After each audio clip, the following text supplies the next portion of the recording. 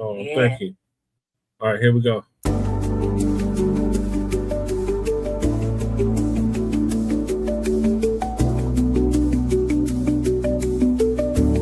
Everybody go to mute.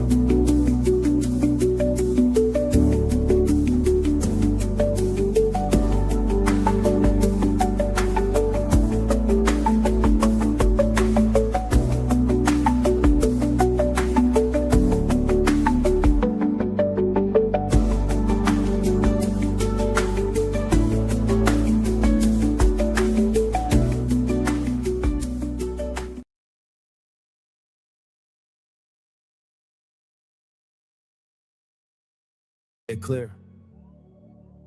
Say it right. Say our name. Built this nation with our bodies and brains. You benefit, don't give us credit, say our name. We FBAs, foundational Black Americans. You want us to fight every time you in pain, but when it's time to vote for, silence remains. Yeah. They wanna be us, from the style to the hair, from the lips to the hips, body shaped in our glare. They cross borders, profit off the fight, civil rights paid in blood just to stand in this light. Asia to Africa, you walk through the door, but this land got a history you can't ignore. FBI fought and still fighting today, made room in the system that kept us away. You praise the same power that never chose you, turn your back on the ones that broke chains just to move you. Say we don't know where we come from, that's wild. North to the south, this land raised my child. Built this nation with our bodies and brains. You benefit, don't give us credit, say our name. Say our name, say our name, say our name. We FBA, foundation law, Black American. You want us to fight every time you in pain, but when it's time to vote for silence remains. We were renowned, check the glow for proof. Streetwear in Japan still mirror our roots. K-pop chase the caves, study how we move. Rapper world language, everybody fluent. From Atlanta blocks to Mumbai lanes, Hannah McCann spitting bars, connected to the flame. That ain't hate, that's impact, that's reach. Culture travel worldwide when the source run deep. They copy the look, they borrow the sound, but skip the respect when we still hold the ground. Love the rhythm, ignore the pain, celebrate the wave, don't say the name. This was home, before permission, before approval. Say our name. Built this nation with our bodies and brains. You benefit, don't give us credit, say our name. Say our name, say our name, say our name. We FBA, foundational Black Americans. You want us to fight every time you in pain, but when it's time to vote for, silence remains. Say our name, say our name, say our name, say our name, say our name, say our name, say our name. Don't need your respect, never needed permission. We built everything when we weren't even seen as human. Biting the hand that fed you, surviving on scraps. FBA stopped begging. We learned to build from scratch. Say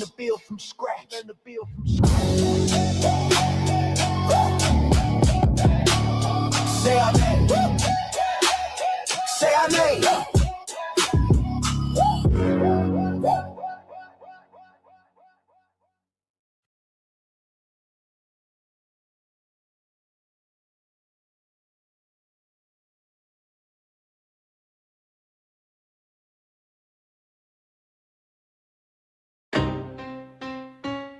Y'all don't hear us. Pull up a seat and motherfucking listen.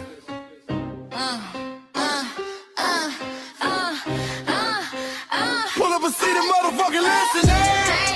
Pack your bag, time to go home. Talking crazy on our soil where our blood and bones grown. This our grind, we outside on it. While y'all fools on the outside looking, y'all show no respect to Black America, so leave. Hey, Y'all don't get it, so it's time to go home. get the hell up out of America, take your disrespect and just fly on. Y'all don't get it, so it's time to go home. Get the hell up out of America, take your disrespect and just fly on. You landed on the tarmac, fresh off the boat. Talking about y'all building nothing, man, you choking on the note. My ancestors the reason that this country even breathes. Picked the cotton, built the White House, planted the seed. Jim Crow laws, redlined the map, we was the target. You think that struggle's a costume, man, you can't mark it. We fought the wars, we bled the blood, we died for our future's chance. And you come here and give our legacy a side eye while throwing shade on the guard. While you benefit from doors we kicked down with our last breath. Now you spit on the architects who stared down death. Disrespectful, that's disrespectful, ungrateful. A slap in the face to only people who gave a fuck. So let me show your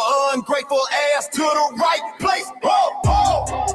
Pack your bags, time to go home. Talking crazy on our soil where our blood and bones grown. This our grind and we outside on it. While y'all fools on the outside looking, y'all show no respect to Black America, so leave. Y'all don't get it, so it's time to go home. Get the hell up out of America, take your disrespect and just fly on. Y'all don't get it, so it's time to go home. Get the hell up out of America, take your disrespect and fly on. Passport, the visa, the privilege to be here. Cause my grandma did march for y'all, so disappear from our land. You cosplaying our pain. Think it's a trend you can borrow, but you ain't inherit the ghosts of our sorrow. We the foundation, the bedrock, the soil, and the root. You not no branch on our tree, and unproductive people always cosplaying me. Talking about we ain't do nothing, you lost your mind. We built this from nothing, time after time. From the beginning to now, we been the backbone and muscle. Why you look down on the struggle and cause a whole tussle? The energy spat with disgusting is whack. So let's make it clear, there's no turning back. This land is paid for in full. In blood, sweat, and tears, and dreams deferred. You don't get to come into a house we built from the dirt and telling Black America y'all ain't worth nothing. That's a violation, facts.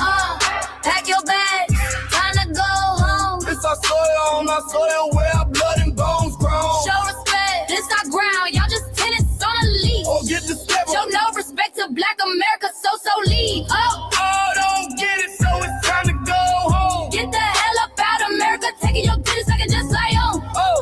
Don't get it, so it's time to go home. Get the hell up out of America, taking your business, I can just fly on. Yeah, fly little birdies.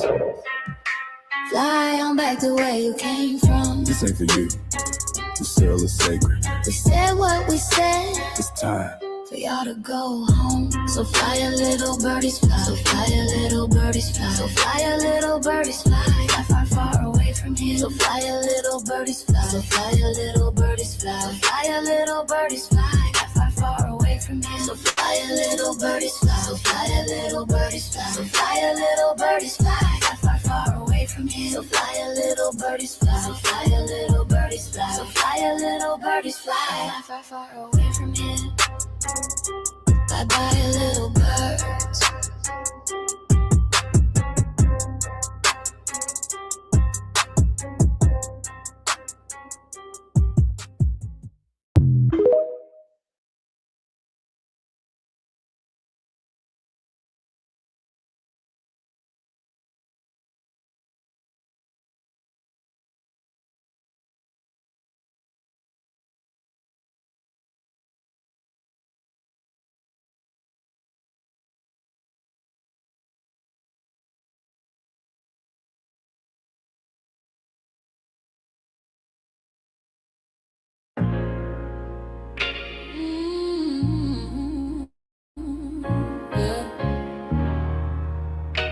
They thought we forgot, but we never forget.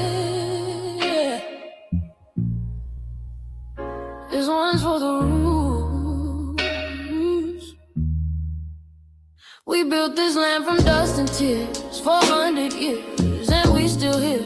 They write new rules, but they don't see. Every freedom they got came off you and me. We planted seeds, they took the bloom. We lit the flame, they left the room. But we back now, no disguise. The spirit's woke, we realize. All we want is what we earn. That sweat and blood, yeah, that table turn. You can't buy culture, can't fake that fight. This is our day, this is our right. We happy. Say it loud, say it strong. We the heartbeat that's been here all along. Foundation of Black Americans, stand tall. We ain't begging for nothing, we built that all. Born from pain and grace, you can see the truth written in our face. We the soul, the sound, the fight, the flame. Foundational Black Americans, say our name. They love our rhythm, but they dodge our blues. Use our voice when it fits their news. They take our sound, but not our scars. We the backbone, we the stars. Now the veil is gone, the mask is clear. We see the game, we know it's here. No more silence, no more lies. We lift that flag and watch it rise. Rise up. We the ones that made this nation breathe. Our pain to power, our roots and trees. We know world is rhythm and grace shows, and now we reclaiming our rightful place. Can't copy courage, can't steal pain. You can't inherit soul by changing names. Our story ain't done, it's the revival. We guard the gate, it's about survival. We FBA, say it proud, say it loud. The world dances on what we vow. Foundational Black Americans, still we stand, still we fight, still we demand. Every block, every song, we've been right here all along. The soul of a people strong and free. Foundational Black Americans.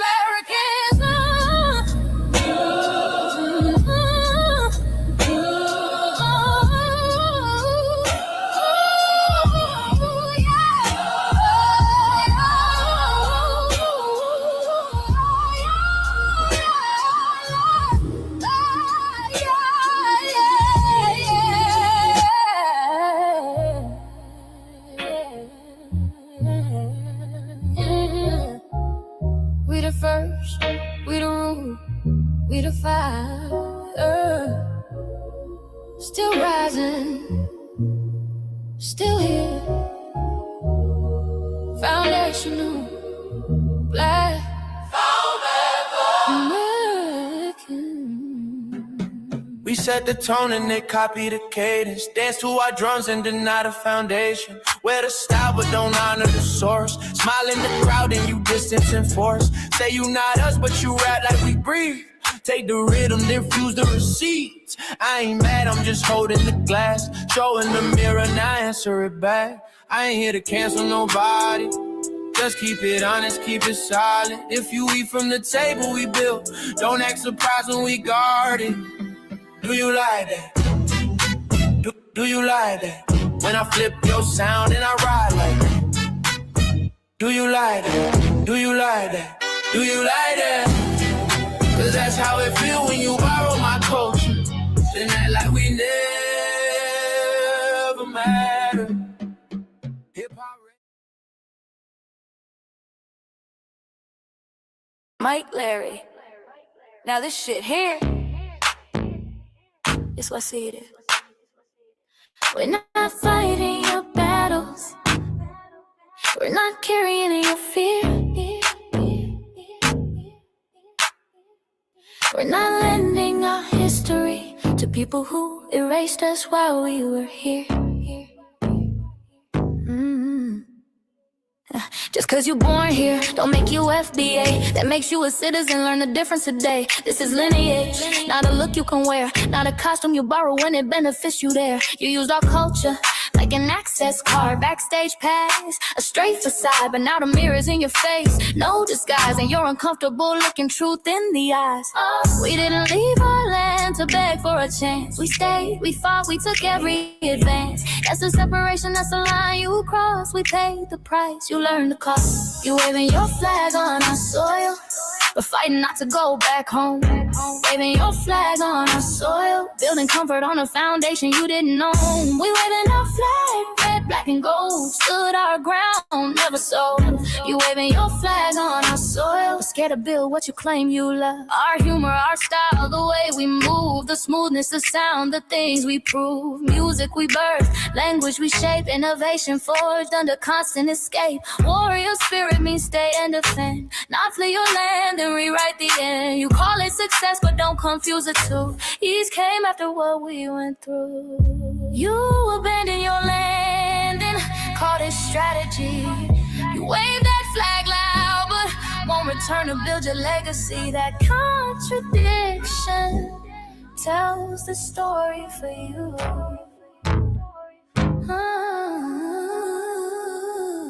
You waving your flag on our soil, we're fighting not to go back home.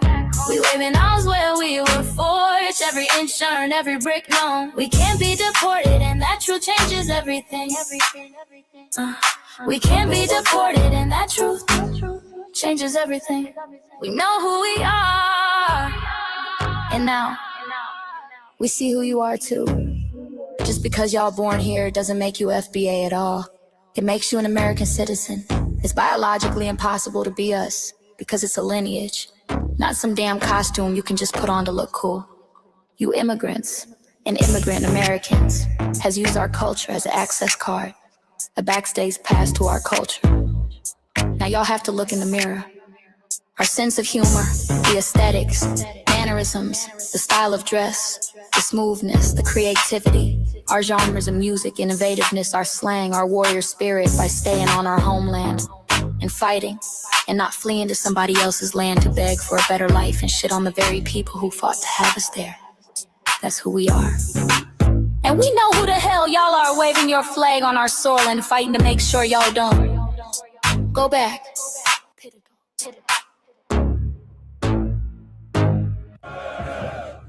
You can't leech off our culture anymore. Beat it!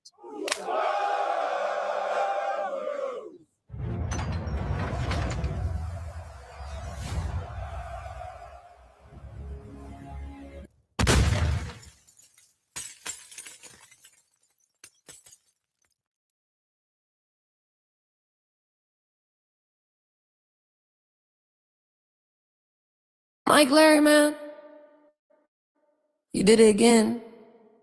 We really making history. Let's go. Do you like that?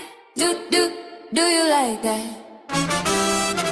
Flip your sound, how you like that? Do you like that?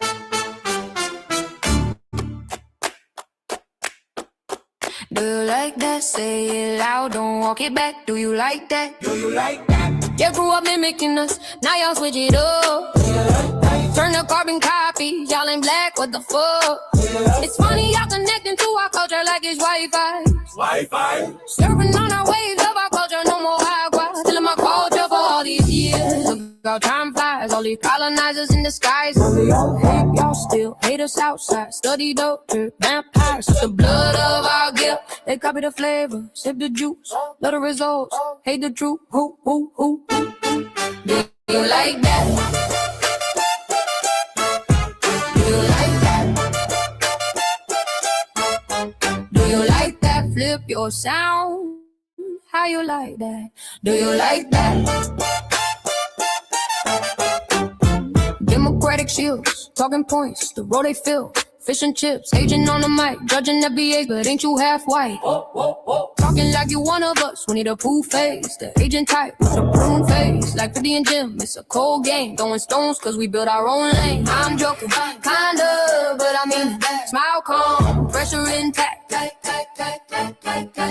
Y'all proud where y'all from, where they flag, beat they drum. But when it's us, tone switch fast. Same pride, but it's too much. FBA pride, lineage solid, you can't put this on, can't try it on. Built here, stayed and fought, that's the difference. That's the card. Do you like that?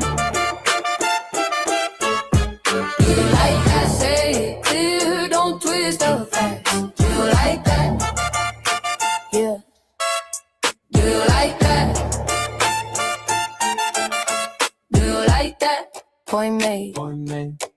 No edit, no care.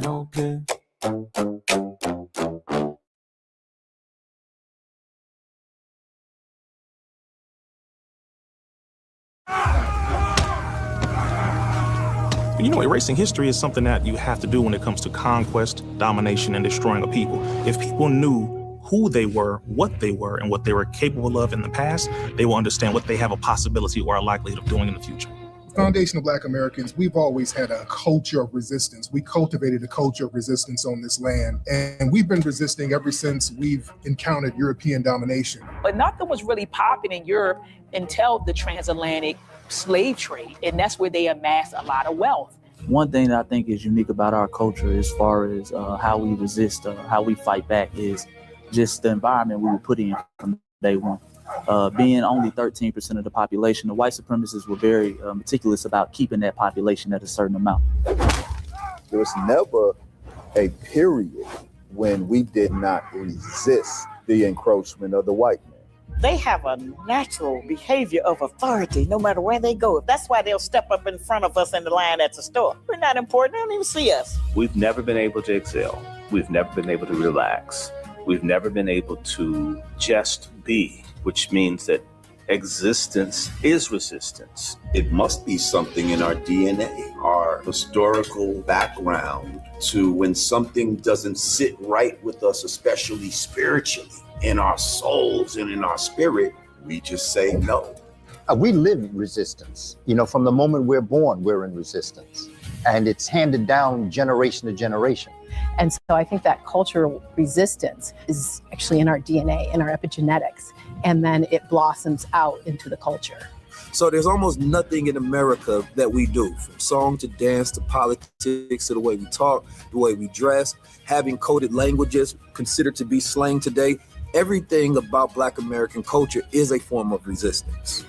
Of course, they want to always downplay our contributions to the global tapestry because they continue to act like our number one export in this country is not Black innovation. Everyone understands that our resistance has been the cornerstone of what foundational Black Americans have always done. We are the life that breathes everything into this nation. The further back you go, the further Black you go. It's just simple like that, brother.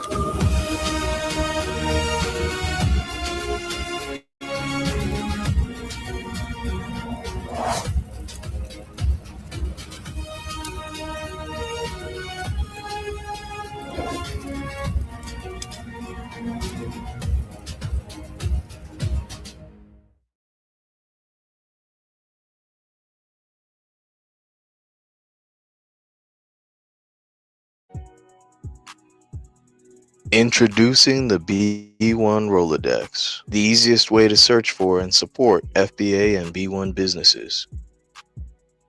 Hundreds of entries from the Black grassroots for the Black grassroots. Free to use, free to download, constantly updated. Trouble navigating the document? Try using the map version. Notice a business missing? Use this simple Google form to submit an FBA or B1 business. Also submit anti-Black businesses, which are now being collected in that last tab. Find resources, contact numbers, and much more using the second tab. All the info you need to start practicing group economics today. Go to blacktruthunited.com. That's blacktruthunited.com. Greetings, Black family, greetings. And thank y'all for tuning in to another episode of the Frontline Black News. I'm your host, Chan Krumah. And we're joined with our other host, Lady Che. Hi to the people. Greetings, brother Jesse. Then we got our hi, Jesse. Correspondent, Shabaka Sankori in the building. Salute, Shabaka. Can you hear me? Then we got our brother from another mother, Breeze Omega in the building. Salute. Hey, Jesse. Yes. Can you hear me? Yes. Yeah, we can hear you. Yes, we can hear you, Breeze. Michael, I heard Michael for a minute. Yeah, Breeze. Hey, how you doing? What's good, Then we Michael? got Michael Pan, our Asian ally in the building. The DMV I area. better be careful of them goddamn copperheads out there. No, they can't see you. They biting motherfuckers I mean, they right can, now. but they can't. Like you in the distance. I think that's a piece of Jesse, do we need to go out and come back in? You might, Breeze. Can you hear me? I think we need. I think I need. Okay. And on this season 6, episode 30 of Trey O, part 1 of the Frontline Black News, we'll be discussing several topics. The first one is tangibles. It's the year and a decade of tangibles. Continue to man something tangible for your vote, Black family, all the way between now and 2100. Then we got Ayanna Pressley advocates to host Equity Week press conference on reparative justice legislative agenda. Let's bring Breeze back in. All right, Breeze, can you hear me now? Yeah. I can hear you. Can you hear me now? Yes. Right. Then we got Frisco. Is Frisco, Texas, the new symbol for racial injustice? Yes, that's right. That's right. Then we got Tariq Nasheed breaks down the I'm white and I say so law. Again. Then we got armed suspect targeted a black family reunion. I believe this is in Georgia, and this happened. Then we had Chicago incident raises questions about neighbor relations. Man, why it's got to keep doing this? Damn it, StreamYard, what the hell? Caroline Wanker sues Essence in defamation lawsuit over Essence Fest disaster. Court blocks Trump's anti-weaponization fund forever. What happens next? Natasha stress doll, the viral toy that has everyone talking. And Trillionaire, I repeat, with a T. Trillionaire. Elon Musk. Elon Musty Man in the Crosshairs. Iran military target. And we are based out of East Denver, North Aurora, Colorado. We get the news from a frontline and Black First perspective. We are a part of the new Blacc Media and also the signal boosters of the new Blacc Media. We have been around for 6 seasons now and counting. We have several platforms that are part of the Frontline campaign. Frontline Black News is one of the first, which we started back in 2020, 2021. The Shabaka's Black Experience Enhanced, which we'll have on Tuesday, is based on the 50th anniversary of the founding of the original Black Panther Party for Self-Defense. It started on Blog Talk Radio back in 2016 and have been around for 11 seasons now. Shabaka's Black Experience Enhanced covers Black experience from the beginning of time until 10 minutes ago. It is also part of the Frontline campaign. It has recently, within the last 2 to 3 years, moved from Blog Talk Radio to StreamYard. Please make sure y'all like and share the broadcast, family. Remember, family, hit share that like, share, and subscribe button. Please join us on StreamYard, YouTube Frontline Black News. The links to all of our channels are in the description, including Frontline Black News. Frontline Black News 2, our backup channel. Make sure y'all sub to that. Okay, Michael, we see you in the chat. And then we got the backup channel, Frontline Black News 2. Make sure y'all sub to that, just in case they try to take Frontline Black News down again. Then we got my personal page, Jesse Parrish, a.k.a. Chan Krumah. Make sure y'all sub to that so y'all be abreast of the city council meetings in Denver and Aurora and the community events, the Black events in Denver and Aurora, and the Sunday morning food bank, which I've been doing for the past 10 years. Who we have in the building? We got Black Joe in the building. Salute, cuz. And then we got a Goddess Nobby. Salute, sister. Salute, Nobby. And then we got Sister H. Nobby ain't even on the right page again, as usual. You ain't never on the right page. See? I'm over here and you're not even in the right space. What it do with my beloved Adrian Jones? Sister Adrian Jones in the building. Salute, sister. Greetings. Andre, I think it's Andrea. I'll be saying it all wrong. Yeah, I think it's Andrea too. But Sister Adrian Jones. She out here with I'm sorry, beloved. She's out here in the Mile High West. Yeah. Okay. And we got Lady Che's backup channel, Seduction Doll. Make sure y'all sub to that so Lady Che can start going live. Put them ponies in the barn. Keep the gators the bottom of the hole of the ship where they belong because they're Bruh, trash. I already told you. And I told you, bro. nowhere. I told them on their like page, I told them motherfuckers to change their name or get the fuck up out of town. Yeah, no more water. So they really gonna be shipwrecks. You ain't getting no more water. You've been completely cut off. No, yeah, man. We hear you all been coming up light, man, on our water, man, out them Rocky Mountains. Our water. You mean our water? Yeah. Ain't no water. Ain't no water in the Rocky Mountains though. That shit is dry, my nigga. Yeah, all the snow got melted, Shabaka. Yeah, white people they done used up all that water. It's dry as a bitch up there. The data centers is using up what's left. So you ain't getting nothing, Shabaka. So them crackers can't even like ride their rafts up there no more. Yeah, down on the damn Colorado River. Nope. Yeah. Damn. And then we got her main channel, the RBA. She did an RBA yesterday. So make sure y'all check that out. Yeah, pretty good. She might be good.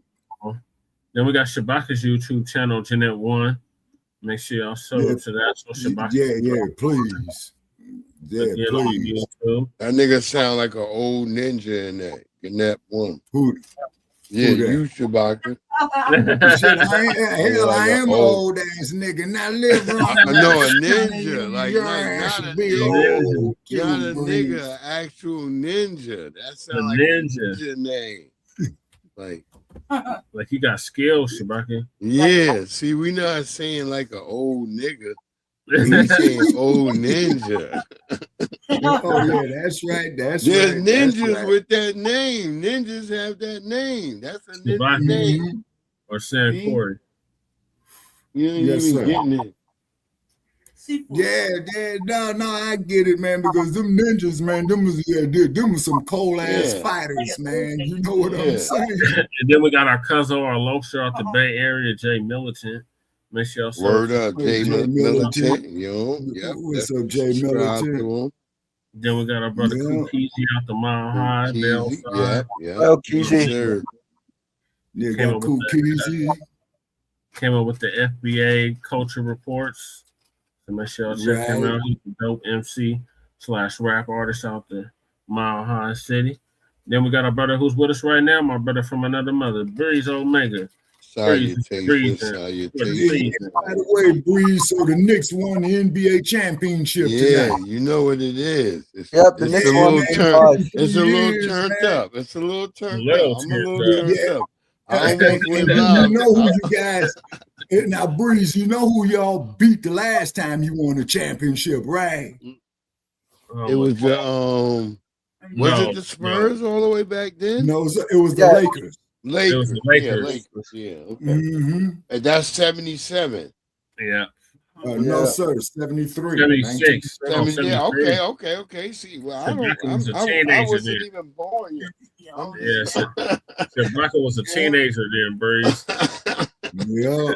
I know Breeze must be happy for I was just a sperm in the beginning of my daddy ball. I was just a twinkle in somebody's eye. Yeah. You was a twinkle. I was in an actual ball sack, ready to get ejected. Yeah. Well, that's where it all starts, homie. You know what I'm saying? Brown sugar prevents concrete from curing. And so make sure Oh my God. Dedicated. Wait, what without blood loss.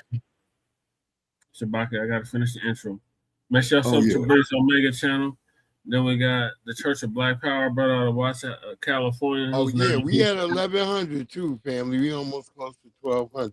So. Oh hell yeah, that's okay. Making progress. Right. Make sure y'all check out our brother Church. He'll be going live. Church of Black Power. You know what it is. Good brother Church. He about to have 4,000 subscribers, so salute. Yeah. Shout out to Church. Then we got our brother Torian Rain Reloaded. Shout out to him. You already know Torian Rain Reloaded. We gotta get him to 80,000 subs. Torian Rain out here with me in the DMV. Yeah, he in the DMV. You know what I mean? Yeah. That nigga be getting brolic and shit. And then where Black Office in the South. Afro Elite is in the Midwest. Navi, you still ain't on the right page, Navi. You still not here yet. And where's Black Truth United at? Oh, Black Truth United, he's all over, man. You got Black Truth United everywhere. That's right. Yeah, but where's X? Huh? You know where where he at? I think he in Houston. I think he in Houston, Texas, somewhere. Oh, okay. Oh, okay. Okay. I could be wrong. I could be wrong, but you know. Okay, but no disrespect to our people down there in Texas. But it always be Texas. Free Carmelo. Getting that shit. Chewbacca, go on mute. Let's get through the Go on mute so I can finish the intro.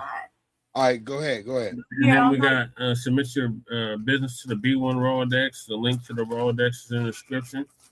And then we got the Freedmen Reparations Party merch. The website is in the description.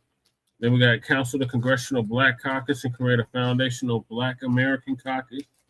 The link is also in the description. Take action now. Sister Brooks Call to Action out of New York City, Brooklyn, the exact where Brooklyn at. Make sure y'all submit those letters and those emails. The link is in the description. Then we got the RDAS Act, the Reparations for the Descendants of American Slaves Act. Make sure y'all sign that petition as well. Then we got Lady Chase GoFundMe. Make sure y'all donate to that if you haven't already. Then we got Standing with Josh and Family after shooting from Dalton, a.k.a. Chuck the Bussy.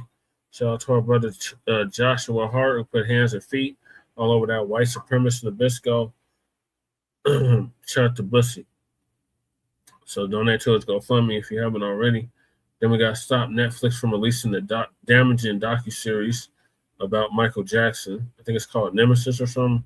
Sign a petition. It's called The Verdict. Or The Verdict. Watched it. Yeah.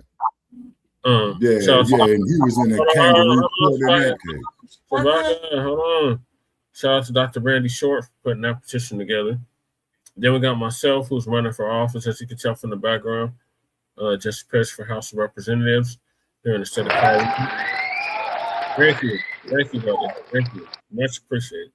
For House District 8, the link to my website is in the description. Then we got copyright disclaimer under Section 107 of the Copyright Act of 1976. Allowances made for fair use for purposes such as criticism, comment, news reporting, teaching, scholarship, education, and research. And I do not own the rights to the music. And if you don't understand racism, white supremacy, what it is and how it works, everything else that you think you understand will only confuse you. In all 9 or 10 areas of human or people activity, and that is economics, that's education, that's entertainment, that's labor, that is law, that is politics, that is religion, that is sex, and that is war. And some say health and nutrition. In all 9 or 10 areas of human or people activity, announced by the late, great Dr. Mr. Nellie Fuller Jr. He rests in power. He transitioned a year ago at the age of 95. Produced Justice. Yeah, long life. I love the sound effects, Breeze. Then we got racism, white supremacy is, when you, meaning you, a black person, are captured by any race soldier, you must never fuss, fight, or flee. Comply and defend yourself in court, also by Nellie Fuller Jr., ProduceJustice.com. And last but certainly not least, we got our late, great master teacher, Dr. Frances Cress Wilson, who kicked open the door for Black psychology. And she came up with the phrase, racism, white supremacy is the only racism that exists and is conscious and subconscious behavior to maintain white supremacy, to prevent white genetic survival, to prevent white genetic annihilation. But you dumb niggas, that mean that even if they don't know that they doing something for white supremacy, nigga, they doing it for them. So when you niggas, your white baby mama, she like, what's wrong? Why you she causing some damn problem, nigga. You know what it is. Go ahead, my brother. Because it's conscious and subconscious. And that was by Mrs. Frances Cress Wilson, who transitioned exactly 10 years ago at the age of 80, and would have been 90. She would have been 90 as of this year. Word up. My brother Tariq Nasheed took care of her goddamn Yeah, he paid for burial his service. funeral. Yes, he Big did. shout out to Along Tariq with several Nasheed. others. Yes, sir. So those are the topics. Make sure y'all hit that like and subscribe button. All righty, Shabaka.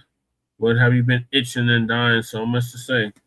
He said something about yes, sir. And thank you for having me on. First place, fuck Aaron Metcalf. That's the guy got with his mama. Wait, who, Austin? The bitch should have swallowed. Austin or Jeff Metcalf? Or Jeff. You talking about Jeff. Yeah, Dad. I'm talking about that motherfucker Metcalf that got stretched out for messing with Carmelo Anthony. Oh, Carmelo Austin. That's Austin. That's Austin. Metcalf and his brother. His brother was Hunter. Austin. Austin and Hunter. Okay. Yeah. So Metcalf. The dad is Jeff Metcalf. Oh, okay. Yeah, because he was up there talking some bullshit, man. Yeah, that was the dad. And all this. Well, if he would have raised that little son of a bitch better and would have had some goddamn respect, he wouldn't be worm food, man. Fuck that. You saw his racist. You saw the racist shit he said, right? Yeah. Yeah. That's why I'm crumb bumming on the motherfucker right now. I heard that bullshit. You know what I'm saying? Now you know where his son. For those who say that it wasn't about race, now you see that how his father was talking. You can't believe that that's how his son was talking. The queen has spoken. I said that. The motherfucking fruit don't fall far from the tree. I said that. That's a fact there, Breezy. That is a fact. Make sure y'all check out the RBA. Lady Chair already covered all this. So yeah, I already did that earlier before everybody else. So I feel pretty proud. What, earlier? Yeah, yesterday. I don't get they don't give me no notifications. And I got notifications on for you. That's a shadow banning. I covered it before everybody did. I touched it. Because you call yourself seduction dog. Smart. Like, well, she got the seduction dog. She got I got the RBA. It's under the regular channel. So the RBA or the Revolutionary Agenda. Just get a black channel, Lady Che, and throw all that RBA shit to the garbage, all that African shit, and just get over here with us, and then we'll be able to see you. That would just really. They still don't see us as an actual threat, even though we are a real threat. I see it real every day. Yeah. But I'm going to move us to the first topic, and that is the tangibles. Yeah, it's got to be tangible. This is a year and a decade of the whole tangibles. Federal Reserve, man. Have them sign over the whole damn Federal Reserve. Continue to demand something tangible for your vote, Black family, all the way between now and 2100. It shouldn't be nothing that you don't say, hey, what am I getting out of this? Right. What are the benefits? Right. I'm trying to keep it with your comments because they're coming a mile a minute. Nabi said, yeah, I'm going to get it together still.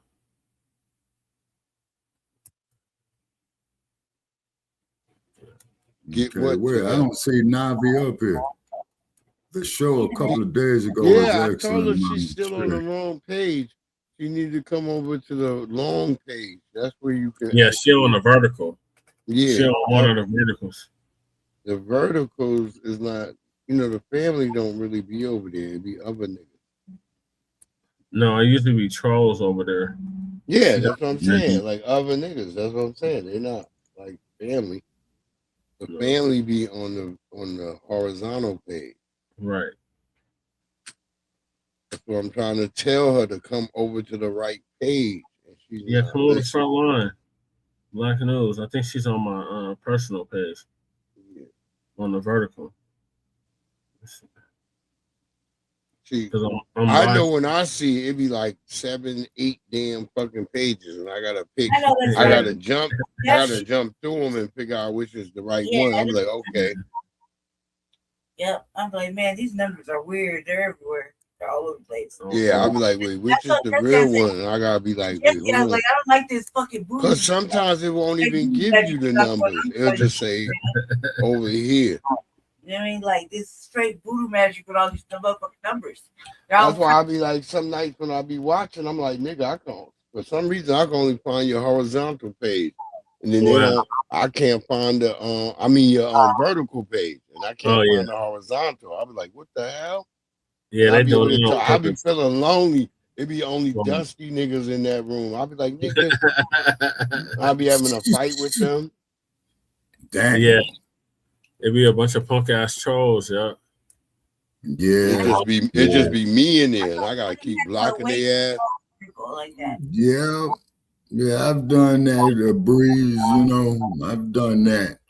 Where it had to just block motherfuckers, man. Yeah. God is Navi saying, be quiet with that noise on Breeze. I don't know what she thought. She didn't come on the right page, so I don't want to hear nothing she got to say. She said, kill the noise, Breeze. Yeah, get on the right side of the page. So back in 2019, our good brother Tariq Nasheed came out with the hashtag Tangibles2020. And in it, he was detailing everything that we, meaning the foundational Black Americans, the sinister American child slavery freedmen, were going to demand from the two-party system. So instead of 2020, it's 2026, but everything else remains the same. So the 2026 midterm elections are coming up in November. The 2027 Denver and LA elections are coming up, and the 2028 presidential election. The foundational Black Americans are going to reject the 55-year-old plus malign neglect policy that has been implemented by the two-party system, the political system. This malign neglect policy mandates that Black Americans should be ignored and only mentioned in vague and non-specific terms, lumping foundational Black Americans into groups with minorities, immigrants, people of color, BIPOC, underserved, underprivileged, underrepresented, under-resourced, downtrodden, vulnerable, distressed, and whatever other broad ambiguous terminology they like to use to describe us, has only hindered the progress of Black Americans as a group while providing tangible benefits for other groups. In this cycle, like I said, the 2026 for the midterms, but right now it's the primaries and then the midterms. The 2027 Denver and LA elections and the 2028 presidential elections. Black Americans are going to insist that our needs are specifically met by politicians who are seeking our vote. Foundational Black Americans want tangible benefits, specifically for us. We do not want trickle-down secondary benefits that are provided for every group.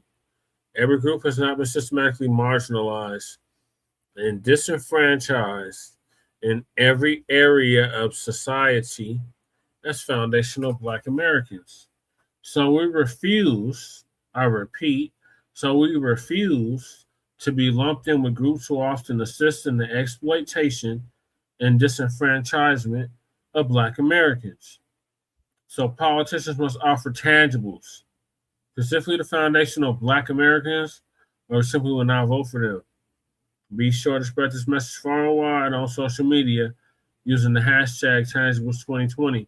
And that's exactly what we've been doing for the past, 7 years now? Spreading this far and wide on social media. It's all up in the political lexicon. Tangibles. All the way between now and 2100. That's all we've been saying. If there's no tangibles, no vote. We're talking about something that's real, something about substance, something you can count, measure, feel with your own hand, i.e. reparations in the form of direct lineage cash payments to American and I'm willing to let everybody else catch hell. We've been catching hell enough. Everybody else catch some hell. Anti-FBA hate crime bill. That's right. We need that. We need that. Land grants, land allotments, specifically to our lineage group, and tax-free exemption for the next, 200 years. If they're not offering none of that. Forever. But indefinitely. Oh, indefinitely. Okay. We already been double taxed by just being Black.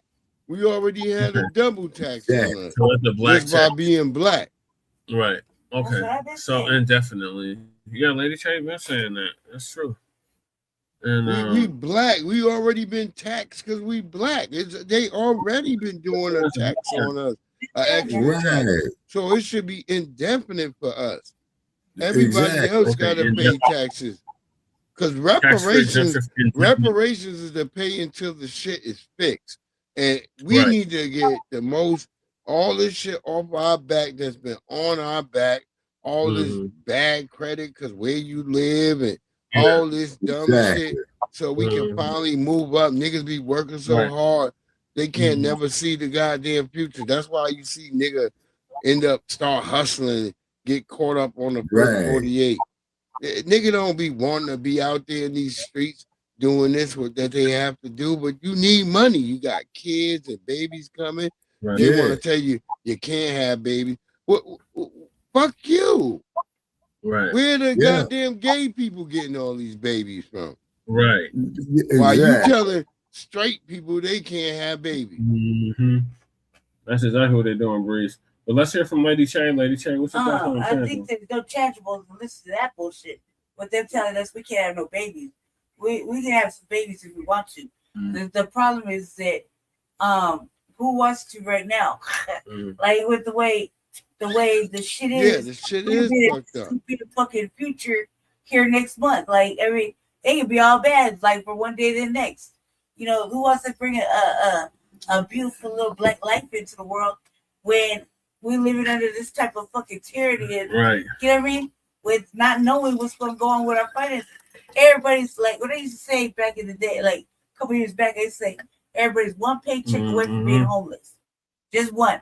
Now, well, they making it where you can't. If you responsible minded. Like you're like a email now away from being homeless.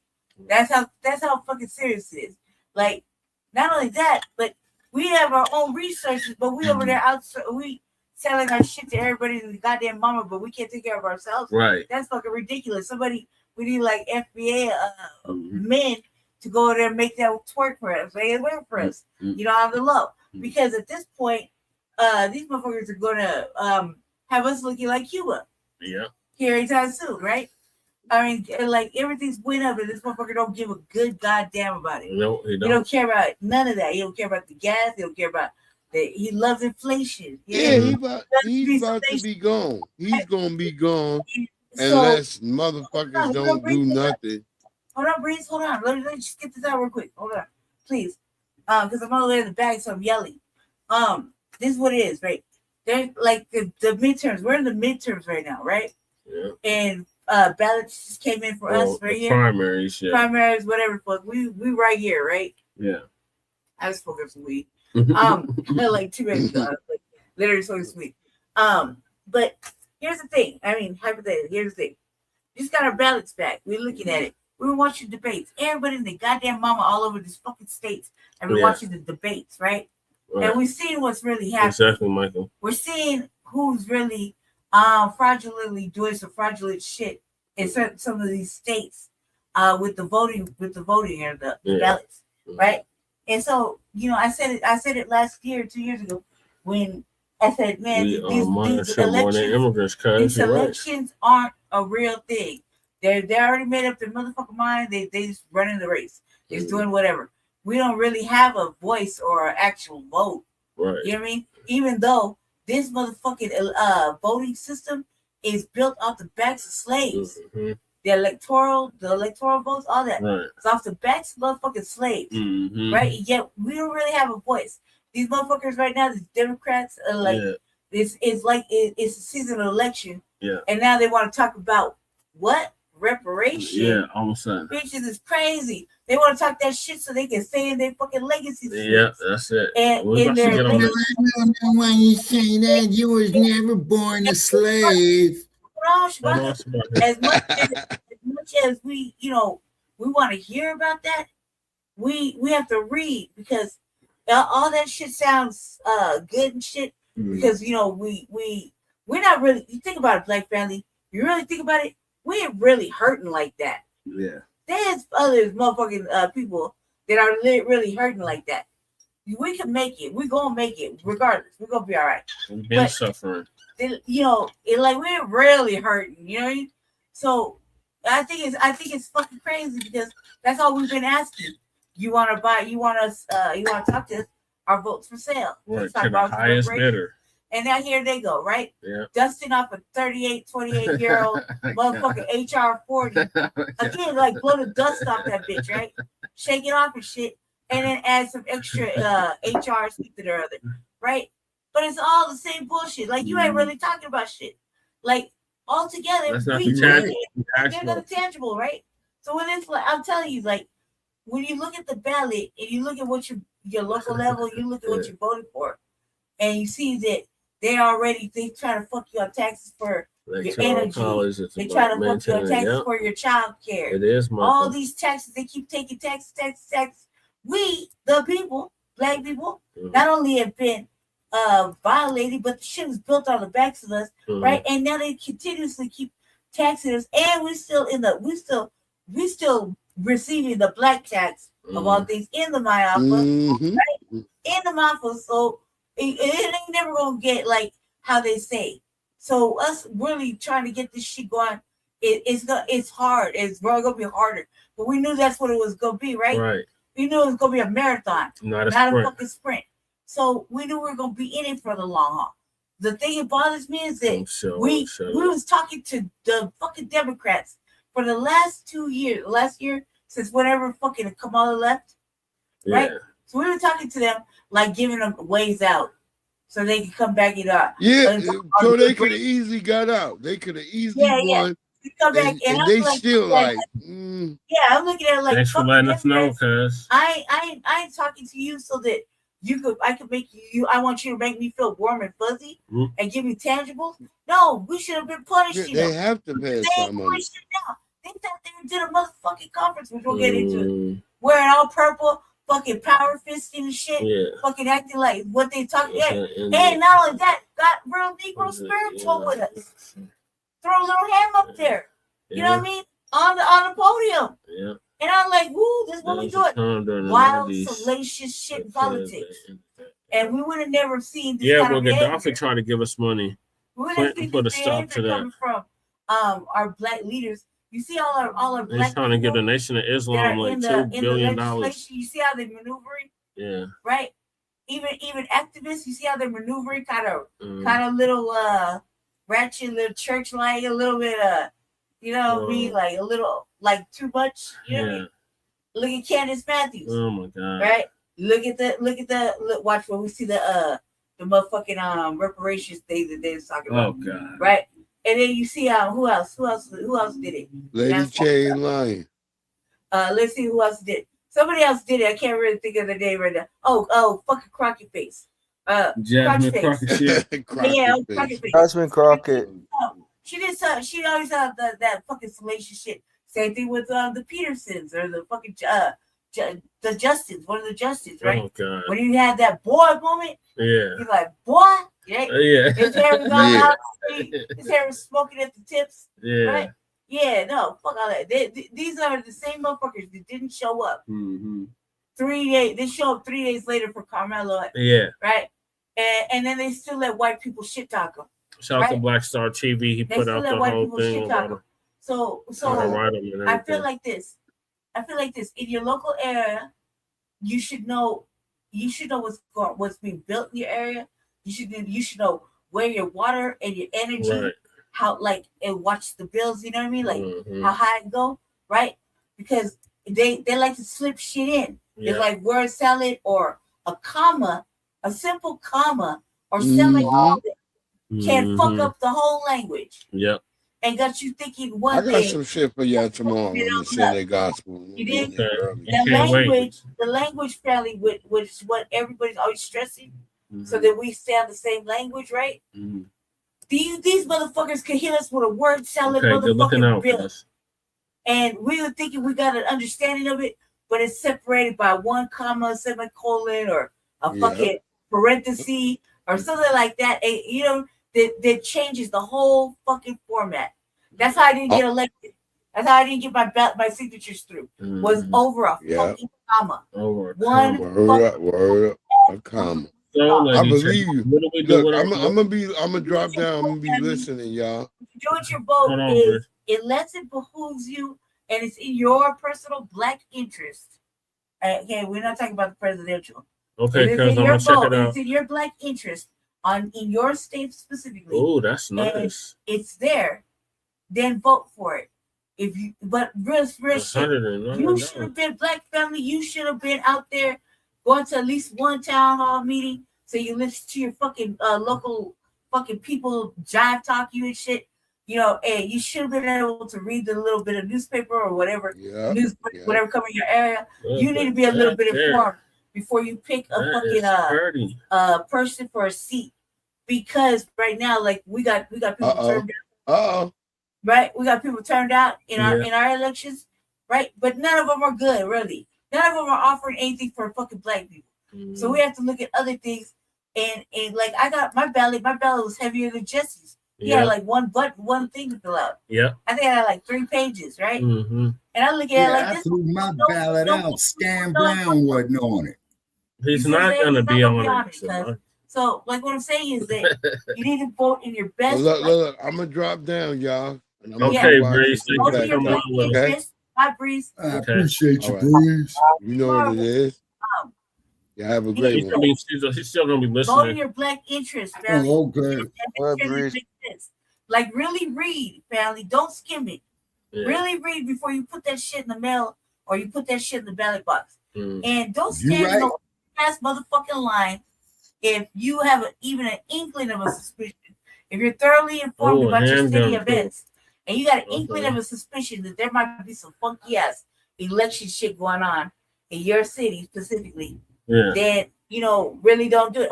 If you gotta hold your vote, you hold your vote like you hold your fucking swilla at night. Hold your vote like you hold your baby. Don't let nobody take it from you. Right. It's yours. Right. You give it to whoever's represented the best for you in your black interest. Right. Not foreign black. Okay. Black interest. FBA black interest. Okay? You can add rifle plates to it. What? Like Joe's sharing the body armor. Yeah. This is the handgun starter pack. Yeah. And then I'm gonna get my ass back out here on this damn pistol range, man, because they got like 24 pistol ranges out here in this motherfucker. You know what I'm saying? Yeah. So I want to go out there and bust me a box of shells, man. You know what I'm saying?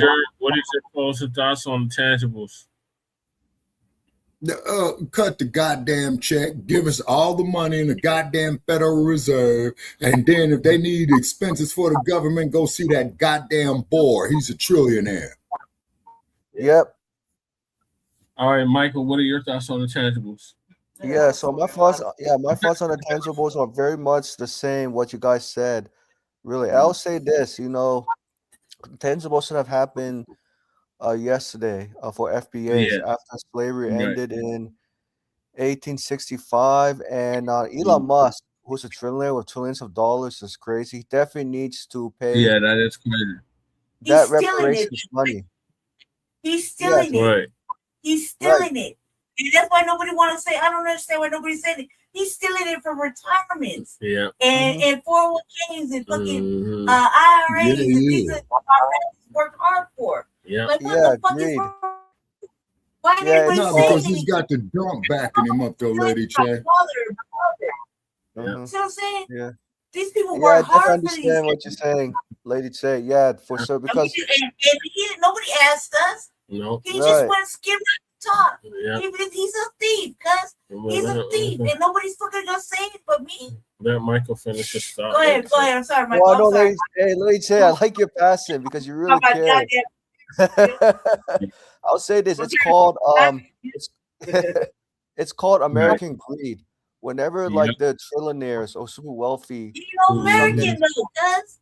He's not an American. He's a damn boy. He's not, right. He's a boar, lady. He's a boar, Lady Che. That motherfucker ain't no African.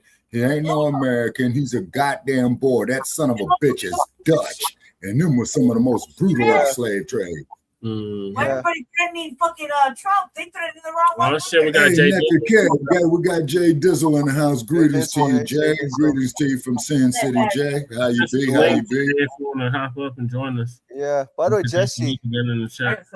Yeah, Jesse. Are you familiar with MMT, modern monetary theory? Steffi Colton has discussed in the past. She said that the government does not need to tax just to spend money or to stimulate the economy. So she makes a case, and you definitely want to use that in the fight for reparations. All right, let's get to the stupid ass press conference. Yeah. So if you're gonna vote, demand something tangible for your vote at the local, state, and federal level. Any politician that's seeking your vote, including myself, if I'm not offering nothing tangible, don't waste your time voting for me either. Yeah. Any politician, local, state, federal level, they're not offering nothing tangible for your vote, don't waste your time voting for them. It's as simple as that. We already laid out what the tangible. No, Jesse, you're gonna do something right with what you have to work with, man, because of all the community service work that you've done. I'm just using yourself as an example, Jesus. Yeah. No, Well, okay. Well, what you've done, Jesse, is you went out there, you fed the homeless, you know, do the food bank every Sunday morning. You know what I'm saying? And package that together, man, and throw it up in your opponent's face and watch. Oh yeah.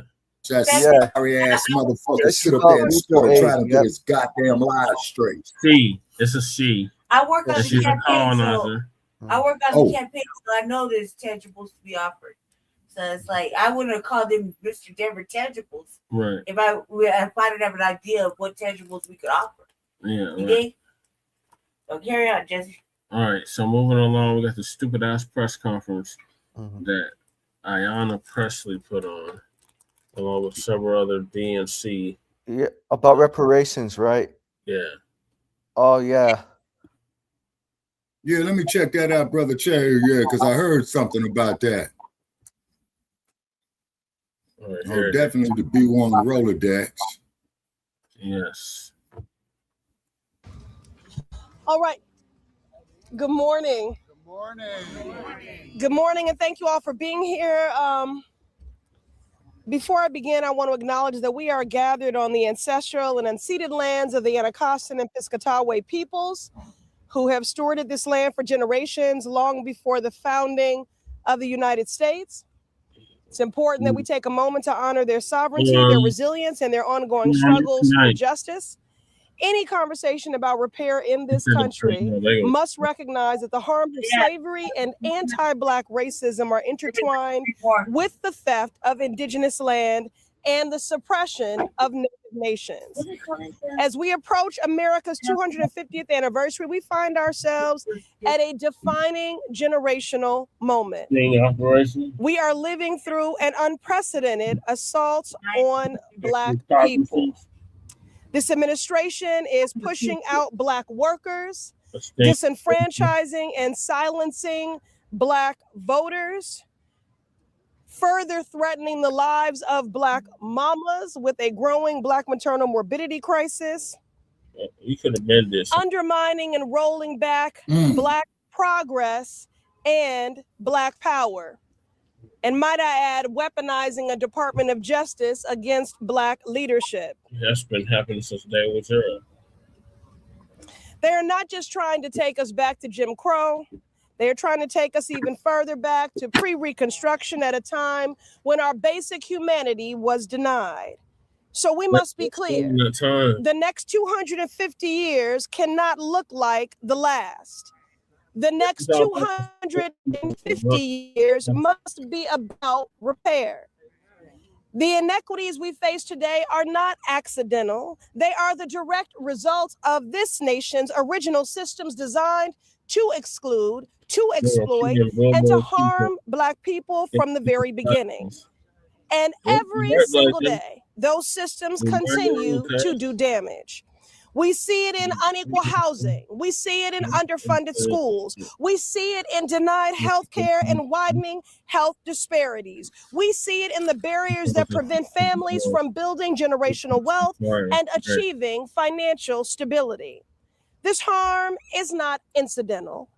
It is man-made. It is manufactured. It is legislated. It is codified in budgets. It is intentional. Right there. And in that the harm has been intentional, we demand a response that is just as intentional. Now, then of course, impeach the would motherfucker. mean that these inequities never existed in the first They ain't got place. the power to That do our it. communities were never marginalized, never I targeted, know, Brother never Chad. stolen, never That was left just- behind, but we are here. And so we must That's work what- that's towards what the repair. biggest link. This means reparative justice, Mhm. like advancing HR 40 to That's a develop joke. reparations That's proposals. nothing, bro. And as the lead house sponsor, I That's commit to nothing, bro. advancing this bill alongside my movement siblings in the broader work for repair, truth, Trying to and represent healing. that fossil. But let me be clear, this is not a movement or an appeal for benevolence or charity. This is a movement to demand redress, to right you're gonna get that from wrongs, HR 40. to compensate for the harm and loss that we have experienced. And the only And thing there she's is repeating, actually y'all, is what John Conyers said there back are in evidence 1980. of this government Yeah. already having done That's the go on this. mute real quick. Whether you're talking about the GI Bill, where Black veterans, however, where 1 million veterans were denied access to that, whether you're talking about Americans that were victimized in the building of the nuclear bomb, whether you're talking about coal miners and Black lung. We have done work as a government in redress and repair where harm and injury has occurred. We have done this as a government. We just simply have not done it for Black Americans. And that is why we are fighting for comprehensive reparative justice legislation that provides real wraparound support for our communities and begins to deliberately close the gaps that were deliberately created. So we call on Congress to act to meet this moment with the urgency it demands, to help build a future grounded not in denials, but in repair, in redress. The next 250 years cannot look like the last. That proof begins with the courage to finally reckon with the first. So again, I thank you all for being here. And now I will turn it over to my sister, someone who I am very excited will now be joining the Judiciary Committee.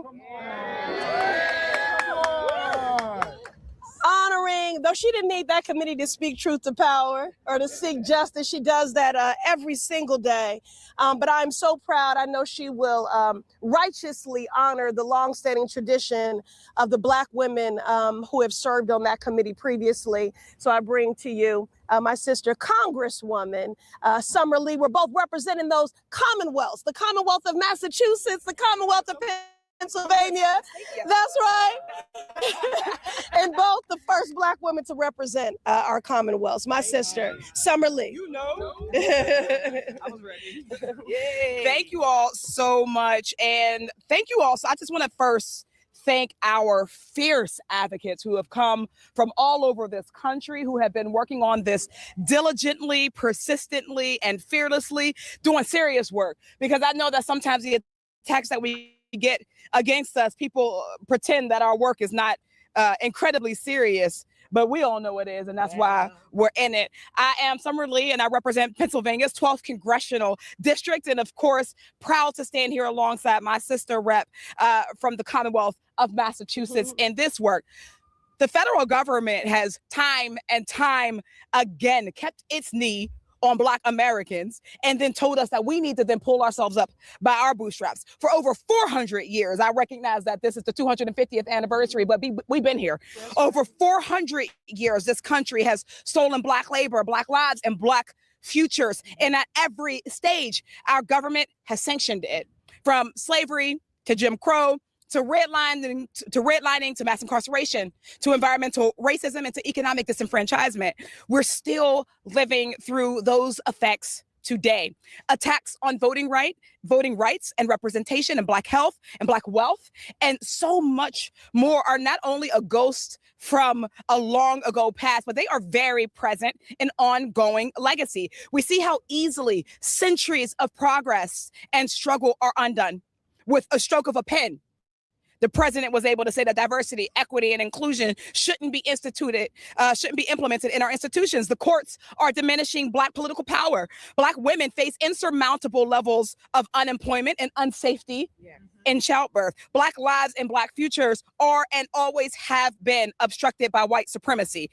As a descendant of my enslaved ancestors, I'm deeply humbled to be the lead sponsor of the Reparations Now resolution. Black folks are owed more than thoughts and prayers or see you laters.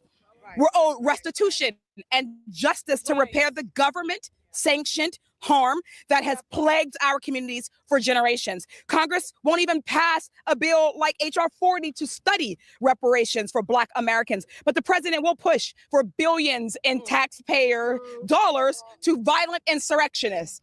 This country values white rage more than it values Black life and Black success.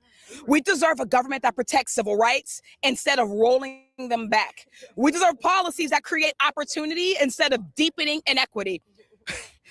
We deserve technology and labor and housing and economic policies that work for Black communities. Lady, you've been stealing my shit. I've been saying that for the last 10 goddamn years. And I will do everything in my power to ensure our communities are no longer living in the Reconstruction era. We can and we will have justice, have jobs, have healthcare, and have housing that actually meets our needs. Because when Black communities thrives, everybody thrives.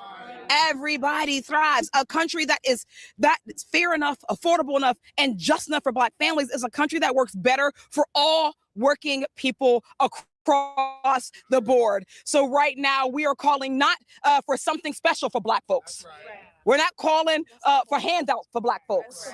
We're calling for a country that values itself enough to recognize that success in the Black community, that reparation in the Black community is the only way that our country will exist for another 250 years. Is the only way that our country will know its real calling, a more perfect union for all, and that our democracy will survive. So I thank you all so much, and I'm going to hand it back over. She's not here. Yeah, that's what I thought. So I was going to hand it back to you. Okay. All right. Thank you, sis. Thank you. Yeah. All right. Okay. Now we'll hear from Dreesen Heath from the Why We Can't Wait Reparations Network. And again, I'm so grateful to each and every one of you for being here today. Thank you for being my partners. As I always say, thank you for being my teachers. Okay. Thank you for leading us. Thank you. Mm-hmm. Come on, Dreesen. Hey. Congresswoman Pressley, thank you. Thank you so much. You've chosen to carry work that is difficult, life-altering, and overdue. Reparations is spiritual work. It's the work of resurrection.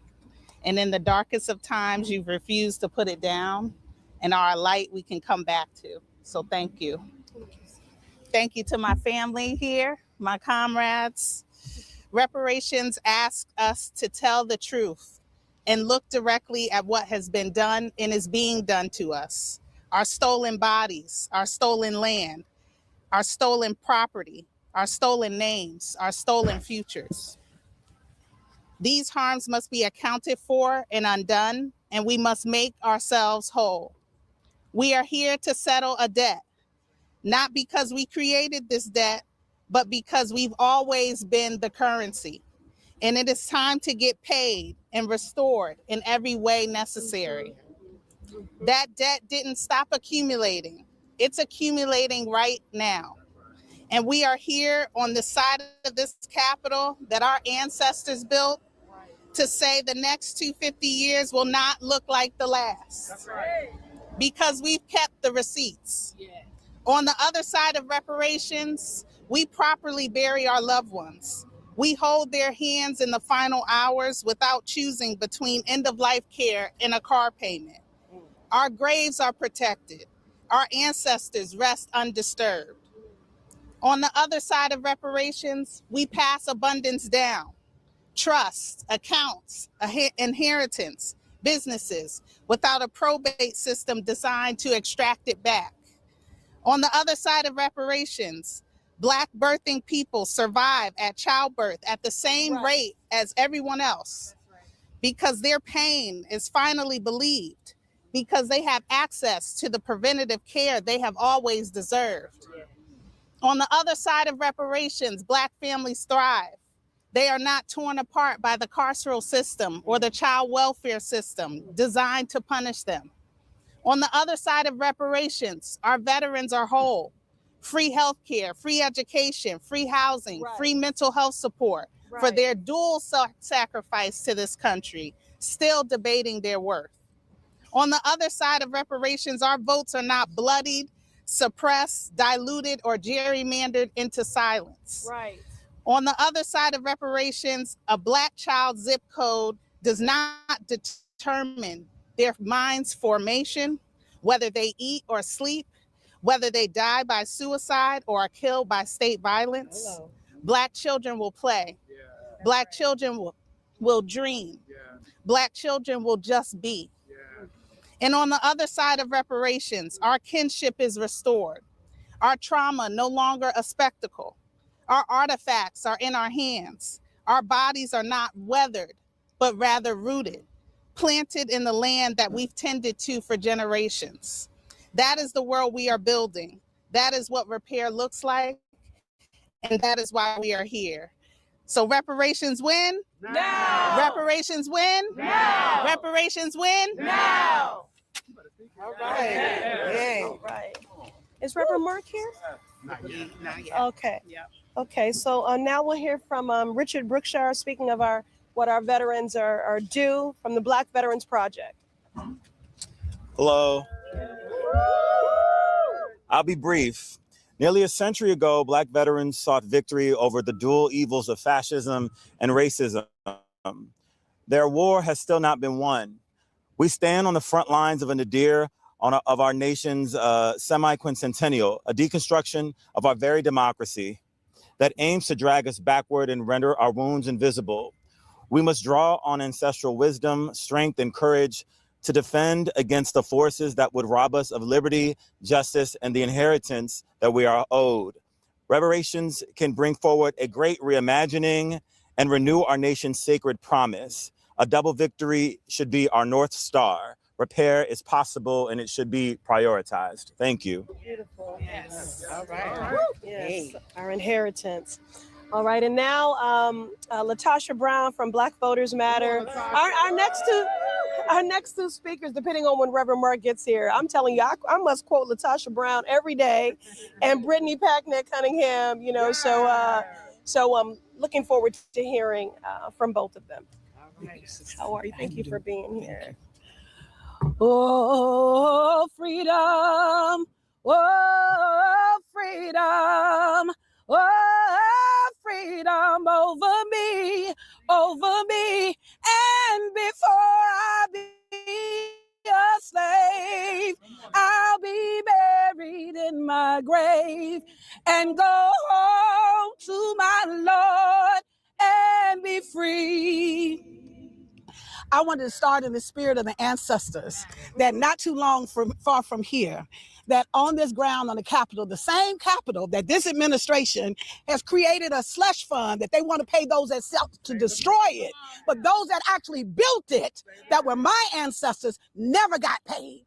And so since we're talking about getting paid, because I'm from the South, and even where I grew up, 30 minutes from where I grew up, that is where my great-great-great-grandmother was purchased.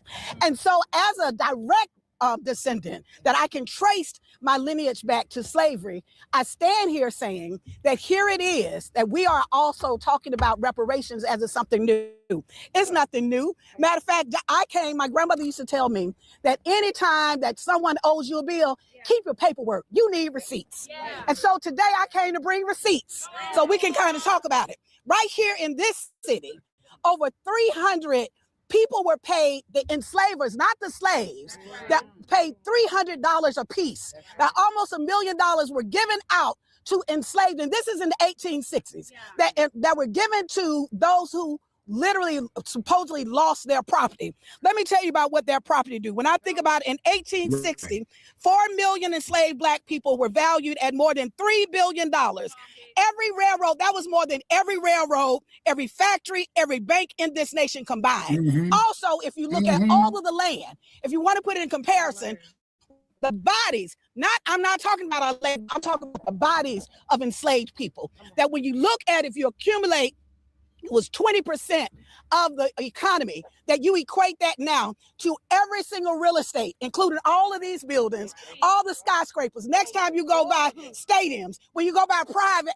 and public, all of that together, all the real estate in this country only makes 15% of the economy, which means that if we were 20% of the economy, we were more. Every time you see a skyscraper or some land, really understand that that was the value of what Black bodies did in this country. When we're saying cotton picked by enslaved hands made up nearly 60% of all American exports, our bodies were taxed by this government, taxed on enslaved people, were the financial backbone of the southern state governments. Even the federal government taxed our bodies as property, and the Constitution itself collected $10 a head at the port.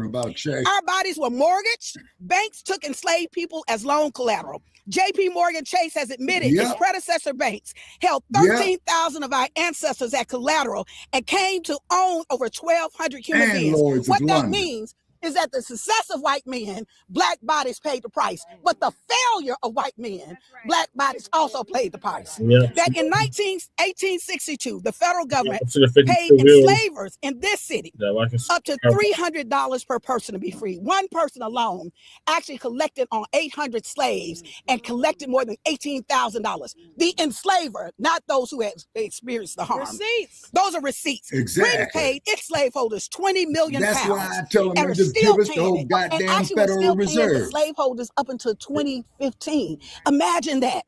So I say that in this moment, when we're talking about reparations, it's not like reparations have not been paid, but this country had the audacity to pay reparations to the former owners of the enslaved, quote, owners.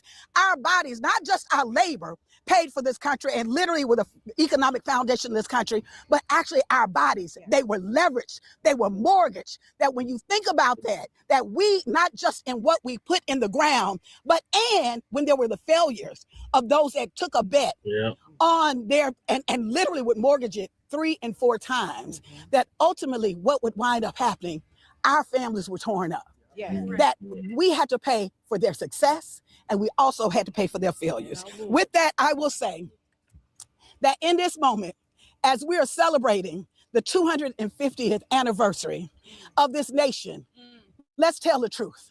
Let's tell the truth, and let's stand on. When we're saying who is really old in this country, we stand alongside our Native American brothers and sisters and every single person who has been taken advantage of, who has been exploited. But we certainly, as Black people in this country who are descendants, direct descendants of those who were enslaved, we stand. We will not forget. We will never forget. We're standing in this space because we got receipts.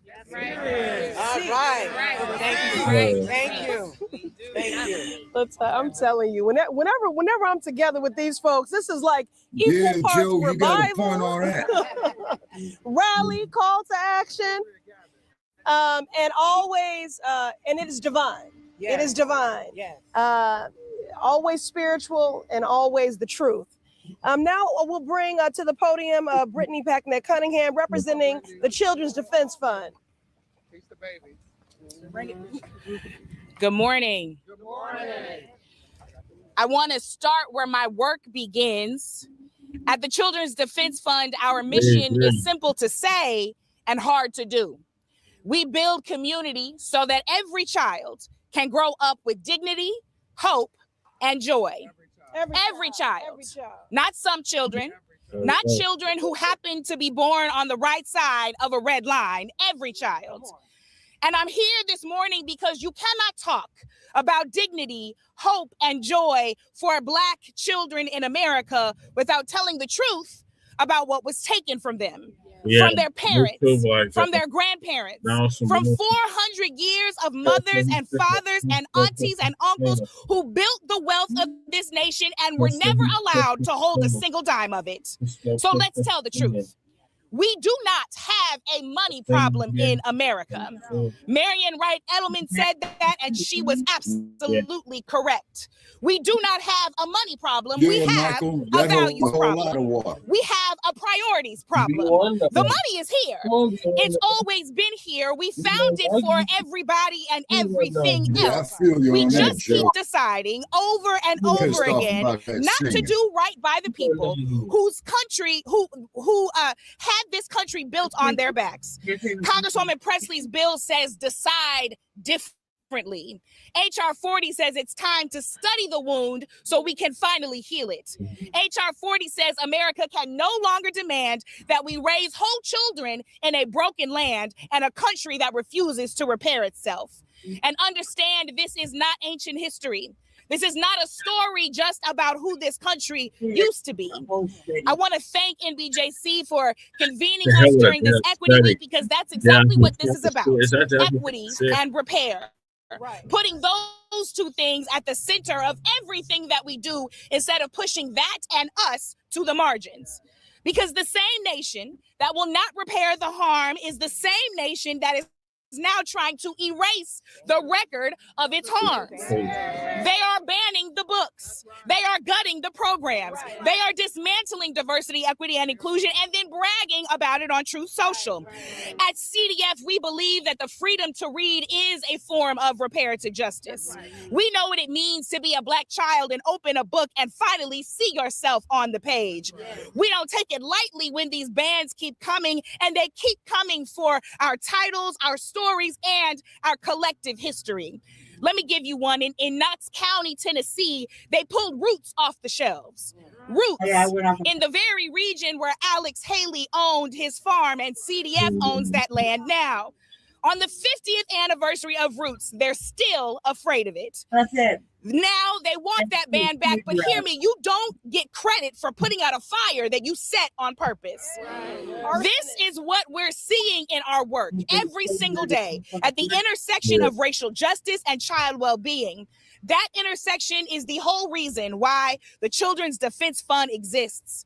We were built, in the words of our president, Reverend Dr. Starsky Wilson, to be the national child advocate that works right at that crossroads, where the future meets, where the future of a child meets the history of a people. So when you ask why CDF is standing here at this microphone demanding reparations now, that is why. This is who we are. And I want you to know this is not just theory for us, because we've seen what repair does. Because of the work of our collective in New York, young people aging out of foster care are some of the most vulnerable children in this country, and then forgets about those children. Those children have received $1,000 a month with no strings attached. And after 1 year, 95% of them told us they finally felt some control over their lives. The ability to plan a future instead of just survive the day. That's what money in people's hands does. That's what repair looks like, and it's proven. Now imagine that at the scale of an entire people. That is the promise of reparations. The economic violence that started in slavery did not end with slavery. It compounds. It shows up in the neighborhood that isn't safe, in the health outcome that comes too early, in the school that doesn't have enough, in the child care that a family cannot afford. Less money, generation after generation, robs Black children of their health, their safety, their education, their future, and their joy. Reparations is how a nation finally pays a debt it has been running for well over 250 years.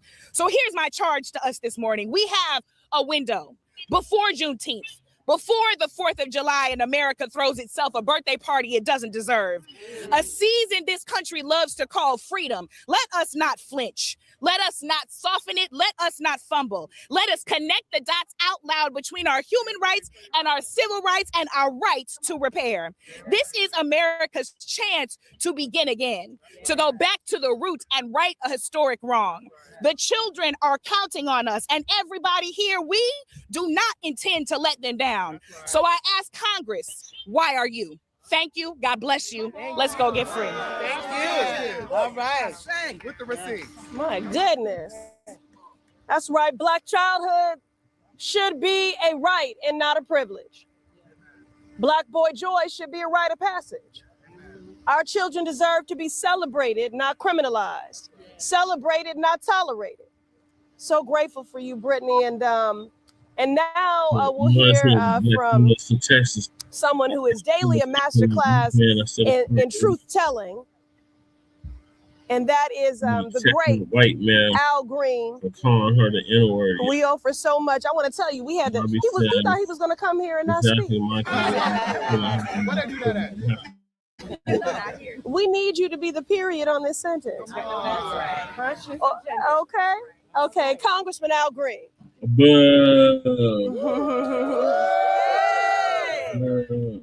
Thank you, Representative Pressley. Yeah, I they especially ran thank them you out to for your wisdom, Congress. for your foresight, for your insight, and for your courage. Others see what you see, but they don't have the courage to say what you say. And because you have this courage, we should give you a very special expression of appreciation for bringing us together today. Would you kindly join me, please? I was hoping it would be a bigger expression than that. Let's hear it from. Thank you. I will be terse. Friends, truth be told, we're here because of a seminal moment in time. There are seminal moments in time. These are moments that impact the rest of time. August the 2016-19 was such a moment, because this is when the White Lion docked at a place called Point Comfort, and it had some 20 plus persons of African ancestry who were placed into slavery in the colonies that would become the United States of America. And from that day to this, that moment in time has had an impact on this country. That moment in time caused people to suffer for more than 240 years of enslavement. That moment in time caused women to be raped. It caused men to be kidnapped and brought from their homes. It did dastardly things to people of color of African ancestry. These persons who suffered, these are the persons that built roads and bridges. They planted seeds, harvested the crops, had a hand in building the Capitol, a hand in building the White House. They were truly the economic foundational mothers and fathers of the country. The economic foundational mothers and fathers of the country, and they have not been properly respected for what they have done to make this country what it is today. I'm here today to demand respect for the enslaved who were sacrificed to make America the country it is. I'm also here to tell you about one piece of legislation. That piece of legislation is HR 166. It will help us with our restorative justice. HR 166 will do for us what should have been done many years ago, decades ago, centuries ago. And that is allow us to acquire the bootstraps that we need to participate in the economic order just as everybody else does. HR 166 is a piece of legislation that makes it a crime to discriminate in lending. Currently, if the bank finds that you have defrauded it, the bank can have you prosecuted and you can be fined up to $1 million. HR 166 would make it a crime for the bank to deny you a loan that you are qualified to receive. If you receive that loan, you can get your home. You can pay for the car that you would like to have. These are pieces of legislation that have been presented today and what I'm calling to your attention that can make a difference in our lives. The truth be told, we have been denied access to capital, and the empirical evidence is there to show it. The Honorable Representative Pressley and I serve on financial services together, and on that committee, under the leadership of the Honorable Maxine Waters, we have been able to pass HR 166 in the House of Representatives. And I want you to know this. There is the proof, the empirical evidence that people of color are still discriminated when they go in to get loans. They will pay more for loans. They will get less money, and they will have terms that are more onerous. We want to make sure that the playing field is level when you walk into that bank, that lending institution, so that you can acquire the bootstraps necessary for you to make your way in the economic orders just as other people are making their way. This is our moment in time. This is legislation that we must pass. Finally, I just want to hand this out, Madam, if I may. This piece, if you'll pass these out, this is for Slavery Remembrance Day, but remembrance is not enough. But we are having a Slavery Remembrance Day event right here on the Capitol on August the 15th. It will be in the auditorium. Everyone is invited to come, and we will have more discussions about these things and other things associated with what we do. Remember, Remembrance Day is not enough. We have to have reparations. And I have a piece of legislation that calls for a department of reconciliation. But there can be no reconciliation without reparative justice. And there can be no reparations without reparative justice. And to have reparative justice, you've got to have the thing that we call what? No, the money. You got to have the money. Compensation. Yes. Reparative compensation. You got to have reparations. You got to have money. Look, if money can solve the problem for everybody else, it can solve some of our problems. I agree, Jesse. Anybody who doesn't want the reparations, it's okay with me. I will take your portion. Thank you. Thank you very much. That's the conscious agenda. All right. Thank you. We're so grateful. Let me just say. Truly, so many of us stand on your shoulders, Congressman Green, and you have fought unapologetically and righteously for Black people, whether it's Juneteenth, Equity Week, whatever it is. You do it every single day. You don't need any prompts. You just wake up every day motivated to fight for freedom, and we're so grateful for you. So can we give it up to Congressman Green? Okay. All right, this nonsense is over. Thank God. Okay. Well, I guess y'all, we said it all. We did. Whole lot of nothing. Okay. Reparations now. Reparations now. Reparations now. Okay. Cut the check. That's what your son should be saying. Okay. Thank you all for joining us. Thank you. You're not welcome. Oh my God. Can I have that 30 minutes back, Lady Shay? What are your thoughts, Lady Shay? Basically nothing burger. I mean, it's not like we can't get loans. Not calling for handouts. It's not like we can't get loans. Right. I mean, we can. Not like these, it's basically another burger. That's all I gotta say. I mean, they basically described it all, including the 166. Yeah. And that's not really gonna help us. Right. You know. So He's like, so we can acquire the bootstraps we need. Are you serious? Cause that's be so serious. You know? Lord, Shabaka, what are your thoughts? Man, I'm so sick and tired, man, of these mamsy-pamsy ass moist motherfuckers, man. You know what I'm saying? But the fact of the matter is that our free labor, all our innovation they stole from us, patents, ideas still boost the U.S. economy. So it's not a handout. It is a goddamn debt that is owed. Just like when you go to a pawn shop and you get a loan on your stereo or whatever, and you don't pay that motherfucker, they sell it. Yep. See, just like that. It's a debt that's owed. Ain't no goddamn handout. We built this motherfucker, man, if not the whole goddamn Western Hemisphere. Mm-hmm. And that's the truth. Mm-hmm. All right, Michael. And another thing. And then, of course, of how I contributed to the world's economy as well, too. Okay, I land my plane on that. Okay, thank you, Michael. Yeah. What do you think, Michael?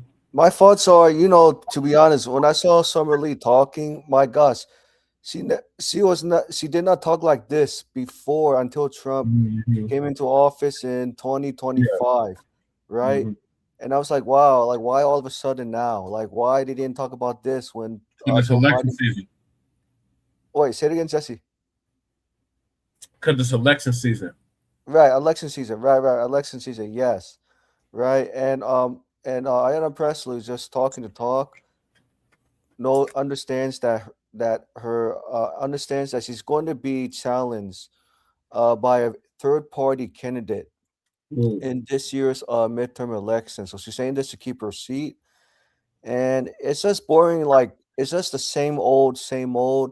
Nothing has changed really. And the stuff they're saying about commission from HR 40 and the other HR bills, they just pretty much they're late and $1 short. Yes, $1 short, and use those like. They basically crafted those bills into talking points at the press, right? Mm-hmm. And Jesse, as I comment to you, I'm like, remember at the last reparations when we attended, on April 23rd. I'm like, my gosh, if it's very informative. yes, if Ayanna Pressley, I mean, if Ayanna Pressley could, if I yeah, exactly, yeah, joke, yeah, performative, you know, just talking talk and not really like not swinging for the fences, right? And I was saying that if Ayanna Pressley spent so much time preparing talking points for the press, and by the way, right, she could use that time we spent with her staffer to draft a monetary compensation bill for American freemen, and then put it for a floor vote, get it passed in both houses of Congress, signed by President Trump. I'm sorry, signed by President Trump into law, and then Ayanna Pressley can definitely celebrate on the success at today's at today's podium. So Green is the strongest male out there, apparently. Yeah, but can you tell? Could you tell Al Green refused to mention Caspian reparations until his colleagues mentioned monetary compensation? What's reparations? They said, you gotta have cash. We need to have cash money. He's the only one that said it. The rest of them was like, huh? Yeah. Yeah. And I was surprised when as the camera moved, I was like, wow, I couldn't believe they invited people of color, the Asian and two white people. Oh God. As soon as I hear people of color, I tune immediately out. Yeah. I tell you, can you imagine if you, Sabaka, and Greg Marcel Dixon spoke at the event? I bet you all of you would have gotten Ayanna Pressley, similarly shook and frozen. We would have got arrested. We would have I probably would have been arrested. Yeah. Right. Thank you for that, Michael. You're welcome. All right. Looks like Lady Che has gone to the sleepy land.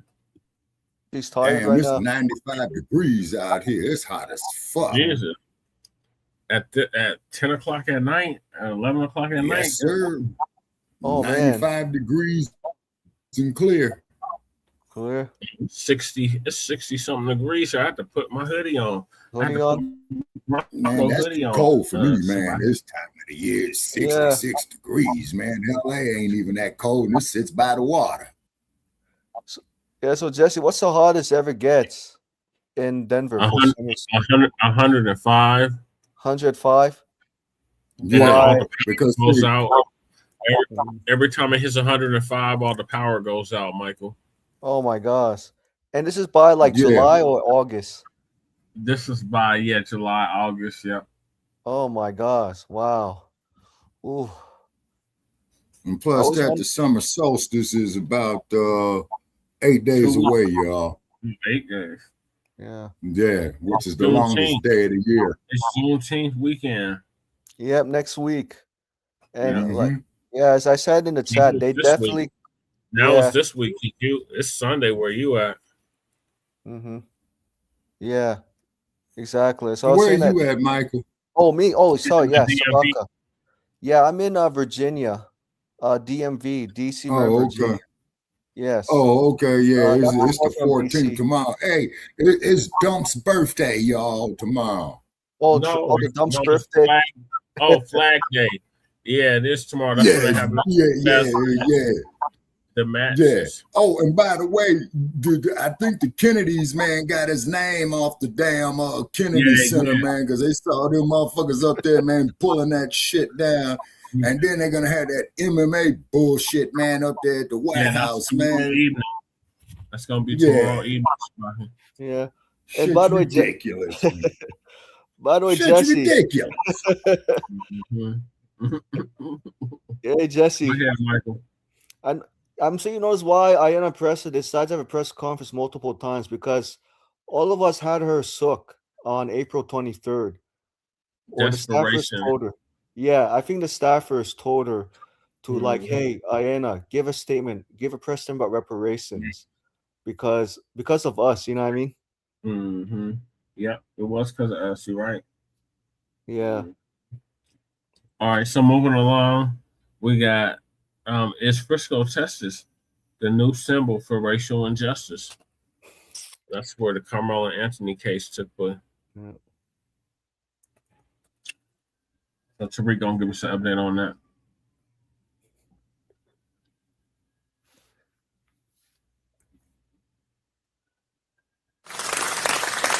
All right, we're in the building, ladies and gentlemen. We are in the building, ladies and gentlemen. Round of applause to you. I am Tariq, and welcome to the Tap In. Hopefully some of the people coming over from Twitter is coming in here to chop it up. I was about to do a live on Twitter, and then some trolls put a restriction on my page. On TikTok. TikTok is real funny. They people can post stuff and then you'll get a restriction based on other shit.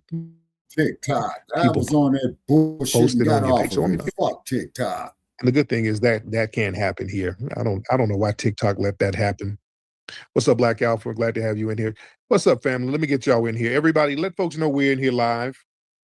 Because you know we got to chop it up, ladies and gentlemen. We got to chop it up. Before I get started, and again, give me a retweet. Everybody give me a retweet. Give me a retweet, ladies and gentlemen. Let everybody know that we are live right now. Attorney, I think Bootsy, I saw a video of him saying he would give Musk won't let you retweet. He wants you to pay for it. So if these people are going to do what they say they're going to do, that's a phenomenal thing. The Black grassroots is on the case. People are still making a lot of noise about the injustice of what happened with our brother Carmelo. As you know, they sentenced our good brother for 35 years, which is absolutely ridiculous. In a self-defense case, they hit him for murder. This is not a murder. This wasn't premeditated in any sense of the word. So this is the white tea supremacists trying to flex their power. All right? And a lot of people are trying to figure out what can we do? Well, we're going to mobilize. And let me tell you what you can do, family. I want you to understand some of the things that you can do, because this is going to be a process, but this is a process that we can handle. And there's going to be several stages to this process. Again, a lot of people are trying to get money together to get new lawyers for an appeal. That's one thing. We're keeping an eye on that. We are thinking about having a mass exodus down there for an event to bring feet and voices to the doorstep of that area. People are looking into the relationship between the family and all of those people who's tied in down there. There's a lot of things people are looking at, but let me tell you what you can do, family. Let me tell you what you all can do right now, everybody who's listening to me, what you can do, because all of us can play a part in coming up with ways to produce justice. Family, you know what we need to do right now? One of the things that everybody can get involved with, what we have to do, family, we need to rebrand Frisco, Texas. I want y'all to follow me. Frisco, Texas needs to be rebranded. That city needs to become synonymous with racial injustice. Do y'all feel me? That's something that you all can do. Do y'all understand? You, foundational Black Americans, you are the cultural power in this country. Follow me. You dictate what the culture is. You are the soft power in this country, family. I want you to really understand that. I'm talking to you, listening to me, all of you. I'm talking all 49 million foundational Black Americans. You determine what the culture is going to be. You determine what will be hot, what's not going to be hot. What's going to be cool, what's not going to be cool. What's going to be tainted, what's not going to be tainted. You control that. And family, I want you to understand, we, as foundational Black Americans, we dictate what city is going to be hot, what city is going to be reputable, what city is going to have a sullied reputation. We determine that. You understand? You have to use your soft power to rebrand Frisco, Texas. We have to make Frisco, Texas almost a dirty damn word. You understand? You're not going to railroad a black kid and then sit up here and act like it's Leave It to Beaver time. No, you don't. Oh, no, you don't, Frisco, Texas. The whole city is going to get on the hot seat. No, no, no. When people look up Frisco, boy, it's going to come up with all types of shit. Frisco is going to have to be intrinsically linked to systematic injustice. You gonna sit your ass up here and put up a jury with no black people and you railroad a kid and give him 35 years for self-defense when you got cases around here where white supremacists and race soldiers are unaliving people and getting 10 and 9 years? You gonna give Carmelo Anthony more years than Derek Chauvin and Amber Geiger and all these other people? No, no, no. You gonna own that. That whole city needs to own that. You need to become synonymous with injustice. We call that the Frisco fraud. Fraudulent Frisco. We got to give it catchphrases. Frisco is fraudulent Frisco. Call it San Francisco. Everything about that city needs to wear the shame of what they did. See, this is why they tried to do everything in secret and in hiding. You notice this case, boy, it was very secretive with what they were doing. Oh, you couldn't have no cameras in there. Oh, they had to pick and choose who's going to come in there. Oh, yeah, there's a gag order. Nobody can say nothing. You know what I'm saying? All this little secretive nonsense, and they did it real quick and slick. Oh, nobody can see the camera, or you can't see the video. Oh, that's going to be hidden. Oh, they went into the basement and did their little white supremacist devilment. No, no, no. Let's bring it all out to the forefront. Y'all going to own this.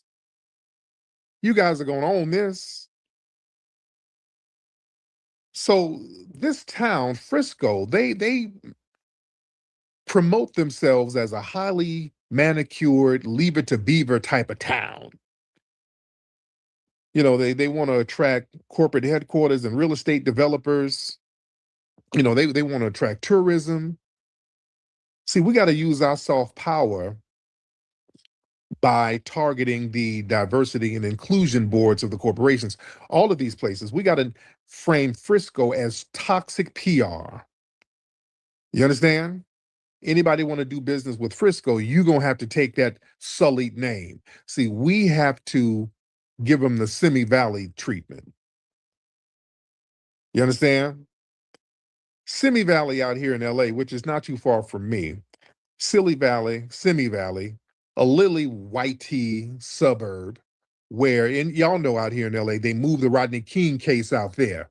And they moved it out to Simi Valley because they knew it was a bunch of racist, damn white supremacist cops and their families out there. So they knew if they moved it out there, the jury would be in favor of the cops against them beating on Rodney King. That's why the city got burned up. You understand?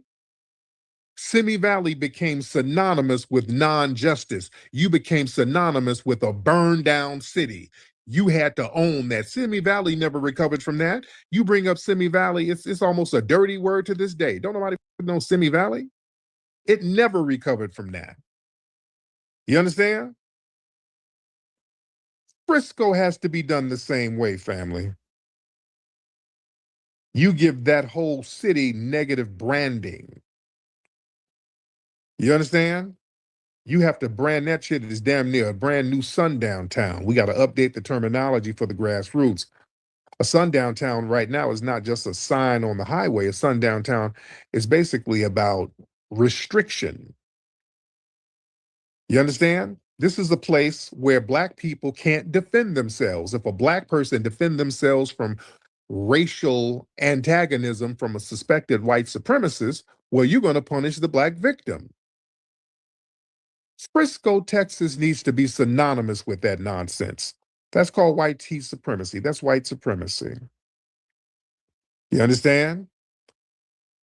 That's going to mess up their money. You see? Cities don't want to be associated with that. That's why they tried to do everything all quiet. Cities don't want to be associated with that. You know, if they want to host a sports tournament or a convention or cultural events, they corporations and people don't want their businesses associated with a city that's down with racial injustice. You understand? We got to be for real about that. That's something that you can do. Oh, yeah. Negative branding of that damn city. Everything about it should be negative, nonstop. See, that makes people get some act right when you do that. And don't let them try to hide behind the Collin County Courthouse and all. No, no, no, no, no. Everything is Frisco, has Frisco's name on it.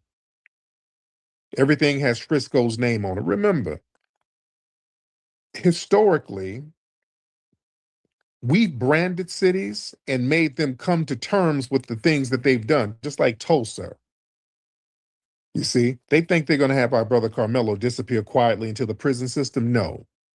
We're going to do what we did with Tulsa. For decades, they tried to bury the Greenwood Massacre. Remember that? The Tulsa Massacre, they tried to bury that shit for a long time. And they did. Up until the 80s, people started uncovering it. I remember reading about it in the 80s. And people start talking about it like, oh, no, no, no, we're not going to forget this. So now when you think of Tulsa, that's what you think of the Black Wall Street and the non-justice. So then they had to come to terms with it. They got a museum out there. They got to apologize. They got to come to terms. Now they got to still break bread now. We're still trying to get some reparations for the people. You see? So yeah, we put that on the national lexicon, on the grassroots. You can't talk about Tulsa without people remembering the destruction of the Black Wall Street. Yeah, you're not going to get away with trying to be Mayberry. We have the power to brand cities and towns. We did it in Los Angeles. It's the South Central effect. Listen, we had a long history of dictating a brand of a region. We branded Harlem as the epicenter of Black excellence. We did that. We made Atlanta hot. Atlanta is like a party city or a popping place for Black people. We put Atlanta on the map like that. The grassroots, Black people, our soft power. We put Compton on the global map. All right. We made Compton a global name.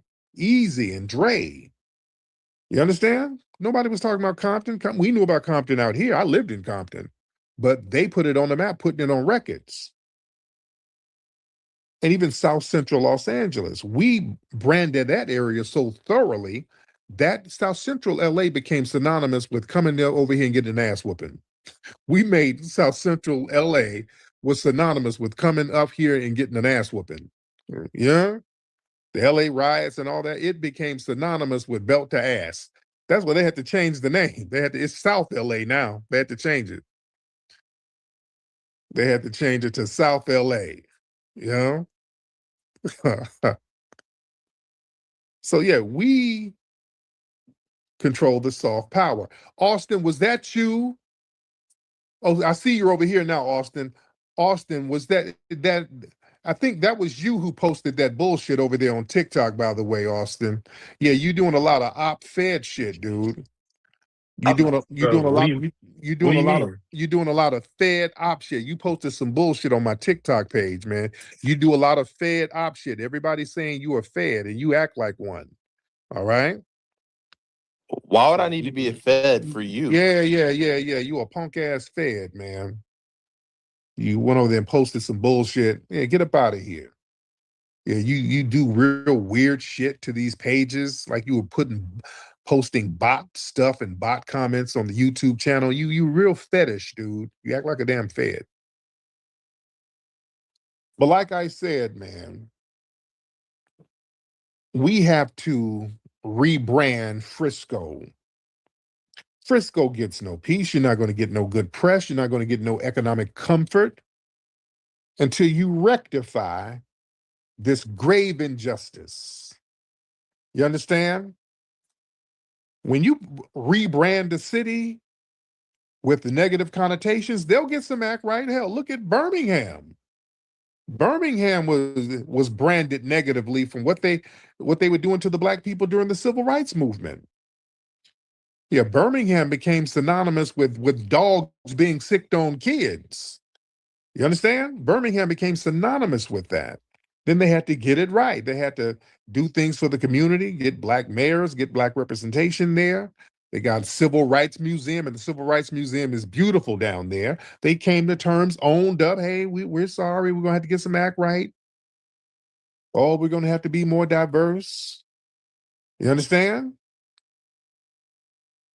We rebrand these cities, just like we're speaking of Georgia.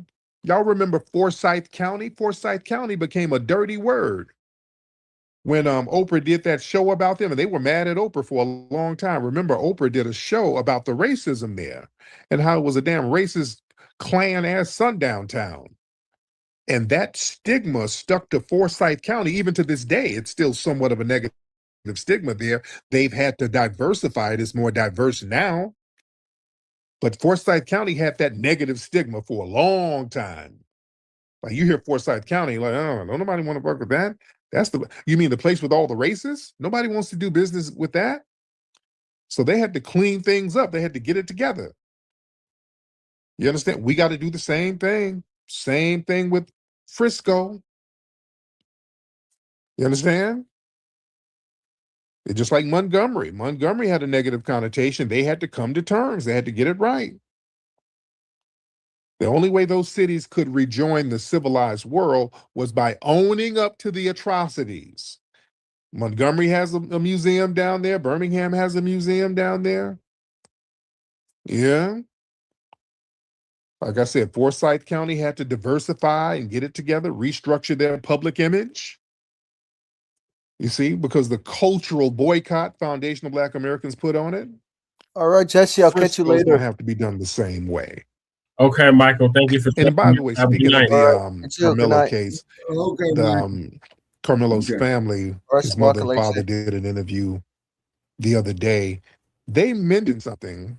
That Eddie dude, the guy who invited Carmelo under the tent, who was, first of all, acting like he didn't really know Carmelo that well. He like, I kind of knew him.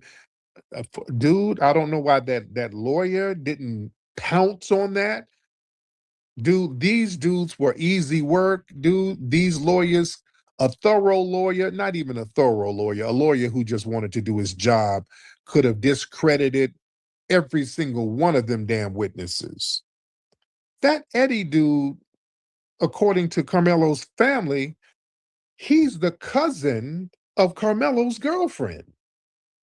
This is what Carmelo's family said. The dude who basically threw him under the bus, got on the stand lying, all types of shit, that's Carmelo's girlfriend's cousin. Carmelo's girlfriend is a Mexican girl. That's her cousin, the dude. And he's up here acting like he don't know Carmelo. Little stuff like that. And that's another thing too. Let's that minority coalition, again, these people will throw you under the bus so fast. Yeah, the guy seemed like he had a bug in his ass because hold on, because what we're not gonna do, hold on. Because this Austin dude. Okay, Austin, you're not gonna just hold on. Austin? Yeah, hold on. Yeah, I blocked Austin. Yeah, he's not gonna just troll in the chat room. He's not gonna do that. AI or Al Fanel, hop on in. Al Fanel, hop on in. Al or AI, whatever your name is. Al or AI? Yeah. What's going on, Brother Tariq? How you doing? I'm good, man. What's happening with you? Yeah.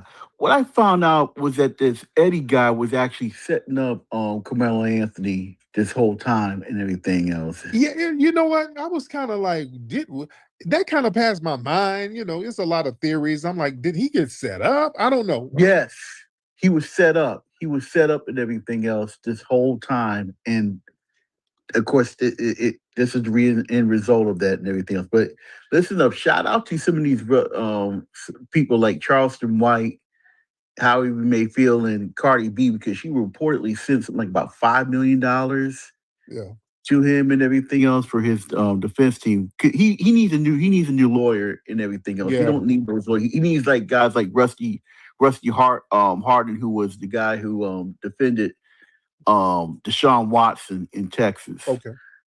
So I'm gonna let my plane there. Yeah, thank you, brother. Good talking to you, brother. Thank you so much. Yeah, he definitely needs new representation. But yeah, that Eddie dude, his shit could have been dismantled. And yeah, this Eddie guy sounds like he filmed it and then hid the film. Something, they didn't subpoena nothing. They didn't try to get further information because again, the state, they wanted to prosecute. So they weren't going to press their own witnesses. So Carmelo's lawyer should have been pressing to see the records of the phone and what got deleted. That lawyer was completely incompetent, man. They got to get another trial based on how incompetent that damn lawyer was. But yeah, that Eddie dude, yeah, he seemed like he had a bug in his ass because a lot of those dudes, they know when a brother is smashing one of their women, they have a bug in their ass about that. That really gets to them psychologically. So he'll sit up there and smile in Carmelo's face, but have a lot of vitriol. A lot of them dudes do not like that. When a brother is smashing a woman in their family, they got a bug in their ass about that. You understand? Y'all better understand this shit, and y'all better understand racial politics out here. Please understand the racial politics out here when you're dealing with these people. You understand? But, you know, listen, everybody raising money for our brother, trying to get better representation, that's a beautiful thing. If they're sincere. Because there's a lot of people who say shit and they're clout chasing and trolling, you know, and we don't have time for that. We don't have time for none of that. Shout out to everybody in here. We got a lot of people in here. Y'all raise your hand. Let me talk to the family. Raise your hand. We got a lot of people in here. And I want to get some new faces in here. Let's get One Up Chuck. Let's get One Up Chuck in the building. One Up Chuck in the building. What's up, Mr. One Up Chuck? One Up Chuck, unmute your microphone, sir. That looks like Gasper Yanger in your profile picture. That looks like Gasper Yanger. We in the building. We in the building. What's up, Chuck? Hey, anybody put their hands on you, hit them back. I don't care who it is. Yes, indeed. All right, thank you, Chuck. Thank you so much. Okay. Goldie, what's up, Goldie? How you doing, Tariq? How you doing? I'm good, Goldie. What's going on with you, man? Hey, man, I just wanted to tell you, Carmelo was a thug and got Okay, you know, sir, you know, I know you're going to troll. That's why I stopped your trolling. See how that happened? See how I stopped your trolling? Now, Goldie, now why are you trolling? Now, let's talk like, because you're already corny. So now why are you trolling? What do you think trolling is going to do? Goldie, hop on. And don't try to be witty because you're corny. Your wit already failed. So why are you trolling? Let's get to the nitty gritty. Well, Carmelo was a thug, so. Okay.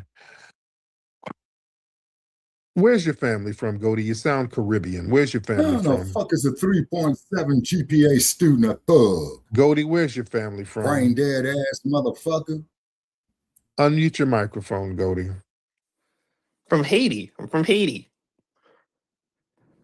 Where's your family from? You're not Haitian. Where's your family from? I'm from Haiti, sir, and your wife has a BBL. Austin, you're not funny. Austin, you're still corny, Austin. And again, you're doing little Fed shit. Oh, that's Austin. That's Austin. I've already blocked one of his things. Austin is a Fed. Austin be in our YouTube comment section spamming little weird comments. I guess they got him on Fed duty. And he's a punk. He's very jealous of my lady. That's some real sassy punk shit. He wants to be Mrs. Nasheed. You got a lot of these weird punks who are upset because straight men like myself don't want them. So they do this weird shit where they whine about a nigga's woman. Well, that's real punctifying. Your bussy is whistling, sir. You got a whistling bussy. All right. Xander, hop on, Xander. Hey, what's happening? Can you hear me? I can hear you, Xander. How you doing? What's going on with your fam? How you doing? Fine. Yeah, there's a lot of things I could say about this, but the one thing I would like to mention is this. I noticed that what a lot of these racist white folks are doing, they're mentioning things that make people base this verdict on racist white folks' feelings other than facts. Like for one, they bring it up, they keep showing pictures of the injury. The injury ain't got a damn thing to do with whether or not this man is guilty or innocent. Viewers. Yeah. And then something else I've been seeing is that there's been a lot of black folks who claim they've seen the video, and every one of them tell almost an identical story, and it all points to self-defense. I mean, oh yeah, it's definitely self-defense, and they know it. The thing is, that's exactly what they're letting us know. self-defense. Look, this is 100% self-defense, and everybody knows it. This case is 100% self-defense. Carmelo did not do anything illegal. He did everything to the letter of the law. The law down there allows you to stand your ground and defend yourself from a threat. What they did was pull out the whole "I'm white and I say so" rule. All right? This is what they want to do. They want to practice the "I'm white and I say so" rule and act like they're not doing it and then tell you it ain't about race. Black family, please stop sitting up letting these white supremacists tell you it ain't about race. We're not waiting on them to make a confession. Right. I want you to understand that. Don't sit there thinking that they're going to give a confession. And so what? No, you've made that determination. This is about race, and we're not going to go along with it. We're not going along with the racial double standard. We're not doing it. That's something that we're just not going to go along with. We have to let them know that. And I see some of you Sambos out here, buck dancing, a lot of the tethers, a lot of the punctified dudes trying to get brownie points from white society, running around here. Carmelo was in the wrong. Yeah, you're performing out of fear. You ain't fooling nobody. Y'all scared. This case scared some of y'all niggas. Oh, let's be real, because now it makes you feel powerless that they can railroad a black person and you're like, damn, I don't know what to do about it. Well, that's the power of us. We have to stare at the problem until we figure out what to do about it. Oh, we can do something about it. I promise you we can do something about it. Just keep staring at the problem and figure out what to do about it. It'll come to you. When you focus on something, the solution will always come to you. This can be rectified. You understand? You have more power than you think you have. Real work for you. Nah, nothing else will do. I got that real work for you. And reservations for two. Real work for you. Nothing else will do. I got that real work for you. And reservations for two. I got that real work for you. Nothing else will do. I got that real work for you. And reservations for two. Stepped out clean, I'm fresh out the door. Natural sin, but it's hitting like more. Confidence high, got me walking real slow. Every move got a vibe, let it flow. Cut your ass from across the room. You smile back, yeah, you felt it too. Ain't no pressure, just energy speaking. But you leaning in like you been seeking. I ain't gotta say much, you can feel that glow. It's deeper than the surface, it's something in my soul. From the roots to the skin, yeah, it's all aligned. Now you right here vibing in my time. Timeline, stupid. All right, Shabaka, what are your thoughts on Frisco, Texas? So we put a green light on Frisco, Texas. Man, Clan Francisco, Texas, starved that motherfucker economically. Don't visit the place. Don't buy nothing from there. See, hopefully the black community there, man, and get their commerce resources together. And then in that way there is that then you get better legal defense and what have you. Start buying up that land and start evicting them crackers. But then again, I don't know how the eviction laws work in the great state of Texas. Down there, Governor Bull, Governor Rowley. Yeah, So that there needs to be researched, okay, and boycott that motherfucker. You know what I'm saying? And let that son of a bitch get weather up in the damn Texas sun. Damn. Okay, break the motherfucker. All right, so moving along, we got the I'm white and I say so law. So Tariq gonna break that down. It's very important for us to remain on code. And also what we have to do is stop trying to rationalize with these white supremacists. You know, because their arguments are nonsensical. The name of the game is for them to come around and gaslight us. Mm-hmm. They don't really have a real retort. That's why they got to get black folks out the way so they can just get on white supremacist code. When we come in the room, we make sense out of the bullshit, all right? When it's just them, they throw up some white supremacist code. Whatever they say goes. They get into I'm white and I say so. No matter how irrational it is. You understand? Mm-hmm.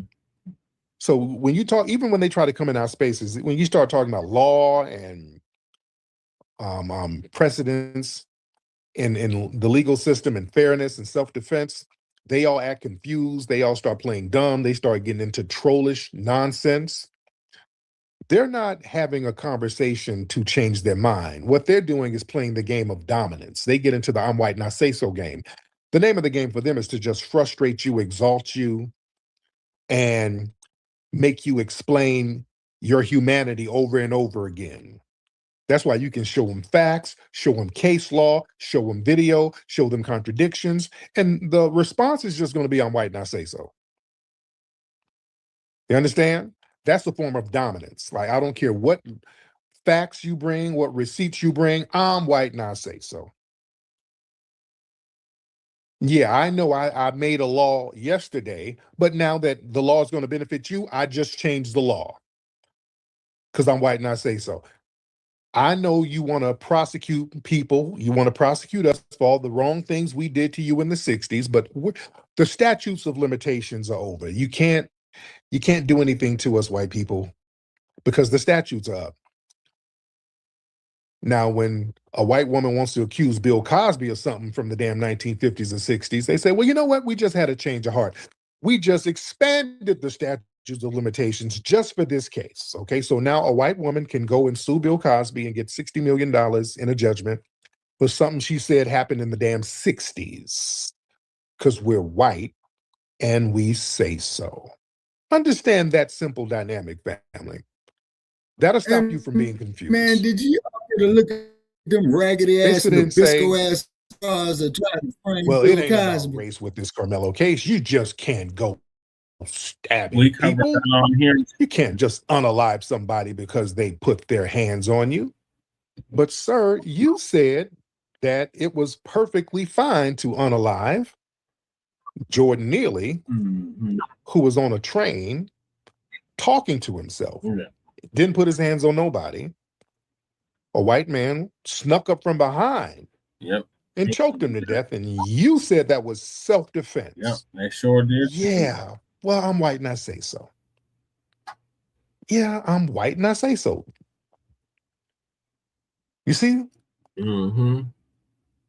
You said you can't stab a person for self-defense, but y'all just justified a 14-year-old black child in South Carolina getting shot in the back for running away. How is that self-defense? Well, it's self-defense because I'm white and I say so. Literally, that's it, family. Understand that dynamic. Understand the I'm white and I say so rule. That's what it's all governed by. They'll talk in circles. It becomes nonsensical. What they're trying to say is, I have a system of white supremacy that allows me to say whatever I want to say and back it up with the whole legal system and a militarized system. What you going to do? That's what they're saying to you. Understand it from that perspective. Don't just talk in circles with these people. All right? Because that's what they want you to do. They want you to think that there's some kind of legislative loophole that we missed. No, it's not. It's not. See, when we understand that dynamic, we'll start moving differently. You won't be so reliant on their system. You start producing parallel systems of justice. You see? Don't try to rationalize irrational bullshit. That gets us caught up. We spend a lot of energy on that. We get frustrated. They do that to drain your energy. Really, listen, the name of the game is to not convince racists. You're not trying to win them over. Your objective, ladies and gentlemen, is to expose the system that empowers them. Your goal is to not make white supremacists admit that they are the lying hypocrites they are. Yep. They know. They already know. They don't give a damn. They're cowards. Right. Accept that. The goal is to show regular people how the hypocrisy works. Right. Show how self-defense is racialized. Show how white fear gets treated as reasonable while black fear gets treated as criminal. Show how white aggression gets softened until he made a mistake. Black survival is turned into murder. Right. Yep. Show how the legal system claims neutrality while the societal reflex is rooted in the old slave code thinking. Mm-hmm. So don't waste your energy begging white supremacists to rationalize. Identify the game. We name the game. You understand? Yeah. And then we change the game. Yeah. See, they want the power to attack, provoke, accuse, define, judge, and then turn around and say, I'm white and I say so. No, no, no, no, no. We have to empower ourselves to the point where we're not dependent on white supremacist fiat. They just change laws and dictate how we're going to live however they feel that day. It's all about protecting each other, creating a network where we can look out for each other and make sure each other's good. All right, let me get Sir Great Black Shark in the building. Great Black Shark in the building. Hop on in.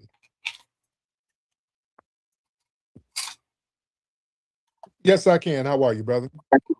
Man, like the brother said before me, we've all been doing better, man. But I'll make a couple of quick points here. First and foremost, the damn demonic Democrats, if any of them or any politicians come to my people or any of us talking about anything, we have to have proof of concept policy, meaning an anti-black hate crime bill, citing the cases from Emmett Till to Cyrus Carmack Belton in that hate crime bill. That's first and foremost. Secondly, I want to talk to all the family that's gathered in here that's on code of our lineage. Brother Tariq is one man, and we thank you tirelessly for the over 20, 30 plus years of work you've been doing, and many other brothers and sisters.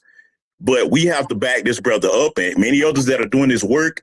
Any of you that are out here that have a cell phone surveillance device, we must use that in the protection and empowerment of our community, so that way they cannot hide the video. Yes. All of you are able to do this, even if you don't have a platform, send it to us. We'll protect your identity. We'll put it out there because that's what our platforms are for, is to protect and empower our people. And the last point I want to make, I won't call names here out of respect for your space, brother, but let me talk to the older Sambo class of our lineage in particular. You despicable demonic cowards. The mark of an elder is not just getting older. An elder is supposed to protect and guide the youth with wisdom.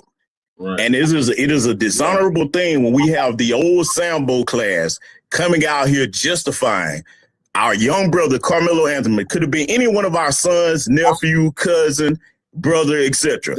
Justifying this young child being jumped on by a pack of rabid, demonic, white supremacist cowards, and then tell him that he doesn't have the right to defend himself. No, we're going to defend ourselves no matter what they think of our humanity.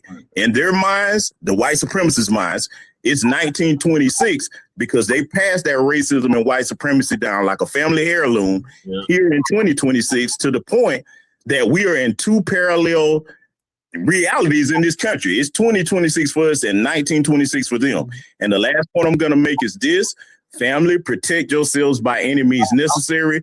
To our sisters, do not let these demonic old Sambo class cowards dishearten you because they have been a victim of the Pavlovian conditioning of a lot of the laws that Brother Tariq mentioned earlier to condition us to accept white supremacist abuse. We're not going to bow or break, and we're going to do whatever it takes to come home to our families and to protect our families and communities. But that's it, our land, brother. Salute to you. My man.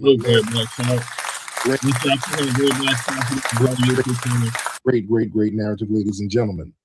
Real good talk. All right, hold on one second. Yeah, Great Black Shark made a very good point, family. We've been seeing some of the old Sambos. Oh, we've been seeing some of you old Sambos out here. Yeah. Trying to get you a couple of little Social Security dollars from these white supremacists. Y'all ain't fooling nobody. Oh, we've been seeing y'all. Man, that Carmelo, he should have known better. Stabbing up that good white boy like that. Oh, yeah, they done beat the fight out of you. Oh, some of y'all, they done beat the fight out of you. You old, your little money is funny. You need to get $1 any way you can get it. Let's just call it what it is. Yeah, the little Social Security checks ain't stacking up. Your kids don't with you like that. They ain't helping you. So you have vitriol towards your own family. And by proxy, the Black community, you got a problem with that because ain't nobody taking care of your old ass. Oh, no. So it's like, ooh, let me shuffle a little jig for these white people. Hey, white people. Ooh, Lord, that Carmelo, he sure is a menace to society. I sure hate that this shouldn't even went to trial. They should have locked him on up and threw away the key. Surely. Oh, yeah, we see you buck dancing. Yeah, you ain't fooling nobody, old Negroes. We see you. Oh, you ain't fooling nobody. Tethers too. Most of that talk is coming from the tether class. Oh, don't think we don't see you, Tethers. All the Tethers have been really showing out. Boy, they've been showing that ass. Oh, they've been coming right out the middle with it. Listen to Black culture. This is Black culture. That nigga Carmelo is a guilty nigga. Black culture loves to protect thugs. Oh, y'all really showing out. Which is good. We told people that's why delineation was so important. Yeah. Oh, that's why delineation was important, ladies and gentlemen. That's why because we knew what y'all were going to do. When shit got hot, we knew the play you were going to do. Yeah. We knew the play you were going to run. We knew. Yeah, they should have. See, delineation was a predictive, strategic blueprint. Perfect internet. That's why I started going hard body on it years ago. Tariq or somebody else? Yeah, Tariq, what's going on, bro? Okay, what's going on, brother Tariq? What's your name, brother? I'm Al. Al Fano. Oh, brother, I just want to know, as Great Black Shark just said, man, thank you for your service, man. I've been following you for 25 years, and let me say this. Family, you're going to have, I'm going to say this, you're going to have a firearm ready and protect yourself and have cell phones ready, especially come June 19th, because the white supremacists are going to be emboldened to try to provoke you guys, and they're going to try to do a lot of things, like try to make a soft target attack on us. So we need to be prepared for what is about to happen, because this Carmelo Anthony verdict has sent a message basically saying, "Oh, you talking Black man Shark? Damn, the internet troll." Oh, but your phone. Okay, yeah, okay. Let me get your phone. Your phone went janky on me. But yeah, we do have to watch out because again, I talked about this the other day. Okay, Joe, kind of the parents ties into the failed whole too. Chud the Builder thing. Carmelo. Because Chud the Builder, he's allowed to go out here and provoke Black people. He was allowed to go provoke Black people, and nothing happened to him. He was allowed, the key word allowed, to go out here and just antagonize Black people. Okay. And if we defended ourselves from him, he just pull out a gun on you. They knew that was the play. This man sat up here and told people what he was going to do. Yeah. Oh, okay, got you. And they were allowing him to do it. And I talked about this last night. The only reason that man got locked up is because he botched an ambush. His job was to basically catch us somewhere slipping and ambush us. The problem is he botched it. He tried to ambush your brother. He didn't unalive him. The brother survived, then whooped his ass. And the location in which he tried to do it, he tried to do it in front of a damn courthouse. Yeah. That's the reason why he got locked up. Where he tried to do it. You're not supposed to do that shit there. That was the mistake. You're supposed to do that somewhere off in an alley, somewhere. You know, if you target a black person, make sure you do it somewhere where there's not a lot of cameras, or we can confiscate the cameras. You got to do it somewhere where other white people are not in danger. He endangered too many other white people. That's why they locked him up. But understand, these white supremacists might try to get emboldened. They think they're going to try to walk up on us and we're going to be scared to do something because we're going to get prosecuted. That's not going to be the case. Right. You got a God-given right to protect yourself by all means. It's better to be judged by a jury of 12 than be carried by 6. A group of 6. You understand? Yeah. It's better to go to court than get unalived. Take your chances with protecting yourself. Don't let no chud the builder type run up on you and you ain't defending yourself from that. You better defend yourself from that. These people are unalive you at the drop of a hat because you scared to defend yourself from these maniacs. Damn that. Carmelo didn't do a damn thing wrong. He did what this country tells us to do and put laws out there for us to do. Self-defense. You got a right for self-defense. Everything about what Carmelo did was at the letter of the law. He had a legal right to sit there. He had a legal right for his little 3-inch blade. He had a legal right for that. That wasn't illegal. That's why they didn't charge him for it. If it were illegal, they would have gave him a knife charge, right? It was legal for him to do that. And it was legal, it was supposed to be legal for him to defend himself when hands got put on him. Texas prides itself on all of that self-defense. I got my gun. You walk around with your guns, that Walker Texas Ranger shit. You pride yourself on that. But when it's a black person, oh, wait a minute now. Ooh, now you don't be doing that now. Why you got a knife anyway? What you mean why you got a knife? Y'all run around there with guns all over Texas. You got gun racks in your back of your damn F-450 damn truck. You pride yourself on guns and all that shit. Okay, what person is that guy? 3-inch damn butter knife. Why does he have it? Because it's legal. Yeah.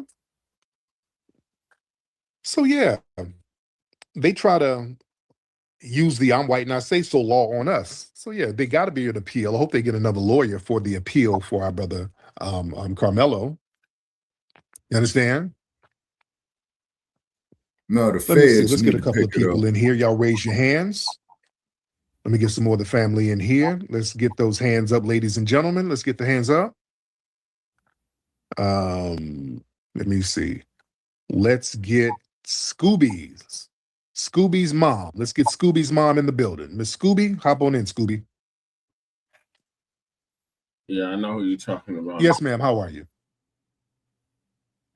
Send it to me in the private chat. TikTok. I was in there last night and you almost said my name, but then you went past it. I'm in there under Nana's baby. Oh. And it's a picture of my grandmother holding me when I was a baby. She got a green outfit on. Oh, okay. We're all wearing green. But go ahead, dear. So, you know, this whole thing pisses me off. I think that little Mexican dude set him up to get jumped. Because you know how they talk about he was dating the guy's cousin or something like that, from what I'd heard. This is just my opinion. So when I feel like because my thing is, where was this dude? If you invited him to this game and then now these boys are jumping him, how come you didn't step in and be like, no, leave him alone? Right. Where was anybody to protect him? And then in that courtroom, where Don Carmelo, if he got good grades, teachers didn't want to step up and speak for him? Just wouldn't have no friends. Like, come on now. Right. And a very good point, sis. That lawyer, man, dude, number one, there's so many points that lawyer could have brought up to humanize our brother. That lawyer was horrible. Number one, the lawyer should have been in there harping on the fact that Carmelo has epilepsy. So you can't sit up here and get punched on. Nobody can be punching you all in your head or whatever. You harp on that. If that dude got punched on, he could have went into an epileptic seizure Whoa. broke. He had That was epilepsy. this man's fearing for his life. Bring up the teachers and the educators and the people showing how good of a student he is. Character witnesses. Yeah. Remember, Carmelo, somebody said he saved somebody from a burning house at one point a few years ago. Bring all of that stuff up. Talk about why the knife was there. The lawyer never explained the knife, which was very important to explain why he would have a knife. Usually, those little utility knives are used for your track cleats. I have children. They're on a track team. So we use little things like that, I've been saying that to take off their old cleats on the bottom of their track shoes when they run track. Right. We do it. We have little knives and devices and little screws and things like that to get the cleats off their shoes. That's not uncommon for track runners. Explain all that. You didn't? That lawyer should have went more in depth about who that Hispanic cat was and his relationship to Carmelo. He should have went deeper in that. And then the Hispanic dude talked about he pretended to film, but he didn't film. They should have been trying to subpoena their phones to find out where the real footage is. Where's all the footage? Just a lot of shit that just went down, and it just wasn't challenged like that. It should have been challenged better. Who is this, Trumpy? Who is it? Oh, what did I do? I made a mistake and pushed the wrong thing. Russian Black Joe. All right, raise your hand, family. Let's get some folks in here. Let's get the family in here, ladies and gentlemen. Let's get the family in here. Let me see. Empowered Black Girl. Let's get Empowered Black Girl in the building. Oh, let me see. Empowered Black Girl. We got a lot of folks raising hands. I'm trying to see who's who. Let me see. Woke sociologist. I get that person. Jamal. Let's get Jamal. Just get a lot of people in here. Hello. Hey, beloved. How are you? I'm doing good. Tariq. Well, did you just see the breaking news? He got 35 years. Yeah, I saw that. Yeah, Professor Allen. Yeah, that's some bullshit. So, wow. Yeah, that's horse shit. That is some bullshit. So, it's gonna, hopefully they get it to appeal. They start appealing. Well, here's the thing. This seemed to move really fast. Yeah. This trial moved very, very quickly, and I agree with you what you said. Like, who was the lawyer? Yeah, and that's what they call a kangaroo court. Yes, indeed. Hold on. What's up, brother Tariq? Hey, thank you. I just wanted to let everybody know that we have to teach our kids about this system. Don't be trying to sugarcoat anything when it's pertaining to our children. Mm-hmm. Let them know everything. No more sugarcoating. That time is over. But shout out to my FBA family. I'm a land. Thank you, brother. All right. OG, can you What's hear up, me? Jamal? How you doing? I'm good. As disheartening as this situation is, like you always reiterate, we have a God-given right to protect ourselves and family. We must continue to practice that right, because the moment we don't, we become just like the Tethers, defeated in our own homeland. And we can't have that. And I'll land my plane. Yes, indeed. Thank you so much. All right. Who is this? KW. Okay, it's like a parody account. Okay, this is a troll account. Mr. KW, what's up, KW? It's probably a white supremacist troll. All right, KW. Is this a troll account, white supremacist troll? What's going on, Tariq? Camelo Anthony, go yourself, you. First of all, that accent sounds like you're in a poor village in Europe somewhere. Okay, don't call up with that. And your mom will get a slap. You Okay, fucking. sir, you are a poor-ass Irish punk, all right? You're over there with a potato in your ass, all right? So you need to be quiet, all right? You can barely talk. You sound like a moist leprechaun, okay? Damn. You need to fix your funky-ass homeland over there in Ireland, Right. all right, before you talk shit. And you got a LGBT man as your profile picture. So that says a lot about you, and that ain't even you. You got another man as your profile picture, so you should be ashamed, sir. You are a leprechaun punk, all right? You stand high enough to sniff pussy. That's what you do. Oh my God! All right? Oh my God! You rummage through other men's assholes for gold. That's what you are. You are a leper punk. You are a leper punk. Sounds like he's toothless. KW, Also, huh? you have anything to say about that? Yeah. Leper punk. I don't give a damn. What is it? Yeah, your mom's a fat dog. It is what it is. She's fat. Understand you, sir. You got too many balls in your jaws. I can't spit the balls out your jaws so I can understand what you're saying. Okay. All right, leper punk. I'll break your jaw. Oh, you don't. Shut up, punk. All right. Get out of here. All right. You ain't even over here. You in some poor Irish village. Okay, so stop it. Yeah. Get up out of here with that. Okay. Now these people post this weird shit. I can't get this weird porn stuff out of here. Hold on one second. Man. Let me see. Ladies and gentlemen, these white supremacists posting this weird stuff in here. All right. Block style. There we go. All right. So let me see. What else we got? Where we got Irish sassy punks calling in. Let me see. Yeah. Listen, they ain't got no rational responses. It's all trollish. This is about dominance. Y'all overplayed your hand. Y'all getting everybody on code. Yeah, all that racial antagonism, that shit don't bother me. That's getting us on code. You overplaying your hand. You're showing that you're desperate. Oh, damn. Yeah. Because them numbers are dwindling. The birth rates are drowning. So you're just making desperation plays right now. They sound toothless. Man. Cost committer, hop on. Cost. What's going on? We got more white supremacist trolls. Cost, what's up, man? Yeah, what's up, nigger face? Yeah, I just wanted to say, dude. Okay, watch your mouth, sir. That's not even creative. Watch your mouth.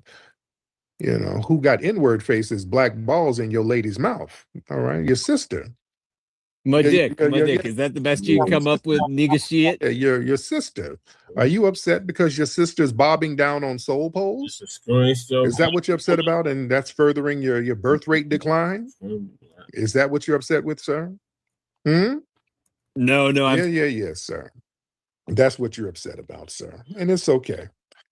When you go to hunky hell, maybe you can find you a nice man down there because your birth rates are declining. You're going to hunky hell. Yes, you're not going to be on the planet too much longer. You're getting wiped out by your own genetics, sir. You're going to hunky hell. And when you go down there, you can find you a nice, good, buff Latino. All right. Phoenix, what's up, Phoenix? Hop on, Mr. Phoenix. Mr. Phoenix, hop on, sir. Whose phone is cutting out? That sounds stupid. Mr. Phoenix, unmute your microphone if you can.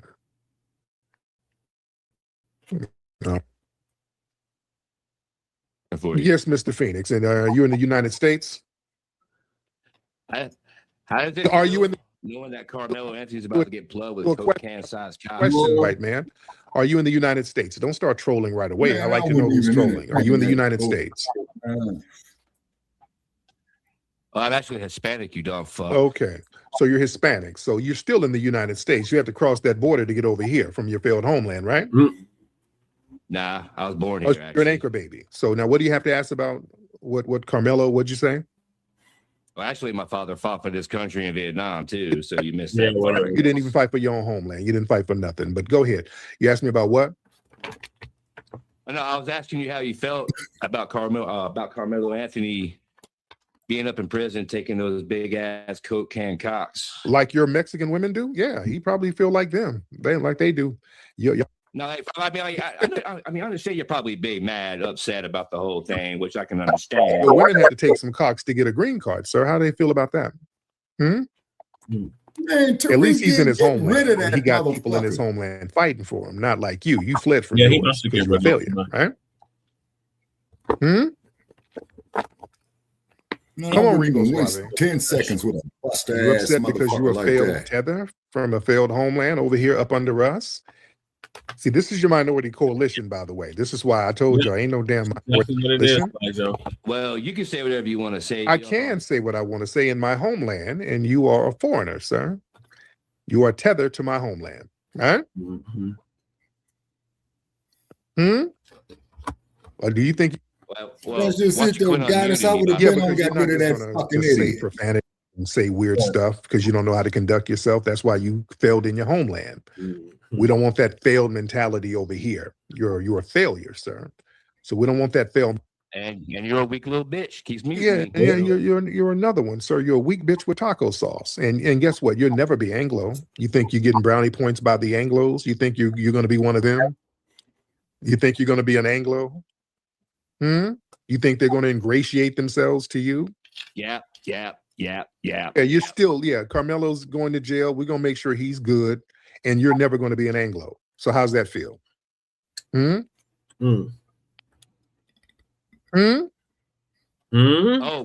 we're gonna make sure that the commissary on the right boys books is good too. I promise you. Yeah, but you're still never be an Anglo. You're never going to be an Anglo white. You're always going to be a bastardized Spaniard, sir. Right? And your boy's gonna get in prison, so I'm good with that. Yeah, and you're going to get at the ICE detention center. Your pussy is going to be spread wide open. So he's going to be good. At least we're looking out for him. Nobody's looking out for your dripping pussy in the ICE detention center, sir. So he's going to be good and you're not. So when there is stank on the streets, there's only one man who will bring the heat. Hey, Rootwork Jones, why you got to split, sugar? These musty jive turkeys think it's a game out here. I got to get out here and show them I mean business. Can you dig it? None of these smelly suckers can relax because Rootwork Jones is back. Is the return of Dolomust, the Sultan of Stank. His mission to turn Harlem into a musty I've done that in the past too when we was with When it detonates, everyone in Harlem will be musty. Rootwork Jones has to shake up the block. He has a limited time before the bomb drops. Word on the street is Dolomus's men planted a bomb in a Cadillac in Harlem. Thanks, Mama. Can Rootwork Jones find the bomb before it explodes? Where is the Cadillac with the must bomb, sucker? Or will the city go into musty mode? There's a couple blocks over that way. Rootwork Jones is behind the wheel, socking stanky suckers all in their grills. What's up, Carpathian? Why don't you come on up, man? Come see Rootwork Jones in Musty Inferno. Yeah, come Go to on, rootworkstyle.com for more info. Sucker. Come up, sucker. Yeah, man. Yeah, what is trick ass? Carp Damien. Carp Demon, is that your name? Carper Diem? Yeah. What is it? Shit. He's probably a carpet muncher. Oh, just request the link, Trick. Yeah, yeah. That's how you come up. Yeah, we put it up there in the comments for your trick ass. You ain't coming up here. Carp Demon, you got to come on camera too. You can't troll behind the camera. And there's the link, man. Click the button if you dare. Carpdina. He's got 10, 9, 8, 7, 6, 5, 4, 3, 2, 1. You're quick to judge. I've been in the fight a lot longer than you have. No, you ain't, motherfucker. You ain't been in a fight longer than me, Trick. Boy, I'm old enough to be your damn daddy. How old are you, Carp? Yeah. Bring your ass up here, motherfucker. Let's argue. Carpdina. How old are you, Carpdina? Okay, you out of Detroit. Okay, that's great. That's beautiful. Detroit. I recognize, respect Motown, man. But come on up here. Come on up. You the next contestant.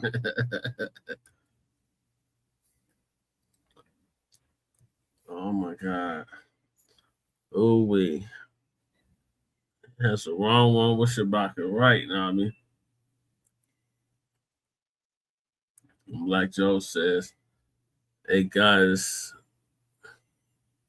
I was a more and modeled my propaganda after Joseph Goebbels. Yeah.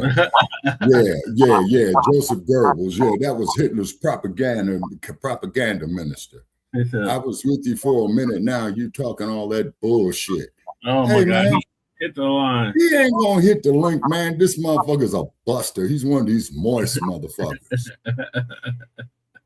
Go shove some ketchup up your ass, motherfucking menstruator. Fuck about it with that bullshit, man. No disrespect, God, it's not. You're gonna get kicked off the planet. Shout out to the Motown, but you're a horrible representative of it. For real. Yeah, he just got bopped upside the head. You want to minister information, yeah, okay. All right, Shabaka, what are your thoughts? Oh, okay, Joe. Yeah. On the white, I'm white, not man. Say so. Man, let that Nabisco ass motherfucker go sit his ass out here in his goddamn sun next week where it's going to be 119 degrees. But guess what?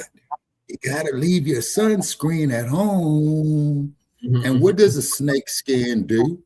It peels. What color is a snake on its belly? White. It's white. So that's why that motherfucker Metcalf is worm food right now. You know, that man Carmelo was almost an A student. He won't even think about just with him, just off of that there alone, y'all. Okay. Is that Carmelo, you know, was trying to better himself. Oh yeah, goddess, yeah. It's warm as hell. So Carmelo was trying to better himself. You see what I'm saying? And then also too, I've been seeing a lot of stuff over here off this internet talking about he was in the opposing team's tent. Now, they were in a public park. From what the research I've done, if they was at that school or having this meet, they halfway got a point, okay? But they in a public park. He can go anywhere in that public park. You see what I'm saying? Anyway, let's say, and then too, man, you know, everybody's been in competition, man. There's nothing wrong with, man, it's raining out here. Although you are our opponent, man, I don't hate you. You know what I'm saying? Yeah. Why do you think, man, you know, man, when the Knicks won the championship tonight? Okay, so San Antonio went up there, man, and shook hands with them. Well, hey, man, this is the first time y'all did this in 50 plus years. Hey, I appreciate the accomplishment. Right. Say, Cow Dog said they can't stand. Yeah, exactly, Cow Dog. Exactly, Cow Dog. On the sunscreens, yeah. You need sunscreen, goddess? Yeah, does Joe say make your enemy allergic to earth? That's right. Yeah. Why do you need sunscreen, goddess? Because she's mixed up, Shabaka. Okay, actually, what she need to do is get her some shea butter or some cocoa butter for that. The only thing it's going to do is just make her melanin glisten. Yeah. See. Okay. Yeah. She needs strong sunscreen, she said. Okay, all righty. Okay, the shea butter ought to do it. Yeah. Yeah, the shea butter ought to do it. Yeah, the shea butter ought to do it, goddess. Yeah. So moving right along, because we're pressed for time now. It's 1 a.m. here. We got armed suspect targeted, Black family reunion in Georgia. And this happened. So Tariq gonna give us an update on that. I might have to speed it up a little bit. Right. Yeah, let me check my data count, brother Che. In the hood, it's starting to get warmed up. Was Geneva your cousin, Devontae? Yeah, sweet lady. R.I.P. to Geneva. Love them. Jonathan and Geneva, love them to life. Love them to life. Yeah, that was so sad. That was so sad. Man. But listen, you got to be on that protection thing. And shout out to Jonathan. Jonathan and Geneva, we would go to gun training with them. I would go to their training classes all the time. I stay at their training class. Do you know any details? Yeah. You know what happened? Yelling the N-word and then came back with an assault AK.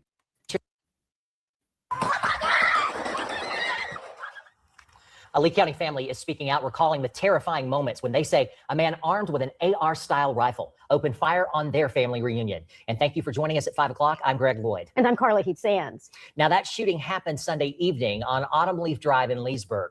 The Lee County Sheriff's Office says Jeffrey Tyler Kinzer shot at partygoers after a verbal altercation occurred. No one in the family was reportedly injured, and Kinzer was shot after a family member returned fire. He was charged with aggravated assault. WAOB News 10's Mariah Norman sits down with a witness who says their family was He's going to make that money, Cal dog. Right. Gotta go, Cal. This family says they were celebrating a birthday and spending time together before a man they identify as a neighbor pulled up and opened fire with an AR-style rifle. Witnesses say the family was gathered outside for a reunion Sunday night when a car drove by. A white man who witnesses say was Jeffrey Tyler Kinzer was inside the car yelling racial slurs at the group. So, and he's talking junk and he started yelling the N-word. He kept going, so we let him go. And we were just discussing what just happened, why he tripping. But Green says Kinzer came back, this time wearing armor and carrying a rifle.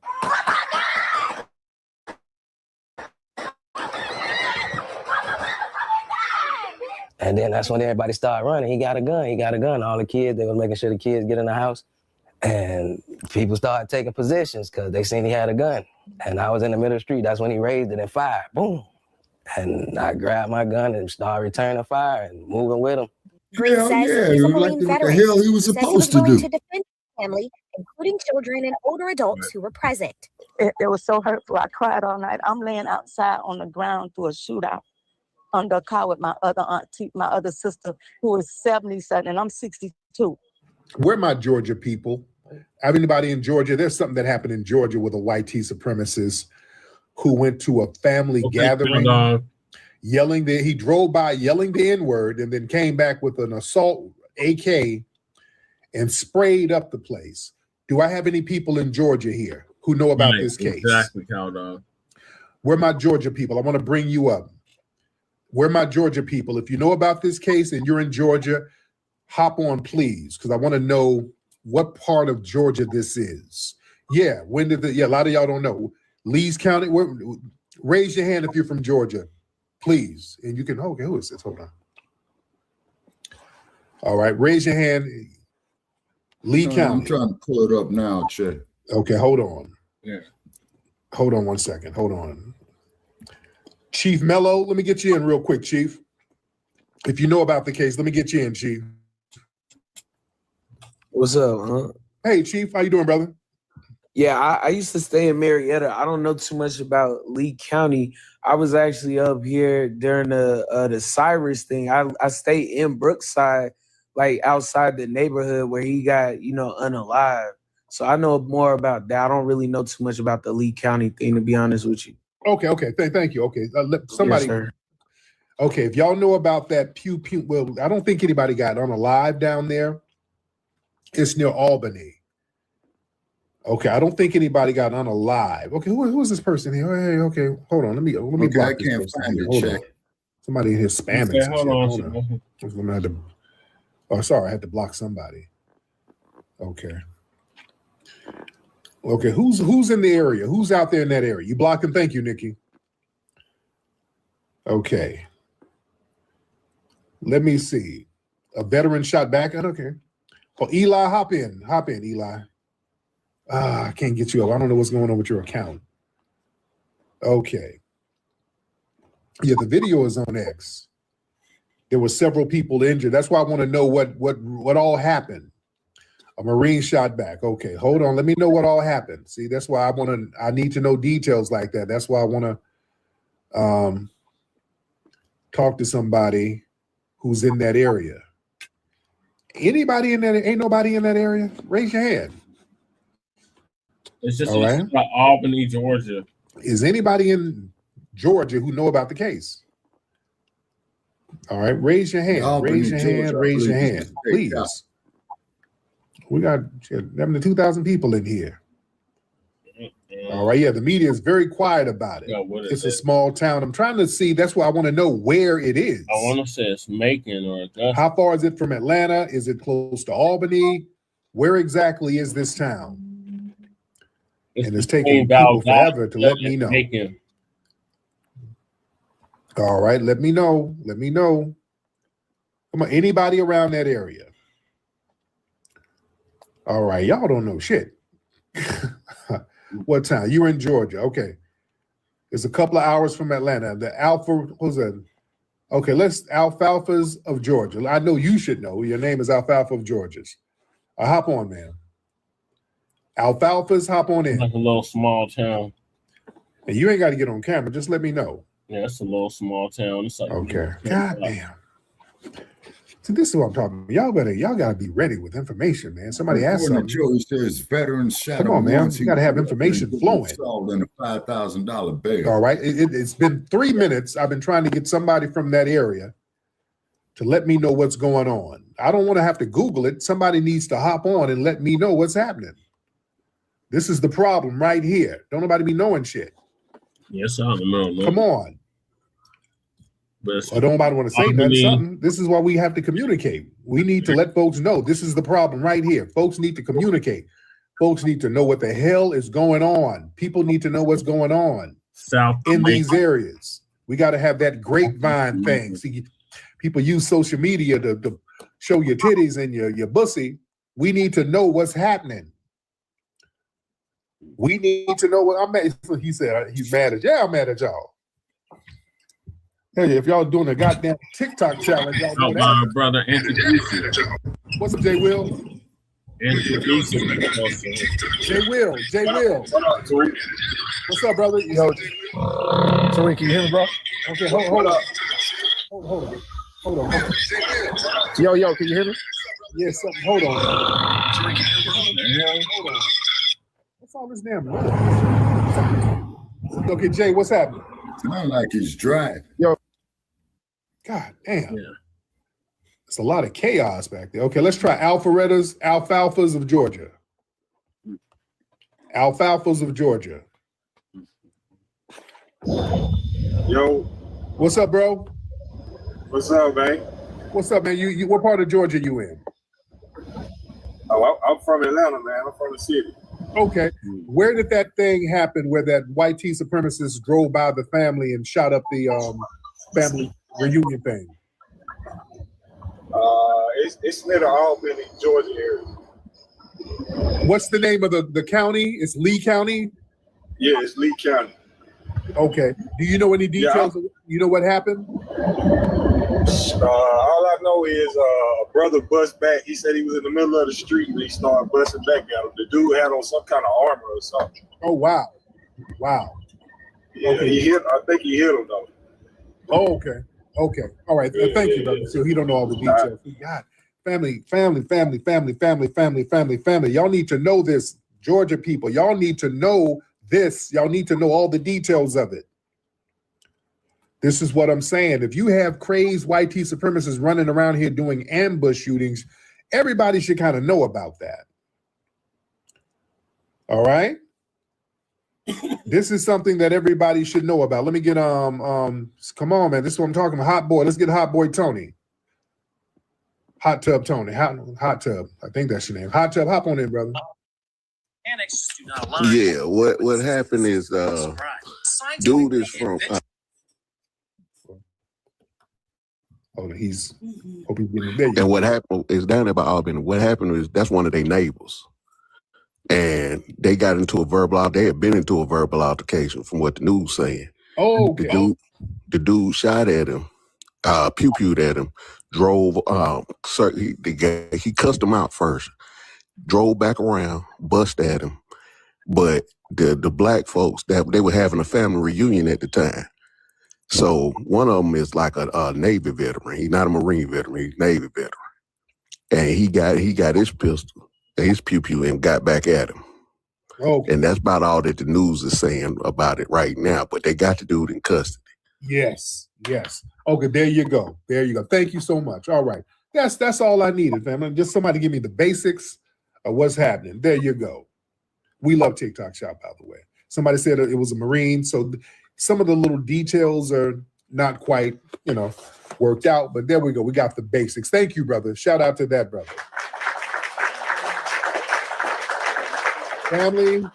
Family, this is why we need to know stuff. When stuff like this goes down, we got to be on top of it. We got to keep eyes and ears out on white T supremacist action, family. This is what I'm saying. It took me damn near 10 minutes to get somebody to just give the basics. Family, we need to know when this shit goes down. We need to know all the facts. We need to know who's who, family. We need to be on top of this stuff. That's one of the damn problems. That's why these people use us as sitting ducks. We're standing around oblivious to every damn thing. And then when they show up, we don't see the warnings. You understand? This is very important. Even when I saw the video, there's a video of it. I saw a video where the guy drives by yelling the N-word. I'm like, oh, when they say the N-word, it's about to go down. And then there's a bunch of kids out there. He's just spraying the place, and the black folks running in the house, hollering and crying. Man, listen, the minute when he drove by yelling the N-word, all the kids should have been put in the damn house. You put them kids in the house, and all the brothers come on out there with their thing, with their power tools. And shout out to whoever the military brother was. He knew the assignment. Shout out to that military brother who knew what the assignment was. When you see a threat like that, put them kids in the house and get ready. Listen, y'all better understand something, family. This isn't random. This is a climate that's happening. This guy pulls up on a black family gathering, yelling racial slurs, then come back spraying up the place. That's not a neighbor dispute. The media is trying to spew it and spin it like it's a neighbor dispute. No, this dude, and I saw his mugshot, he looks like the damn alt-right. When you see that haircut says alt-right. Yeah, these folks, a lot of them got the same kind of look, man. Dude, y'all better understand what's going on out here. This dude, he thinks it's open season on black people. Yeah, his name is Jeffrey Tyler Kinzer. Yeah, you show up with an AR and body armor, man, that's white T supremacist race war. Then this guy understands something. This guy understands the system. When black people out here, you see a Carmelo Anthony case gets rejected, his self-defense claim gets rejected, and they let Chud the Builder run around here. Yeah, these people see a message here. They know, hey, these black people, they can't really defend themselves legally against me. So yeah, I can go out here and do what I want. So these white T supremacists, they're very emboldened when they believe the system will interpret their violence in a sanitized way. They'll make excuses for them. Yeah. See, a black teenager claims self-defense. He gets buried under the damn jail for 35 years. Amber Geiger didn't get no damn 35 years. These people who pew black people don't get that long. Carmelo Anthony got, hell, the dude who unalived George Floyd didn't get that much. Derek Chauvin didn't get no damn 35 years. Who sat there unaliving somebody with his foot on his knee on his damn neck. You understand what I'm saying? They're sending a message here. Understand what's happening. See, even that Chud the Builder situation, that's part of that same atmosphere of racial provocation. You understand? Like Chud is facing attempted murder, but again, it was only connected because he did it in the courthouse. It's only because of where he tried to do the schmurder. But the thing is, they're letting you know him pew-pewing the black person, that's not the real crime. So if y'all want to go out there and still do it, hey, we ain't tripping. Just watch where you do it. Don't do it in front of a damn courthouse. If you do it in front of a courthouse, where we going? You forcing our hand. But if you catch him somewhere slipping, hey, things happen. So they're dog whistling these messages to each other. You understand? Because right there, these people are on the warpath right now. You know, they feel a demographic and political and cultural panic right now. You know, it's not about the Black individual. It's us collectively. Their numbers are dwindling. They're becoming extinct right now. You know, the old social order is slipping. So they're treating Black visibility, Black confidence, Black defense, Black gatherings, Black independence. All of that is a threat, ladies and gentlemen. That's why a simple family reunion of Black people can become a target. Black joy looks like rebellion. See, they keep testing the boundaries of Black vulnerability. See, these attacks and these provocations, these are tests. They want to know, are Black people distracted? Are Black people unorganized? Are Black people legally prepared? Are Black people security conscious? You understand? So we can't be under the illusion that nothing will happen here. When somebody shows up to a family gathering with body armor and a rifle, that's not an attack on individuals. That's an attack on all of us. And listen, the luxury of being oblivious, that's over, family. Black people, we ain't got the luxury to just party and laugh and gather and move around like these racial threats are imaginary. We can have fun and enjoy life. You better have your head on a swivel and understand what these white supremacists are all about. They are up kicking the race war right now. So we have to live with awareness. There's a difference between paranoia and preparedness. And our ancestors survived because they knew how to celebrate and stay alert at the same time. So we got to stop treating security like it's an afterthought. Every reunion, every event, every rally, every cookout, everything has to have a safety plan. You understand? Y'all better understand this shit out here. That's why, you see me, I give props to LA. Y'all see me, and I'm not being biased because I'm an LA person. This is my home. But I give props to LA. They understand the assignment out here. They understand the assignment because the way the gangs were set up with a militarized guerrilla warfare disposition early on, just like the Crips and all that. They were really modeling themselves after the Black Panthers. So the root of a lot of the gangs has always been guerrilla warfare. You stay ready all the time. You know, that's why shit goes down real fast out here. People can be partying and it'll turn left real fast and everybody gets on it. It becomes militarized at the drop of a hat out here. Cats can be out here barbecuing and having a cookout or whatever. And if some shit go down, they're ready. He said, we're not trying to glorify. No, don't. We're not saying derogatory terms. No. It ain't about glorifying. Cats stay ready. That's what I'm saying. It ain't about glorifying anything. I'm talking about the guerrilla warfare mindset. Cats stay ready. Good, bad, right or wrong, they do stay ready. So when shit needs to go down, it goes down very quick. Ain't nobody getting caught off guard. They stay on point with it. You understand? They stay on point with it. Who is Tia? Tia, what are you saying? What the hell are you saying, Tia? Yeah? So you better protect your damn self. Oh, Tia, hop on. What you saying? All right, yeah, you just trolling at this point. Yeah, you don't know what you're talking about. And that might be that sounds like that's a Rohan account. Okay, that's not a Rohan account, Tia. That's a Rohan account. Okay. Are you just saying shit just to get on here? Yeah, that's I think that's a Rohan account. Yeah. Yeah, shout out to Redstone. Yeah, they're not there no more. Geneva passed away, one of the owners. Yeah, she passed away. But yeah, when we go up to Redstone, and that was like the only Black-owned firearm store out here. And we go up there, I would see everybody in the hood up there. I would go up to Redstone, everybody from the hood would be up there.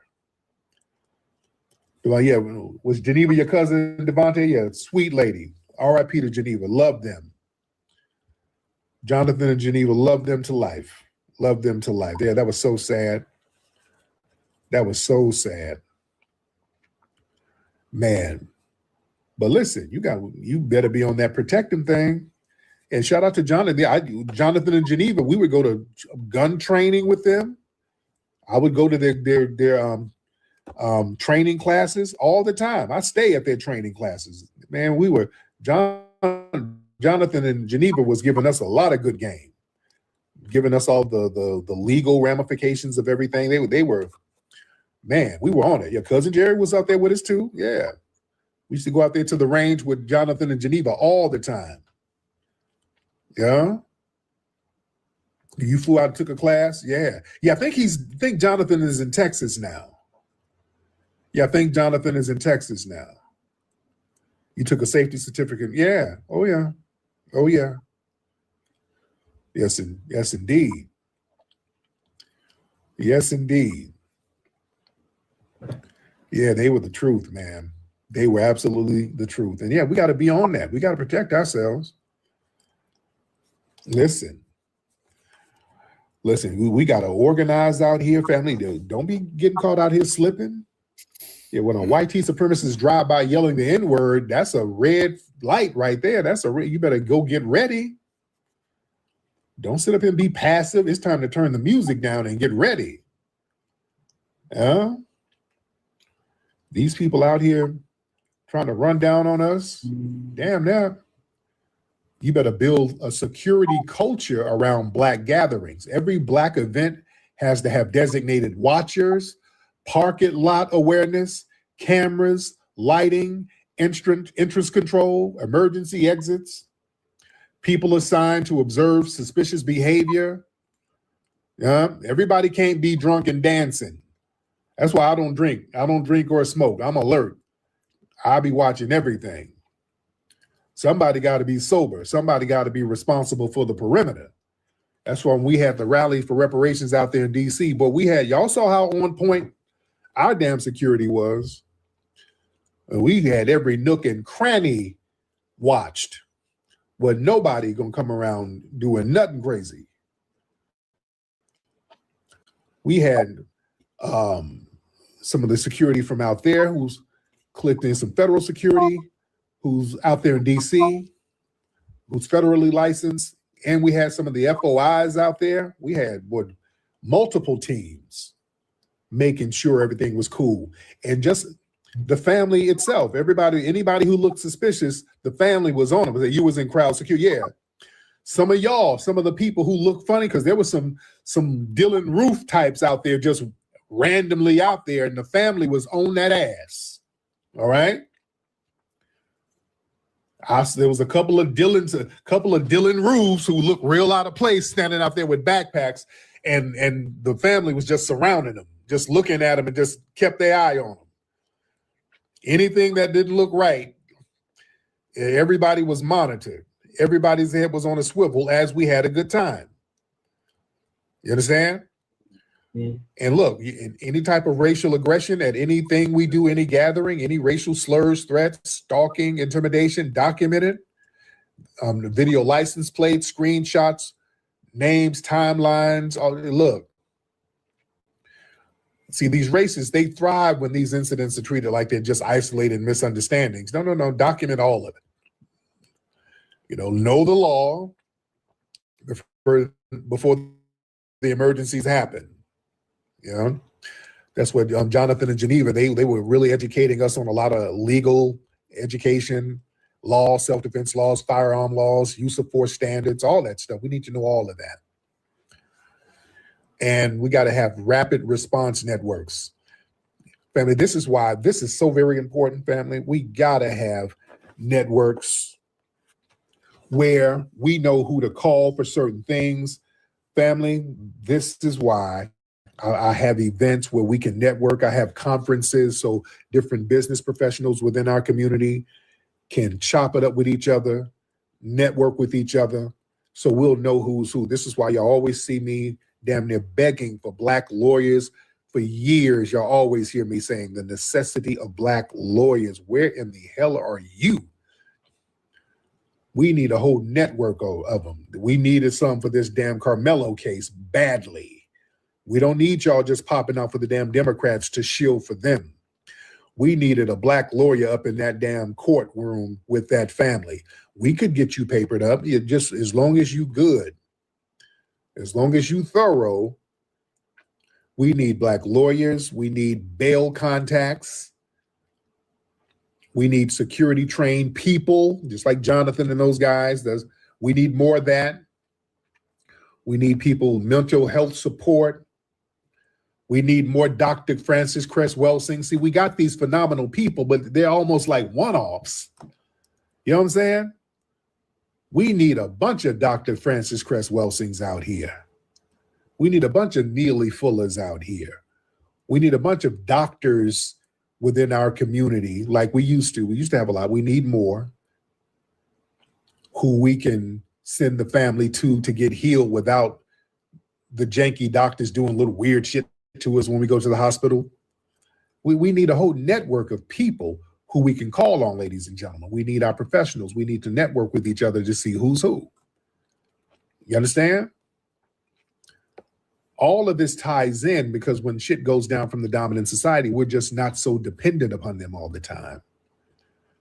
We need people, brothers and sisters, fighting on these juries.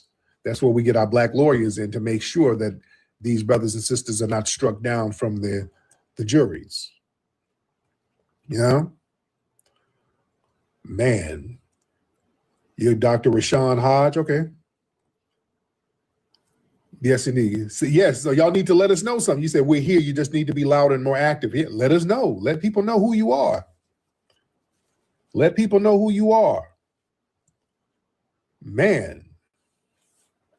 Yeah, and I heard about that with Carmelo Anthony. In that case, yeah, because people keep circulating around a picture that's not the DA, and it's not the judge, but the Metcalf family, they are clicked in with that whole establishment down there, and the prosecutors and all them, they all clicked in with each other. They're all clicked in with each other. You know, so it's why it was a kangaroo court. Let me get a couple more people in here. All right. Johnnyana, what's your name? Johnia, hop in, man. Let us know what's going on. Yeah, we need black lawyers out here who's thorough. You got lawyers out here now who's out just posing on Instagram. You got lawyers out here, women lawyers, thirst trapping, you showing your ass. What's up, Johnnia? Hi, it's Janina. Janina, can you how hear you doing, me Janina? okay? I can hear you, yes, ma'am. I'm doing well. How are you? I'm good. What's going on? Well, a lot. Yeah? I feel like kind of a lot has gone on since the verdict has came down. More so with the families being a little bit more vocal. I saw pieces of an interview that Drew and Kayla did yesterday. I believe the person was like Lauren LaRosa. I think that was the interview person. And Jeffrey Metcalf also did a interview too. Yes. Last night, and it was interesting to say the least, because I've had the opportunity to talk to Jeff, and it seems like, just in the interview, which seems to be I don't know if it was a pre-recorded interview or if it was live, like, to me, he really I feel like he kind of confirmed who I kind of suspected him to kind of be. And I don't want to say it was shocking, but it definitely it was definitely interesting, to say the least. Okay. All right. Well, thank you, dear. Thank you. Okay, I don't know. Okay, she really didn't say nothing. Okay. I was waiting for her to drop some heavy shit. Okay. All right. Miss Nicole? Yes, sir. I just wanted to get on real fast to let you know, I'm not sure if you already saw it already, but they moved Mello to a prison, and the warden of that prison is named Talon Metcalf, and he is their cousin. Is that confirmed? Now, is that confirmed? Because I saw the Metcalf name. The warden is named Metcalf. Yeah, he's related. I don't know if he's their cousin, but he's absolutely related. And I don't know if you saw the picture that they have of his mugshot, but they have that baby dressed up as a slave. I'm sorry, it was a lot when I saw that picture, but they have that baby dressed up as a slave. It's kind of like messing with me right now. Yeah. Thank you, sis. Thank you. Yeah. The warden, I heard they were trying to move him to another facility, and the warden's last name is Metcalf. I don't know if there's a relation. I don't know. That hasn't been confirmed. No, it is a relation. That hasn't been confirmed. But yeah, we gonna do our best. We're gonna look out for that kid. The cats inside are gonna look out for him. Hopefully, they don't try to pull something on him, because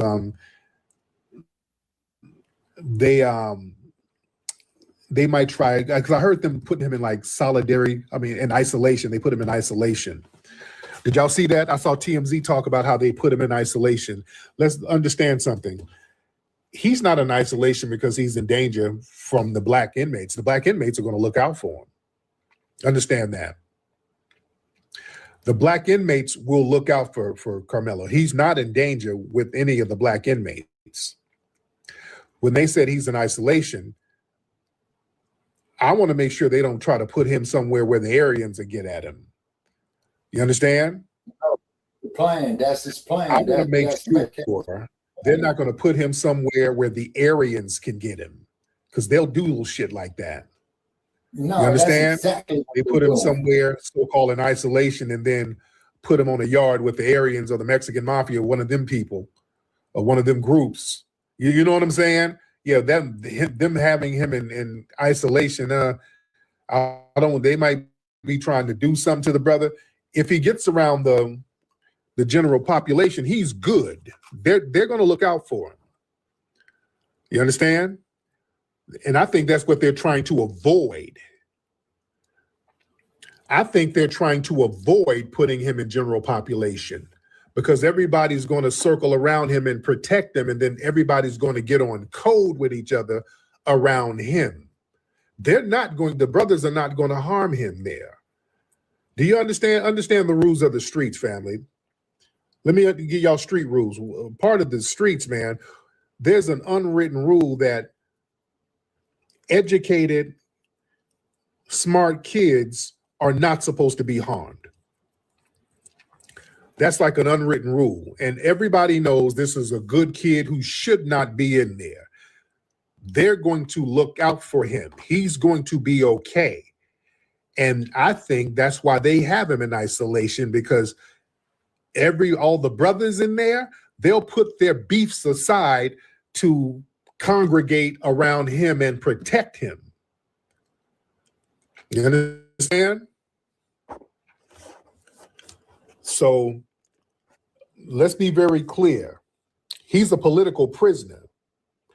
These white tea supremacists in Texas, there's a lot of white tea supremacists in law enforcement and COs out there. You understand? So we got to be careful. We got to watch out for our brother. Watch out for the white tea supremacist COs. And guess who else we got to watch out for? The goddamn tether COs out there too. Texas is infamous for having a bunch of Nigerian and tether goddamn COs out there. We better hope our brother's okay around them tethers. You understand? Texas is infamous for them tether COs out there. Yeah. Bill Cosby was protected in jail when he was in jail. So yeah, all of this little stuff they're doing, moving them around here and there and putting them in isolation. Yeah, we keep an eye on our brother, man, because he is a political prisoner. He's a political prisoner. And they know if anything happens to him there, it's up. It's all the way up.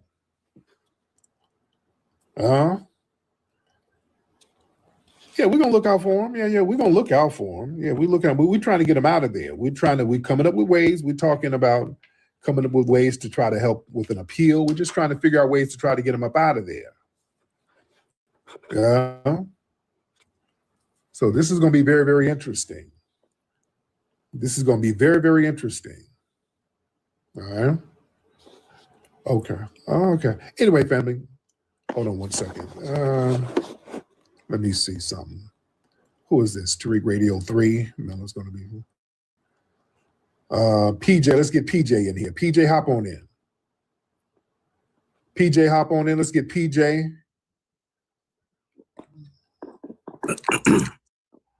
How you doing this evening, brother? Hey, brother. PJ, you good? Yeah, I'm good. I wanted to give a couple of words of advice for the family out here. I've been in self-defense for quite some time, since I was 16 years old. I've done martial arts and I've got pew-pew training as well. What I want to say is, if you are going to get yourself a candy bar, carry it. Don't leave it at home. Keep it on you. And secondly, train with it. Not just at the range, but you can train with it at home while it's unloaded as well. And third, get yourself some pew-pew insurance. That kind of insurance covers not just any property damages or anything, but it will cover your lawyer fees. They will pay you for the days that you missed work. They will cover your bail, all of that. And they have training courses telling you what to do on the off chance that you are in a situation. That's all I wanted to say, brother. Good information, brother. Very good information. Thank you, brother PJ. That's what I'm talking about. Yeah. Very good information. Very good information. Who the hell is this? Who is this? Are you in here trolling? Day John? What are you talking? What you trolling about? And we're in here talking about helping our damn brother locked down, and you in here whining about how much money people got. What kind of shit is that? Okay, hold on. Let me get you out of here, dude. What kind of, ain't nobody got time for you to be jealous whining. Hold on, get this guy out of here. Dude, it's too late in the day for that. Ain't nobody got time for that shit right now. Hold on, get you out of here. Get him, Nikki, get him out of here, please. Yeah, we in here talking about protecting ourselves and people dropping good information. Yeah, all of that tether whining shit. No, I'm gonna personally block you. We ain't got time for that. Man. Okay. All right. Let me see. The hell? Let me see. Let me see. Raise your hand. Raise your hands. Ladies and gentlemen, raise your hand. Let's get Eastsiders in here. Eastsiders. Let's get Eastsiders in here. What's up, Eastsiders? Man. Eastsiders, what's up, brother? All right, wait a minute. There you go. What's up, Eastsiders? It's the deal, cuz. What's going on, man? I'm good, man. How you doing, fam? I'm all right. To piggyback off what the brother was saying, you got USCCA and U.S. Law Shield. It used to be Texas Law Shield, but you got it's now U.S. Law Shield. Those are insurance for our for power tools. Like if you got you a Ryobi or a Black & Decker, or Steel or DeWalt, you want to go ahead and get them together. Yes, also, what I wanted to mention was this looks like a humiliation ritual that they did. Yeah. And if you notice, when they talk, they only talk about proportionality when it comes to us. What constitutes defense. They only do that with us because, see, like you said, when we with Kyle Rittenhouse, and George Zimmerman, they use lethal force when it wasn't necessary. When it wasn't necessary. Also, as far as and I'll land with this one. It just seems like the civil rights class or these retreads, it all looks to me like they just want a quiet place to expire under the system of white supremacy. I'll land there. What's all the birds in the back, Eastsider? Oh man, I'm outside. I'm at work. Where you at? Birds I'm at in Cleveland. Oh, you okay? Well, the hell are the birds? I'm up here in the land, man. 216. All day long. Oh, okay. You a zookeeper? What kind of work you do, bro? No, I do security. I'm at an apartment building. Okay, all right. I thank you, brother. Okay, yeah. The hell all them damn birds. Brother, sound like damn Song of the South. Like zippity doo dah. Moon Sun, what's up, bro? How's it going, Mr. Nasheed? I'm good, Moon. How you doing, brother? More sun. That's it. Yeah, it's all good. I'm doing fine. I can't complain. So I just listened to this live by this gentleman named Marquette Devon Burton. I believe you're familiar with him. Yes, I am. Yeah. Okay, so he was reacting to this video basically about these riots that were occurring after the conviction was made known to public. And he said something that I found interesting. He said that maybe that we should get into the habit of rioting and turning up, like seriously turning up, before that whole process even goes down, before the whole conviction process even goes down, to let the YT supremacists know that if you think it's bad now, you don't want to see what it's like if you unjustly lock our brother up or unjustly harshly sentence him. I love TikTok Shop. So, all right. I love TikTok Shop. I'll say that. I love TikTok Shop. All right. Yeah, I'm not talking about doing anything. I love TikTok Shop. All right. We love TikTok Shop. Yeah. I don't know who gets on public platforms saying, hey, that's strange. That's a strange thing. But I love TikTok Shop, though. I love TikTok Shop. All right. All right. Let me see. Man. Anyway, what else is going on here? What else is happening? Y'all raise your hand. FBA Liv, where you at, Liv? I see you. Where you at? Let me see. Where FBA Liv? Different. You don't be saying nothing different. You want to come up and you don't be saying nothing different. You don't. Different. You call up and you never have anything to say, bro. Yeah, let me up, Tariq. Let me up. What's up, man? Nothing. What's up, FBA Love? Liv? Hey, Tariq. Hey, Liv. How you doing, dear? I'm okay. I'm trying to maintain with all that's going on. Try to keep a level head. Yes. Make the best decisions. Kind of hard trying to explain this to my 16-year-old and all of that, but we just gonna do what we need to do, make sure he's supported. That's all we could do right now. I'm very disappointed in everybody that's now want to come out and say something and speak on a matter now that it is over, when this has been almost 1.5 years running of us talking about it and they're not listening. So that's very disappointing and disheartening to see that. But I was calling because one of the model minorities done burnt the damn cross in Chicago downtown today. Wasn't it an Asian dude or something? Was it an Asian guy? I love TikTok Shop. Yeah, I love the TikTok Shop. Yes. Yeah, what happened? Yes. We don't even know, only because I'm more so on the west side, so that's deeper into the city. But word was that he was already in the area circling around it. He had already put the cross out there, I guess, either earlier that morning or later. I mean, that the night before, because people said out of nowhere he started dragging it up. After seeing him running around in the area for about a few minutes, they seen him dragging it up, and then only thing they knew, the car says, like the bypassers in the cars, they said that they just see him walk away from it and it just lit up in flames. And he just tore ass, little TikTok Shop, down the street, no shirt on or nothing. Like, don't know. Yes, something is very wrong. Something is very wrong. We don't know what provoked that or anything like that. If you ask me, just by the climate and everything that's going on, he probably felt some type of way because we said we weren't going to get our nails done. We weren't going to get no help from them. We weren't shopping at their stores. We were going to use our own businesses. So he probably one of them incels that's on social media, listening to what we're saying and was upset, thinking he's going to, because right now I think from all non-FBAs, they're trying to provoke us. So they're doing these little things outside of the justice system to try to get a reaction from us, just like everything we've been seeing in the media. So we just got to keep our head on the swivel, stay with our power tools, be ready for whatever. Yes, indeed. Thank you so much, beloved. I appreciate Thank you. you. Y'all have a good night.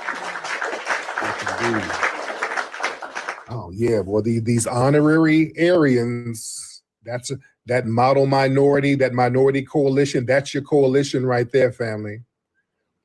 See, that's why the Democrats have been ducking their damn heads. That's why they've been ducking their heads. The Democrats were the main ones pushing that Stop Asian Hate. We got to help that Stop Asian Hate campaign. Now where y'all at? Now that they're doing little shit like this, they're pew-pewing our children, burning crosses. The damn Democrats ain't making a peep.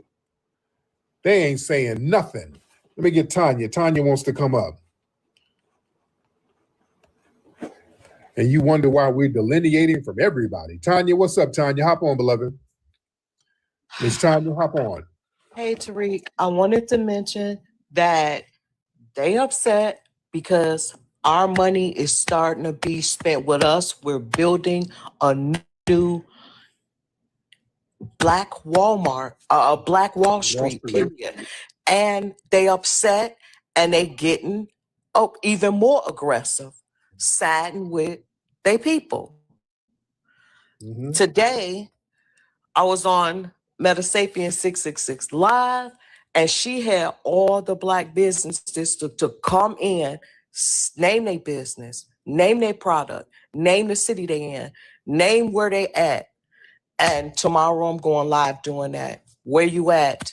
Where you at? We have to connect. We have to take our 2 trillion and prove a point forever. Mm-hmm. Forever. This will never happen again. Once we build our own and spend with our own. Mm-hmm. So let's get busy. Yes, ma'am. Yes, ma'am. Thank you so much, man. Thank you, Tanya. Yeah, man, it's a whole different vibe. It's a whole different day. It's a whole, somebody said, don't boycott, replace. Just replace them all together. Man, we got to prioritize ourselves. We got to prioritize other foundational Black Americans. We have to look out for each other, family. This is why delineation is so very important. This is why delineation is so extremely important, ladies and gentlemen. You understand? This is why we got to look out for each other. Because these other people look out for themselves. They definitely look out for themselves. So yes, this is a spiritual battle too. And these people are getting desperate. Listen, we're on the right side of history. We are on the right side of damn history, ladies and gentlemen. We're doing the right thing. All these people doing all this janky shit, crashing out, pew-pewing our kids and then getting off doing it.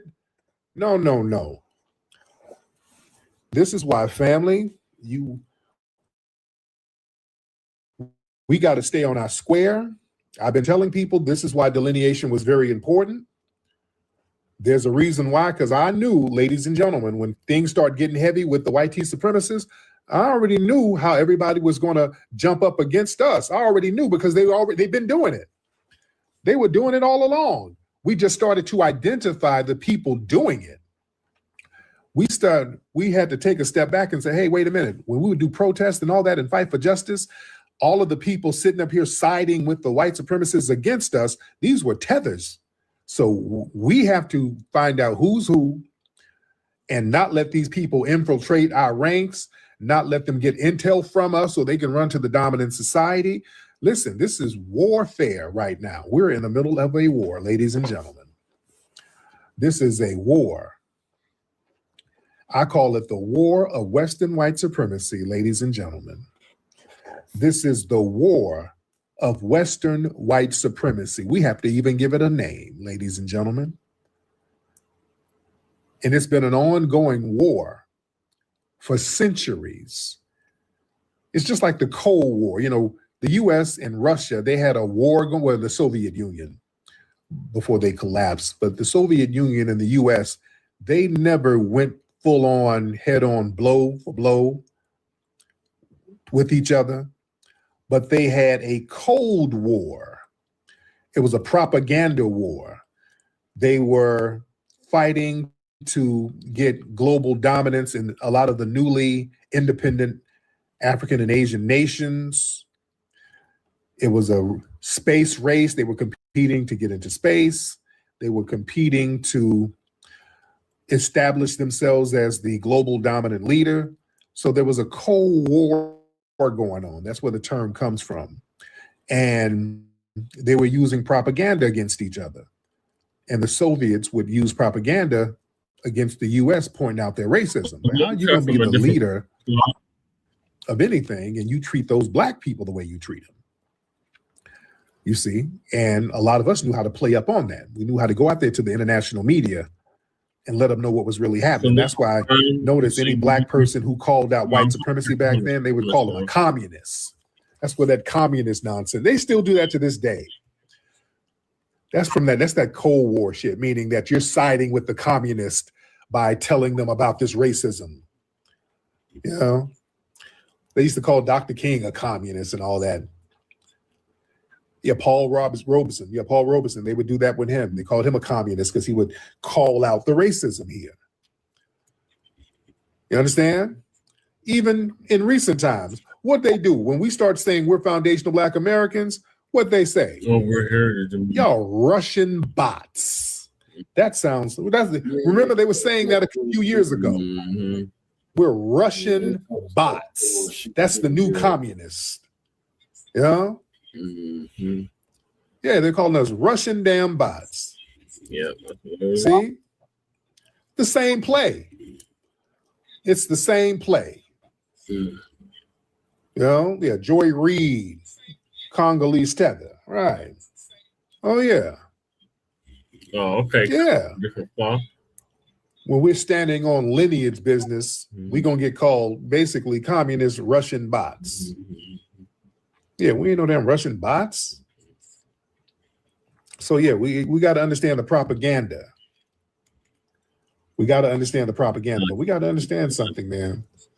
These people, going back to the Asians out here doing putting up a damn a Ku Klux Klan style burning cross. I love TikTok shop. That's them trying to ingratiate themselves to the dominant society.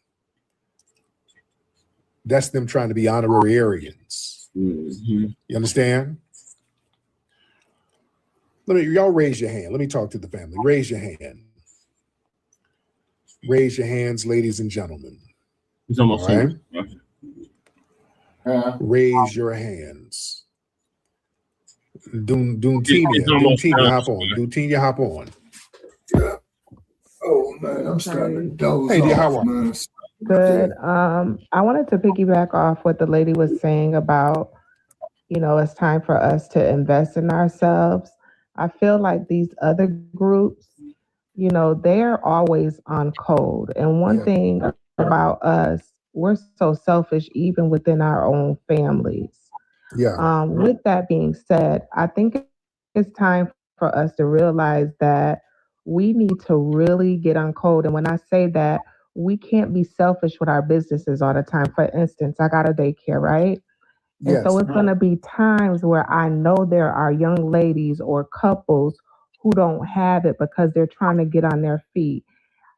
It's not about the money all the time. Sometimes you have to invest back into your own community with help because that's how we're going to get ahead. I feel like now is the time, any purpose, your destiny, whatever you're supposed to be doing when it comes to entrepreneurship, I feel like you need to get on that because that's how we're going to be on code with each other. Even when these kids are hitting 18 and 19, don't be so quick to kick them out the house. Let them stay and build. My oldest daughter, she goes to LSU. She's in her last year. She's talking about coming back to Atlanta because she want to go to HBCU just because of all of the stuff she's going through mentally on that campus. Let's stop trying to make it seem like these prominent high schools and colleges are better than our schools. Yes. And that's all I wanted to say about that. Yes, indeed. Thank you so much, dear. All right. All right. Shout out to that sister. Respect to her. Respect to her, ladies and gentlemen. Man. Let me see who we got. All right, brother Che. Rick. Yeah. Let me see. Hold on, Shabaka. Shout out to Arden Plumbing. Okay. Shout out to Arden Plumbing. Yeah, out there in I'm North getting ready to Dallas. call it a night, man. I'm dozing off. Okay, well, it's like 7 more minutes left of this, and then we got the situation in All right. Chicago. Okay, I'll hang with it. All right. Okay. Respect to Arden Plumbing. Respect to that, brother. All right. Let me see, ladies and gentlemen. Raise those hands. Raise those hands. All right. But going back to that dude out there in Chicago burning a damn cross. Understand, these people are very mad that that a lot of Black people are now boycotting, and not just boycotting, but prioritizing their businesses. And they try to flip that into Asian hate. If you don't go to their business, it's Asian hate. You understand? Mm-hmm. And that whole entitlement, like we're just entitled to do business with them. You see that mindset? Yeah. Notice that if we don't do business with you, you're going to say it's Asian hate, so we can be, I guess, federally punished if we don't support you. And if we say we're not going to support your business, that becomes almost a federal hate crime. Mm-hmm. That's that Jim Crowism shit again. Here we go. Here we go. If we don't support you or we don't do what you say, we ain't got to go to your business. Yeah, we want to prioritize our own people. You understand? We want to prioritize our own people. We're not going to be forced to prioritize you. Yeah, especially if you have anti-Black attitudes and your people are sitting up here harming our children. It's safe for us to stay away from some of your businesses. If that's the case, we're practicing damn safety. Don't let nobody shame you, Black folks. If they're running after your kids, pew-pewing them in the back, and a court system says it's okay, yeah, for your own damn safety, you should stay out of some of them damn liquor stores. Damn that. That's not Asian hate, that's Black safety. Right. Yeah, if you got a green light to pew-pew my kid, and remember, the dude in South Carolina was known for pew-pewing Black people. That wasn't the first Black person he pew-pewed. He had a reputation for doing that shit. Mm-hmm. Man, I wish y'all come out to LA for a little bit and learn how they handle that. Yeah, I wish y'all come out here and learn a little something, how that gets handled. Yeah, y'all remember about 7-8 years ago in Compton at a beauty supply store, one of them, so the Asian male, he got into a physical altercation with a sister. He got into a physical altercation with a sister, and within hours, they came up there, whooped on him, and then when the police came, they came up there to protect him. The police got the business too. Yep. And then he had to immediately vacate those premises. This happened in Compton not too long ago. They got him up out of there after they whooped on him a little bit. I love TikTok Shop. I love TikTok Shop, ladies and gentlemen. Yeah, it gets nipped in the bud. Oh, it gets nipped in the bud real quick. You say the cross was in downtown Chicago. Okay. Interesting. But yeah, that dude out there being able to, in South Carolina, pew-pewing multiple Black people. Yeah, that's true. Yeah, that would have got nipped in the bud out here real fast on the first one. It's over, shit. Let me see. So LA is not as dangerous for a whitey or an Asian. Shit. They don't act a fool out here. Don't get that shit twisted. Mr. S, so where you from? Okay. Nah, he's right about that. You out in Atlanta? Okay. I give Atlanta its props. Atlanta gets busy. Atlanta gets active. But yeah, people, they don't act too much of a fool like that out here. They don't. I don't know where this myth comes from. I don't know where y'all get this myth from that the Latinos be out here smashing down on brothers, and I don't know where y'all get that shit from. What movies y'all been watching? I don't know where y'all get that from. I think a lot of tethers. The Hispanics are beating you niggas out there in LA. Dude, that's a fantasy. You know? I don't know what kind of fantasy y'all got. That does not happen out here. I don't know where y'all getting that shit from. Dude, they're not. No, they're not. They're not doing anything to brothers out here. That's some online shit. They ain't running. No, they're not. They ain't running the streets like that out here. They ain't running up on these reputables out here. Yeah, they're not running up on them reputables at all. I don't know where y'all get that bullshit from. That is not the case at all. I promise you that ain't the case. You know? And you don't see them running around with brothers talking, doing the N-word thing. I see that on the East. Yeah, we don't have a bunch of Hispanics walking around us using the N-word all casually. You don't have that out here. We don't have that out here, not around us. Now, if you go on No Jumper or some shit and ain't no brothers around, you don't, no, not out here. Nope. In the Bay Area, I don't know. Out here in Southern Cal, LA, nope. No. They don't really do that. Man, yeah, some of the stuff y'all see on No Jumper, a lot of stuff on No Jumper is kind of manufactured. Yeah, No Jumper. Yeah, don't think some of the shit you see on No Jumper is what really goes down out here. All right? 54 viewers. All right, don't think a lot of that shit you see on No Jumper, because they manufacture a lot of shit. Yep. All right. Man, anyway, let me get up out of here, guys. It's been real. Respect to the family. Everybody go to Hidden History Museum, make a contribution to the Hidden History Museum, and get your Rootwork deodorant at Rootwork. And like and subscribe to Frontline Black News. Black News, exactly. Before you put this out, we got to get to the Chicago incident. All right.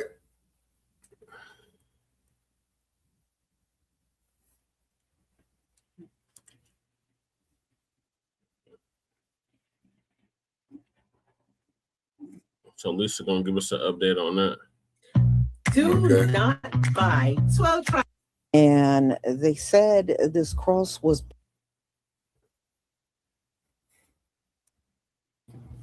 Shalom, family. Good to see you all here. Hope you're doing well. A few days ago, there was a cross burning at Grant Park in Chicago. Wow. At Grant Park. And they said this cross was Well, how the fuck they gonna let them burn up Black at Grant neighborhood Park? in Chicago. Right. So the person that was leaving was there around the time the cross burning took place. That's why you see those shots of the Asian man that's going across the road shirtless. Mm-hmm. And they said he's the suspect that they're looking for. So I looked at, additional stories, and it don't look like they caught him yet. But when you look at the pictures, yes, he is definitely Asian. I saw different shots of him. And, if this turns out to be this man who they're suspecting, y'all need to be deported out of here. We have gone through hell for 400 straight years. We don't need y'all floating your asses over here and becoming a nuisance to us, or flying, or I don't care how you got here, in all honesty. Exactly. But if you come in and you're just going to be an annoyance to us, even you Asians can get the hell out of here and go home. Seriously. I'm tired of looking at racist Latinos, racist Asians, right? Everybody, even the Africans, even they got issues. See how, and I showed you some of the videos of the Asians beating up the African online, crashing out. Oh, they are just going all in. Oh, you gonna need this and need that. That's not true. We're not gonna need anything for real.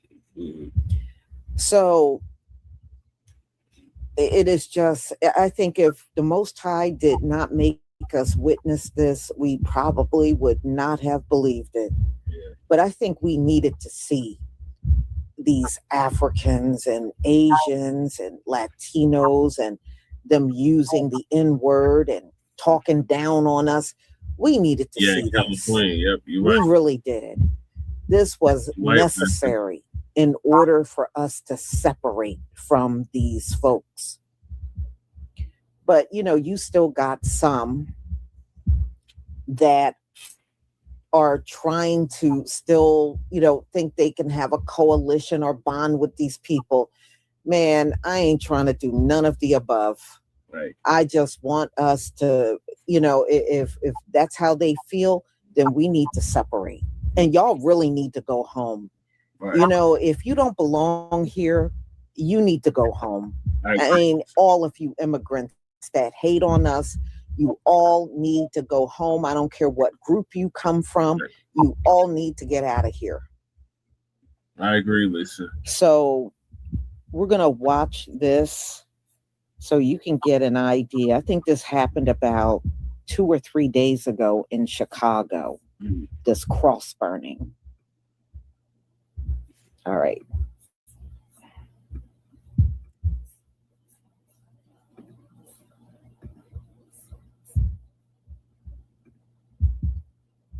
Please give me a 1 if you can see my screen. Yes, Lisa, we can see your screen. Thank you.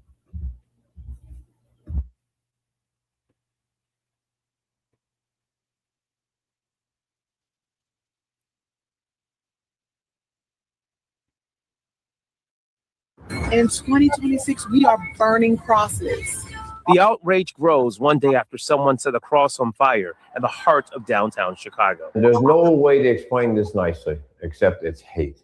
24 hours after the cross was set ablaze, stirring up racist white supremacy acts, Chicago police released this image of a man they say is a person of interest. Police say this shirtless guy was caught on surveillance leaving the park moments after the cross was torched. CPD calling this an arson investigation, but Father Michael Flager with St. Sabina Church insisting this is a hate crime. If that was a swastika, people would immediately react. Another reason why we But it's a burning cross, which is the symbol of supremacy and KKK. That's its symbol for decades. And that symbol showed its face in the middle of the afternoon for all to see along Columbus Drive. Every time we excuse it, we feed it. And while burning of a cross is not a crime on its own, it can be prosecuted as a federal hate crime and violation of civil rights if it is determined that there was intent and or intimidation of someone's civil liberties. And that's why the FBI is looking into what happened here at Grant Park. We can fight that cross burner. They're the few and we are the many. Over at Operation Push, Yusef Jackson says, while investigators look into the intent, this is a reminder of today's ongoing societal issues. It also lets you know that these adversaries and these enemies that want to divide us and separate us and cause violence and harm to us never die. Governor J.B. Pritzker writes, let me be clear that hate has no home here in Illinois. Cardinal Blaise Cupich, the Archbishop of Chicago, says we were reminded that the sickness of spirit they symbolize exists not only in the pages of history, but in our present day, adding, hate has no place in our country, our city, and our hearts. St. Sabina is offering a $10,000 reward to help identify and arrest the man police are looking for.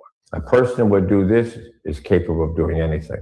In Grant Park, Jermont Terry, CBS News, Chicago. A burning cross set on fire in Chicago. That's what residents witnessed and even captured on film. So upsetting to members of the community here. This is a symbol of the KKK. They used to burn these crosses in the Deep South.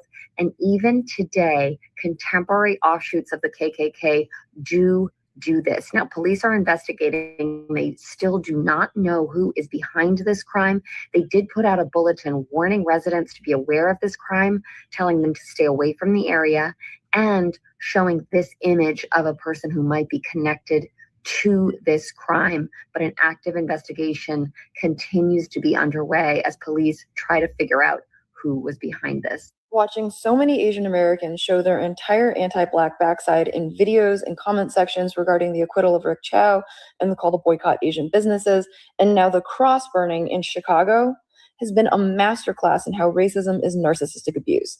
Because so many wisecrackers are out here yelling and screaming as though Black people somehow did something to us, when all they want is to be left alone. So first of all, Rick Chow was acquitted. I don't know how anybody with a shred of intellectual honesty or morals can be at peace with that, but Rick Chow was acquitted.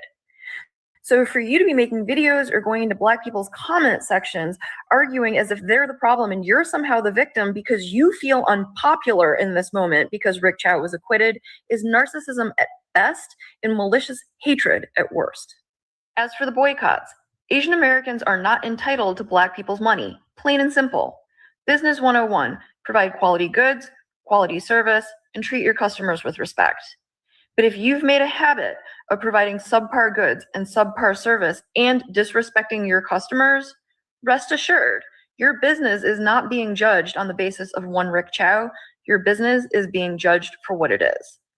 If you go into a Black neighborhood and open a business and you've made a habit of treating Black customers like they're the problem, pitching a fit and playing victim when your Black customers say, we won't be bothering you anymore, is narcissistic abuse. And finally, the cross burning. For the past 18 months, Black Americans have been living under an administration that has been overtly organizing for decades to do everything it can to drag the country back to Jim Crow. And the sick plot twist and the fuckery that was passing the Hart-Celler Act a year after the Civil Rights Act and making Asian Americans the new window dressing on the myth of the American dream is that in the past week, it was Asian Americans who actually did it. The acquittal of Rick Chow brings us back to 1991 and the killing of Natasha Harlins, and the cross burning in broad daylight in Chicago brings us right back to Jim Crow. And the thing is, Black Americans know who holds systemic power. Black Americans know better than anybody else what it is to never be viewed as an individual and to be condemned as a community for the actions of a few. So they also don't need to be told not to do that to other people. Black Americans are not judging Asian Americans on the basis of one Rick Chow or whoever burned the cross. They are simply responding to over 60 years of our community pushing them away with our escalating anti-Black antics. And if you don't like the way that feels, rather than treating Black people like they're the problem, we have to start by rooting out the infestation of anti-Blackness in our community. And if you're not willing to do that, the very least you can do is leave Black people alone and stop asking them to be an audience for your anti-Blackness. Chicago police investigating this. It appears to have been a wooden cross found burning near Columbus Drive in Grant Park Tuesday afternoon. This video provided to us shows what appears to be a burning cross near the intersection of Columbus Drive and Balboa. Police say officers responded to that area at about 2:30 this afternoon after reports of an object on fire. The Chicago Fire Department extinguished the flames and no injuries were reported. Authorities have not yet announced it. We do not claim this man. So apparently this guy decided to burn a cross in Chicago, which we all know has historically been a very racist sign that the KKK used. And the more situations that arise like this, the worse it makes our community look. I just want to make it clear that most Asians know that this is terrible behavior. With this, I do want to remind people that Asians are not a monolith, and assuming that all Asians are racist is in itself racist and perpetuates the stereotype that we are all the same. And at the same time, I do think there have been enough instances for Asians to have to kind of be on the defense, the same way that white people or men sometimes have to be like, by the way, guys, I'm not that. I'm not that. I guess this is me doing that. But I guess in some ways it's a good thing because now it gives us the opportunity to clear the air and to define where we are in American society and in history. Because a lot of Asians forget, specifically because the US school system never taught us, that we have a lot of shared history with Black and brown people in America. I was a full-on adult when I found out that Asians were brought to the Americas as slaves as well. Like, oh my God, stop. I feel like a lot of people don't know that. Or maybe people do know that and I just exposed myself. But I certainly never learned that in elementary school, middle school, high school, etc. I had to learn by going out of my way to learn. So let's make this guy the exception and not the rule and condemn this kind of behavior. What's really, really crazy is how all these trees fell down right when somebody wanted to light up a cross and set it on fire. Why? So not too long ago, like maybe a day or so ago, somebody had lit up a cross in Grant Park and set it on fire. And then hours later, now you got all these trees uprooted out of the grass. Me personally, I've never seen nothing like that. I don't know where everybody else is at. They may be able to see that, but this is the second day with this type of weather going on right here. And I'm outside of Chicago. And when I tell you, somebody upset to God and you need to repent. But we all need to repent because Jesus is coming back soon. So, yes.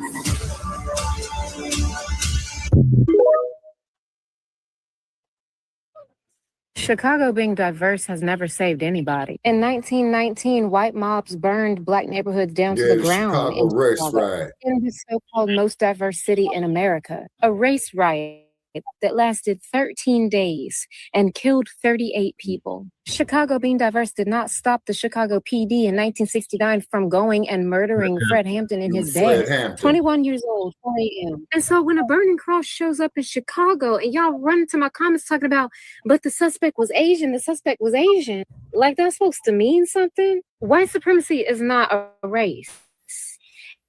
It's an ideology. It's a hierarchy. It's a belief system that any race, any ethnic group can subscribe to, including Black people. No. Black people No. can be anti-Black. We can't be racist. Because we don't have the power structures to back it. But we can, in fact, be anti-Black, very much so. And we can subscribe to white supremacy in the same way that the model minority group can. See, because the hierarchy of white supremacy requires non-white enforcers who will weaponize that belief system that they subscribe to in exchange for proximity to whiteness. That's quite literally what the model minority myth was built to do. It was not a compliment, it was a job offer. So please understand that a burning cross is not a white symbol.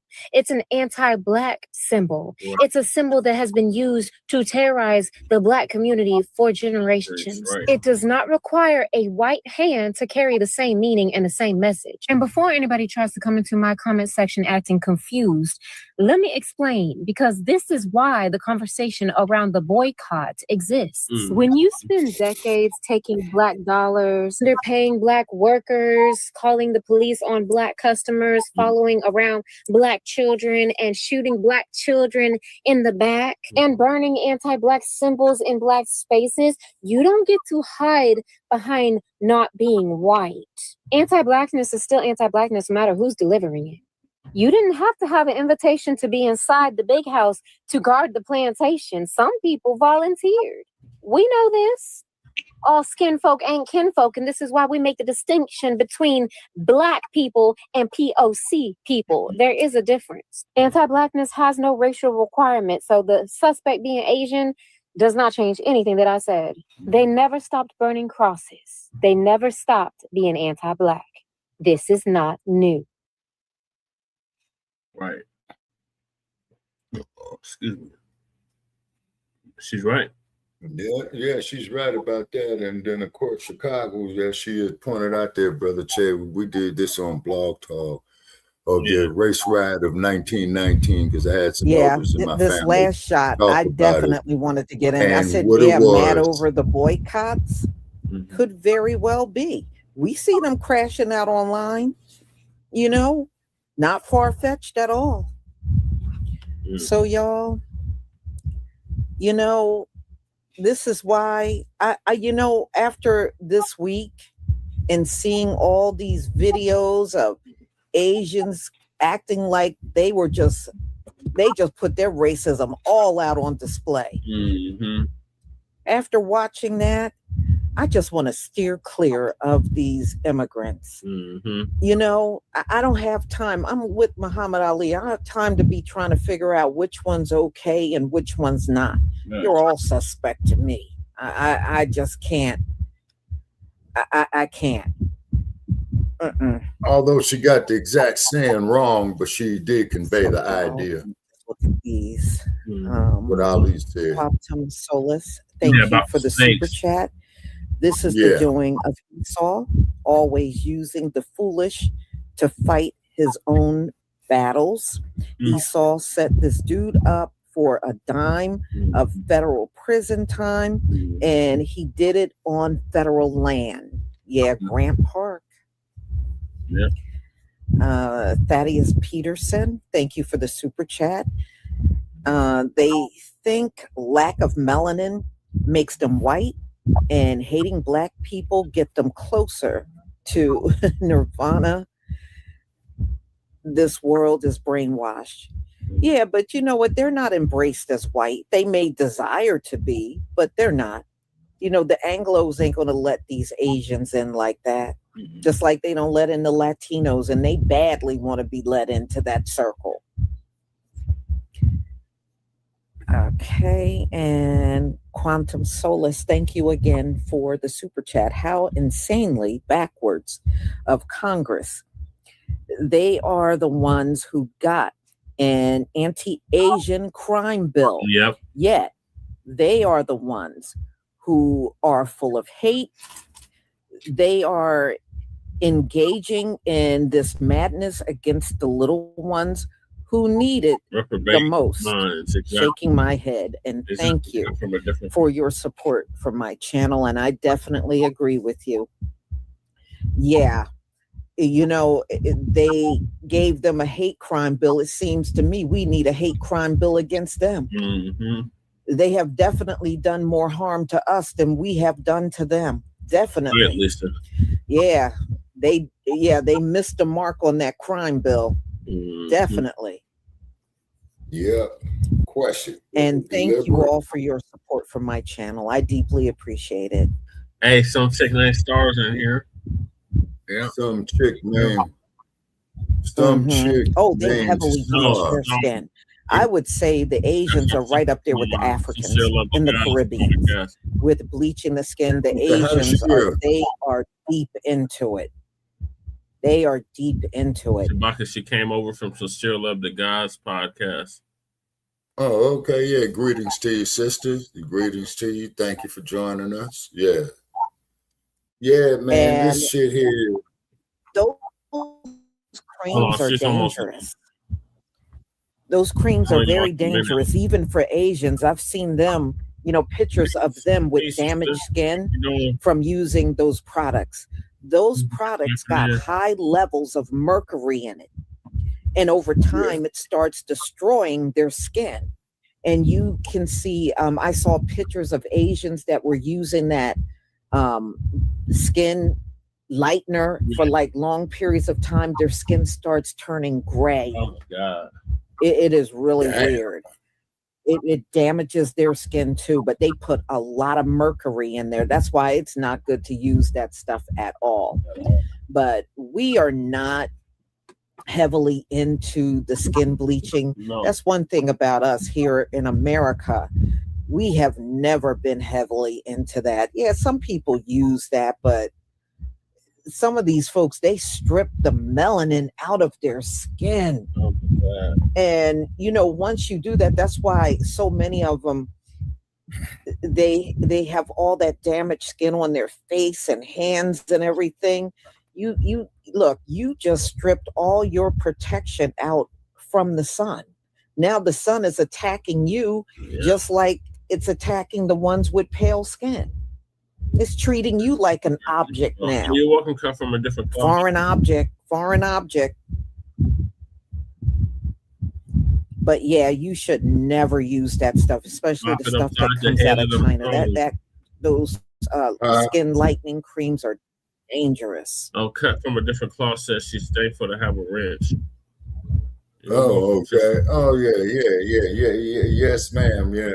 We appreciate that because we get a lot of idiots who need to get popped upside the head with that wrench. So y'all, I'm going to go ahead and conclude. Thank you so much for being here. Thank you for your support and be on. All right. Thank you, Lisa. All right, Shabaka, I guess on your way out, what are your thoughts on the Chicago incident, which raises questions about the neighbor relations? Okay. He had help, number one. Two is, as they'll see, fortunately for us as a people, Chicago is one of our strongholds. You see what I'm saying? Yeah. And then, and what this is, man, is all this hate is turned toward us is because with the point, excuse my choice of words, was Carmelo defending himself. Say, this is what this happening is, man, because I'm looking at the correlation of this shit with Carmelo defending himself against that Metcalf dude. This was an answer to the boycott, Shabaka. The whole Asian boycott. Asian boycott. Yeah. Oh yeah. All that. You see, because what's happening is, man, all of this stuff is starting to snowball. You see, and these zippity doo-dah day, have a good day, Negroes is over with. See, that Yassa boss and we sick boss shit, that's over. You see. So this is definitely the dawning of the new. Shout out to Charleston White. Shout out to Charleston White because he's coning it up and he gets big to do it. Yeah. You see, and then on top of it too is that you got all these. Okay, she faded off of my board. Okay, she's still here. I just took the comment down. Okay. Yeah, I saw it come back. Okay, so therefore, with this business going on with Carmelo now, right? This is the peak. This is boiling over. And I remember years ago, about 15, 16 years ago, Minister Farrakhan stated, what are you all forcing us to do? When they started having the police killings of unarmed black people during Osambo's regime. You see what I mean? So what it is man, it's like this. Let me tell you like this here, Brother Che. Now let's look at this scenario and apply it to these contemporary times. When the Japanese bombed Pearl Harbor on December 7th, 1942, right? They all went back to the ship, right? And Admiral Yamamoto said, yeah, y'all carried out the Emperor's mission. Y'all did real good. But guess what? I believe we just awoken a sleeping giant. Now, the same thing is happening here with us is because we're the fucking sleeping giant. Yeah. They say, this is why Hollywood puts out here all this bullshit to keep us divided and having our men shoving ketchup up their ass with their purses and all that shit, because they know if that black sleeping giant rises, if you thought the rumble in the jungle was something, man, seen nothing yet. Yeah, you ain't seen shit yet. You know what I'm saying? And I'm thinking about all these civil rights workers that died marching with Dr. King, the Scottsboro boys, Emmett Till, Fred Hampton, Medgar Evers. Medgar Evers, Dr. King, it goes Malcolm X, it goes on and on and on. And you could only kick a dog so many times. And I think what's happening is that these dogs are tired of getting kicked, if you catch my drift, and they're going to start biting back. That's what they're in fear of. But who the fuck can they thank for all this shit? The orangutan, the orange orangutan. The orange man is bolder than these white supremacist adjacent groups. The Charlie Kirks. You know what I'm saying? They're kirking out. They're kirking out. They're kirking out. You know, and keep in mind, kirking out. And keep in mind, Charlie Kirk was killed by a white man. Okay, well, I want to make that perfectly clear. That don't matter to them. You see what I mean? To them, it was one of us that did it, even though it wasn't one of us that did it. But they don't care. He's dead. Right. Yeah, exactly. Yeah, so Metcalf and Kirk, you know, they can get together in hell, man. You know what I'm saying? You know, and you see. Yeah, and Scotty beamed him up. So moving along, because I'm pressed for time now, and I got the food bank in a few hours. Carolyn Wanger of Essence sues Essence in defamation lawsuit over Essence sister. So our sister who's out here in Colorado, Vicky Dillon's gonna give us an update on that. It's a quick video, Shabaka. I'm coming with some breaking news right now for you. She ain't got the hammer. She banged this on the morning, table. This family, I am literally outside of my quick little checkup. at a medical clinic here. So I am really, really fast. Y'all know I love y'all if I'm sitting here, breaking news like this in the middle of some important appointments. But family, I saw this last night. There was no way I was going to go live as late as last night, but I said, let me get them in the morning right before I go into my appointment. Breaking news. You all know that your sister with the curly braids, Vicky, a part of the true alternative new Blacc Media, not folks that's calling themselves Blacc Media by name, but folks that actually have the pulse and the respect and the love and the voice of the people. Right. You all know I've been giving you this news, breaking news. Yeah, people used to call me the live queen, breaking news queen, so many other things, using alternative media, doing the best that I can, even when I wasn't well, even when I was dealing with so many other unimaginable things. Why am I bringing this up? Because it's topics like this that come full circle, and really it's not even finished yet. How many of you all know that for years we've been giving Essence back to back work, and in recent time, beloved, we have been giving them, exposing them, including the former CEO, Carolyn Wanga. How many of you all know that we were talking about the disrespect and the takeover of Black Americans, foundational Black Americans, freedmen, those of us that created the culture for the success of Essence magazine, and by extension, Essence Fest. Guess what? I read through the press release of the former CEO law firm.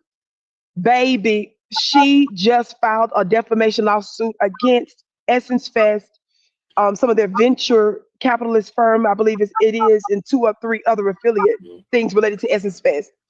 Family, she specifically, the law firm specifically discusses Richelieu, which is the current owner. How many of y'all know Richelieu Dennis? He goes by Rich Dennis. Family, how many of y'all know that Essence has been going on the road to generate support for their upcoming Essence Festival in July? Baby, it's a disaster. It's more disaster. Now, why am I specifically talking about this? How many of y'all know that it was me that they tried to shut down more than anybody else, specifically after we successfully exposed Essence for suing, for example, that iconic New Orleans Black bookstore, as well as other Black folks during Essence Fest in 2023. Of course, I've been discussing Essence Fest and their fall before 2023, but we especially went in hard a few years ago, right? Yeah. Family, she specifically names the fact that she was having difficulty now that she's broken off from them, getting clients, getting work because of the disastrous, specifically 2023 Essence Festival. She specifically talks about the cultural shift. The law firm specifically says Pan-Africanism, which you all know I'm an internationalist, so I don't have any problem with my family around the world. But we talk about the takeover of Essence, that they were trying to shut out our voice in favor of others, right? Y'all, she specifically, the law firm specifically discusses that, y'all, among other things. Family, she discusses the fact that even though when she was stepping down, they asked her to stay to delay her announcement a couple of months because they were intentionally trying to use her so that she could take the fall and serve as the scapegoat, y'all, for the failure. And they use the word disastrous 2023 Essence Fest. That's their words. Family, there's so much more we're going to discuss. I wanted to get the news out there really quick. Everybody be sure to share, thumbs up, hype, watch my live interview that I did with Chicago firebrand and activist Jessica Jackson from yesterday. Go under the lives to watch that. Family, stay tuned. Y'all go to my website at vickyplanet.com so that you can see my products and services and subscribe to my email list so that y'all know everything else. I got to run, family. Remember, I told you guys I'm going to be doing some more lives. And of course, I'll let you know about watching me also on other platforms like African Diaspora News Channel. But family, I got to get ready to run in here real quick. But y'all, I'm not playing with y'all. Mind you, all of the other major voices are too busy trying to get a seat at the table. You got major Black financial platforms, business platforms, entrepreneurs. You've got so-called Black healers. You've got musicians, celebrities, everybody else that knew what they were doing and did not speak up for years. And now you've got the former CEO specifically citing things that only we, somebody say we, uniquely made an issue. Because we served as a voice for those individuals that they were suing. Those family and loved ones and businesses that they wanted to shut out and destroy. An iconic legendary Black publication, and by extension, a legendary, iconic cultural event that we were on the front lines of doing it. And when people be looking at your sister with the curly braids and wonder who the hell who the hell do I think I am? When I stayed on the topic, winter, spring, summer, fall. And look what's happening now. And baby, you know it's a disaster, and that Essence is doing everything that they can to stop damage control. But baby, it's only so much you can do when a former CEO humiliates you. I can't see too many comments in the chat, family. Share this broadcast. Share this broadcast. Share this broadcast. Stay tuned in the upcoming days, because y'all know I'm not going to let this die. I'm the one that's been helping to keep this going, along with a few others, but certainly nonstop, even when it wasn't popping, even when it wasn't mainstream news. How many of you all know that we make mainstream news? We give them topics, but that's the reason why they better bow down and show mad respect to what we're doing, because we're doing the right thing. Yes, I love you so much. Y'all stay tuned. I got to run into my appointment real quick. I can't wait to see you again. All right, Shabaka, what are your thoughts on what our sister Vicky Dillard just laid out for us in regards to Carolyn Wenger, former CEO of Essence? Okay, so what it is, Black family, it is a plan.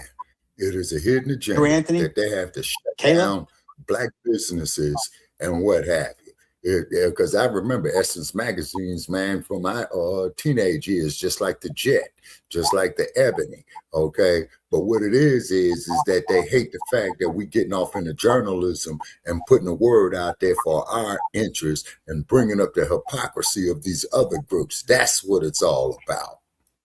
Yeah.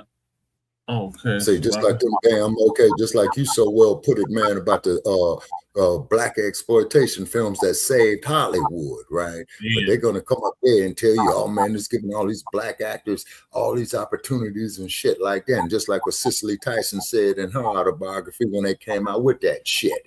You see, because of the statements, that I made before in the past, and said that shit, like Cicely Tyson wasn't staying there. So what it is, man, everybody wants our fucking rhythm, to quote you, but they don't want our blues. And then when we mention our blues, you got motherfuckers up here telling us that we lying. And half these bastards saying that shit, man, don't even know which fucking way is up. Exactly, Shabaka.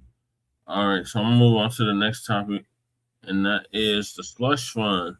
The Supreme Court put an end to that, so Lisa going to give us an update on the anti-reparations fund being banned forever. Okay. All right. And then after Lisa does this segment, man, I'm out. Okay. Yeah. This video. Let me make sure it's the right video. Where's Khalifa? I'm not at home. I'm at the doghouse. Oh. That's Lady Che snoring in the back. Oh, okay. So Khalifa probably at your place sleeping in the sink again. Yeah. They probably tore up the house while I was gone. I'll see them in a couple hours. Yeah. Well, they had to get their sparring in and keep their claws sharp and shit. Yeah. Yeah, just being kids. Shalom, family. Good to see you all here. Hope you're doing well. Well, a judge just ruled that Donald Trump's slush fund is dead. The judge said it is on pause indefinitely. So look like Donald Trump is not going to be able to take this slush fund money and hand it out as reparations to the January Sixers. They don't deserve it anyway. They committed a criminal act. What are they getting for? And number two, they shouldn't get anything before us. Right. Well, and whatever reason Donald Trump used to give them money, those are the reasons we need to use for our reparations. That's right, Lisa. Because those folks have not gone through a damn thing that we have not gone through for the past 400 plus years. Right. So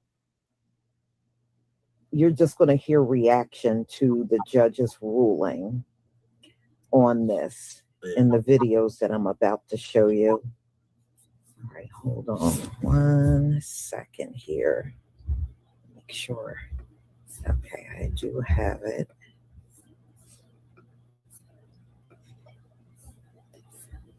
Please give me a 1 if you can see my screen. Yes, Lisa, we can see your screen.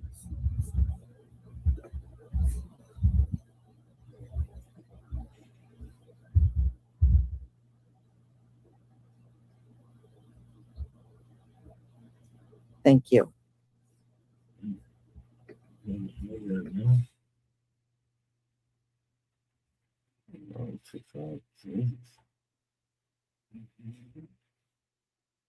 Talk about a judge rejecting a bid to halt the Trump administration's so-called anti-weaponization fund. I've got our Alex Mallon reporting from the Justice Department what this means for President Trump. Alex, before we get into the judge's decision, just catch us up to speed again. What actually is the fund and who can apply for it?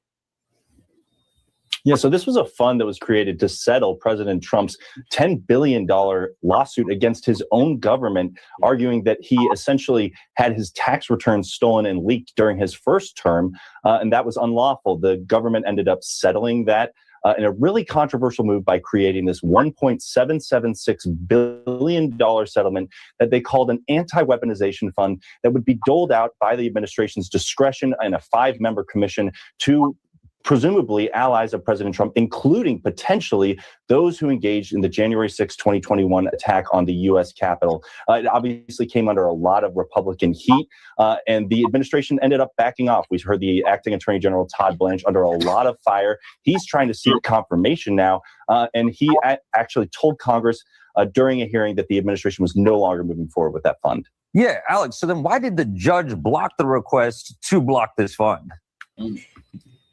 Yes, so multiple groups filed lawsuits before this fund was pulled back. This group, CREW, this oversight group, filed this lawsuit. They essentially said that they couldn't take the administration's word for it, and they wanted this judge to issue a permanent block against the administration doling out any of these funds.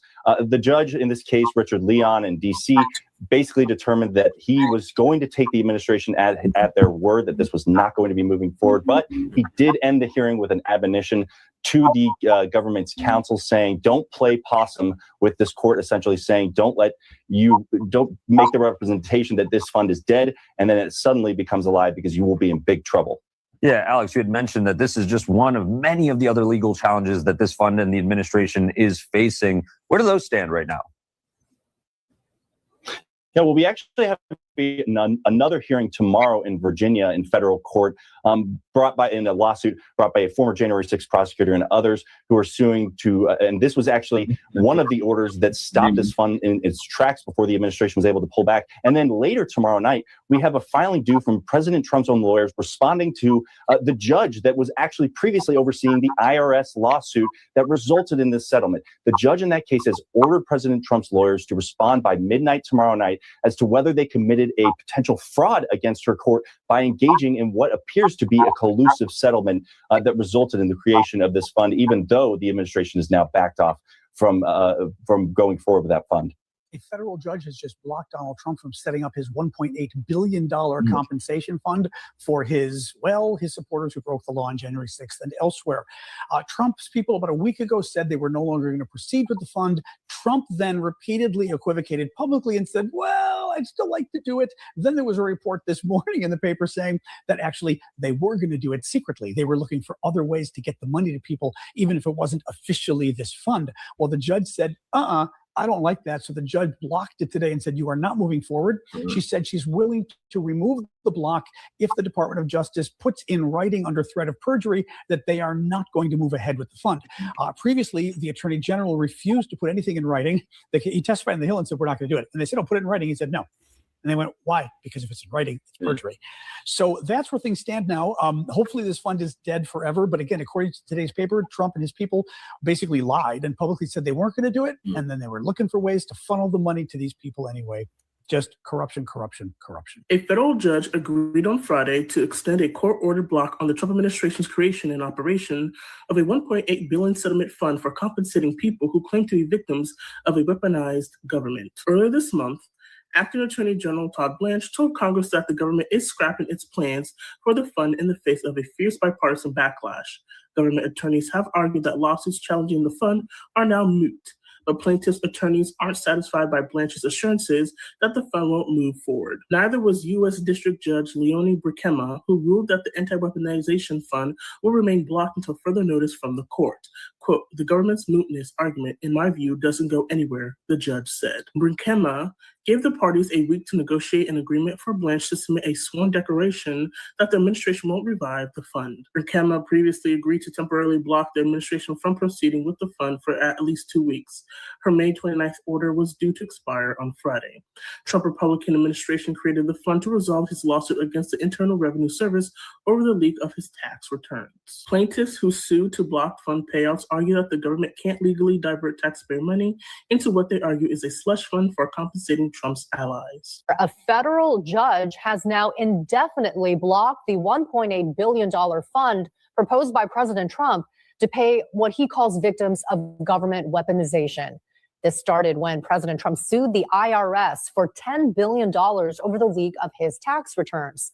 He dropped the lawsuit, and the Justice Department, headed by Todd Blanche, his former personal lawyer, announced an out-of-court settlement. Now, in addition to the fund that Trump would control, it also permanently shields the Trump family from any IRS investigations. The announcement brought fierce bipartisan backlash over possible payouts to January 6 defendants. The president then said he was dropping the idea, but Trump administration attorneys have continued to defend it in court. Trump's slush fund seems to be melting. Slowly and steadily, it's having trouble. Federal judge in Virginia, Lonnie Brinkema, has ruled that the administration has 1 week, to put in writing and prove that it's not moving forward with the $1.7 billion taxpayer-funded slush fund for convicted crooks, and to prove that it's not moving forward indefinitely. She wants it on paper. She wants it in black and white. She just wants a verbal statement. Todd Blanche or his designated attorneys that things not moving forward. She wants proof. And unless there's proof, this thing's on hold indefinitely, at least for a week and potentially beyond. That's the latest threat to the $1.7 billion slush fund that has seemed endangered from the start, but which Republicans seem unwilling to kill in Congress. They had the opportunity earlier this month in the dark of night to vote on an amendment that would have crippled, if not stopped, the fund outright, and there were not enough Republican votes to do so, even though Republicans have said on the record they don't like the fund, they don't support it, and they know it's politically cancerous back home to use taxpayer money for convicted crooks when people can't afford the gas or the groceries.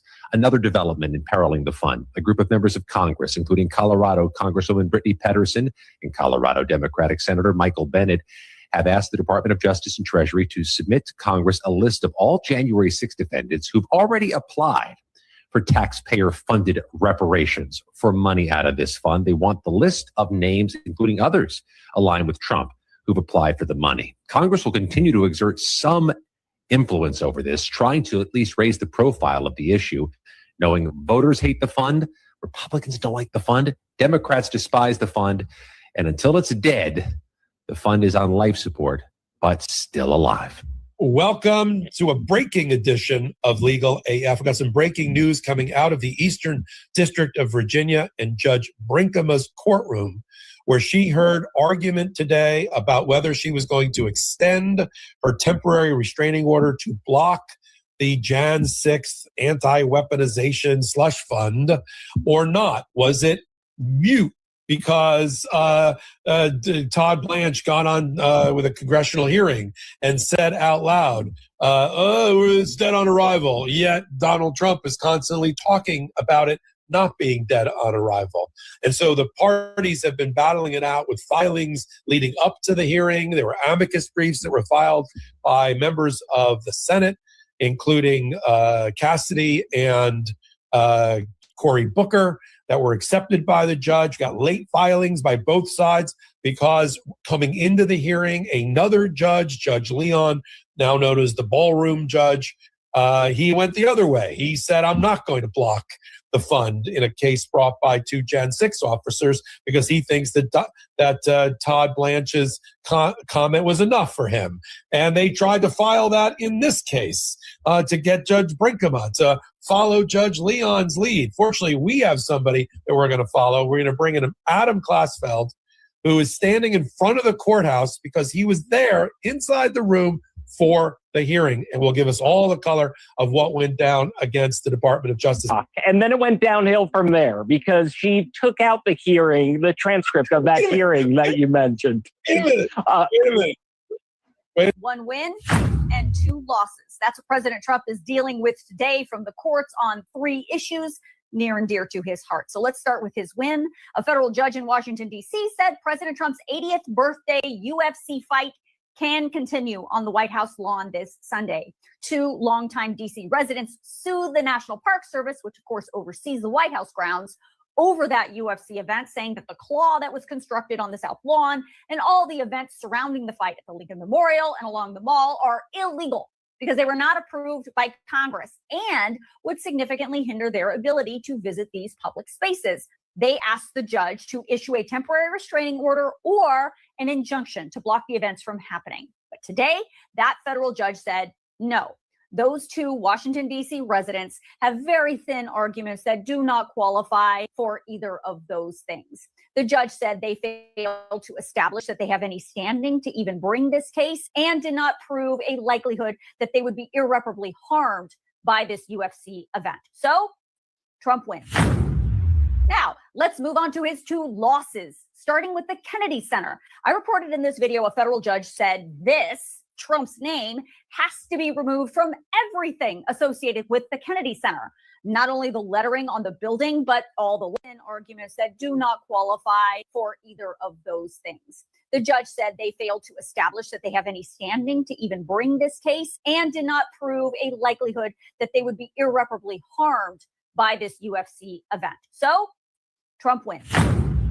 Now, let's move on to his 2 losses, starting with the Kennedy Center. I reported in this video a federal judge said this, Trump's name, has to be removed from everything associated with the Kennedy Center. Not only the lettering on the building, but all the letterhead, the website, the social media handles cannot say the Donald J. Trump and John F. Kennedy Center. It can't say that anywhere. And the deadline to remove all that stuff was today, Friday, June 12th. Well, in a last-ditch effort, the Kennedy Center board, which of course was appointed by President Trump, filed an emergency appeal to put a pause on the judge's order because, you guessed it, they don't want to take Trump's name off the building and off all of the social media channels. But today, the federal judge who is overseeing the case denied their appeal, saying they did not meet the requirements to block his ruling and they did not show they would suffer irreparable harm if they had to take Trump's name down. So now Trump's name needs to be off of that building and everything else by the end of the day today. Trump lost. And the last L for Trump today is in his attempt to create that 1.8 motherfucker fund to financially compensate people who Trump believes were politically prosecuted by the federal government, which could possibly include January 6 rioters.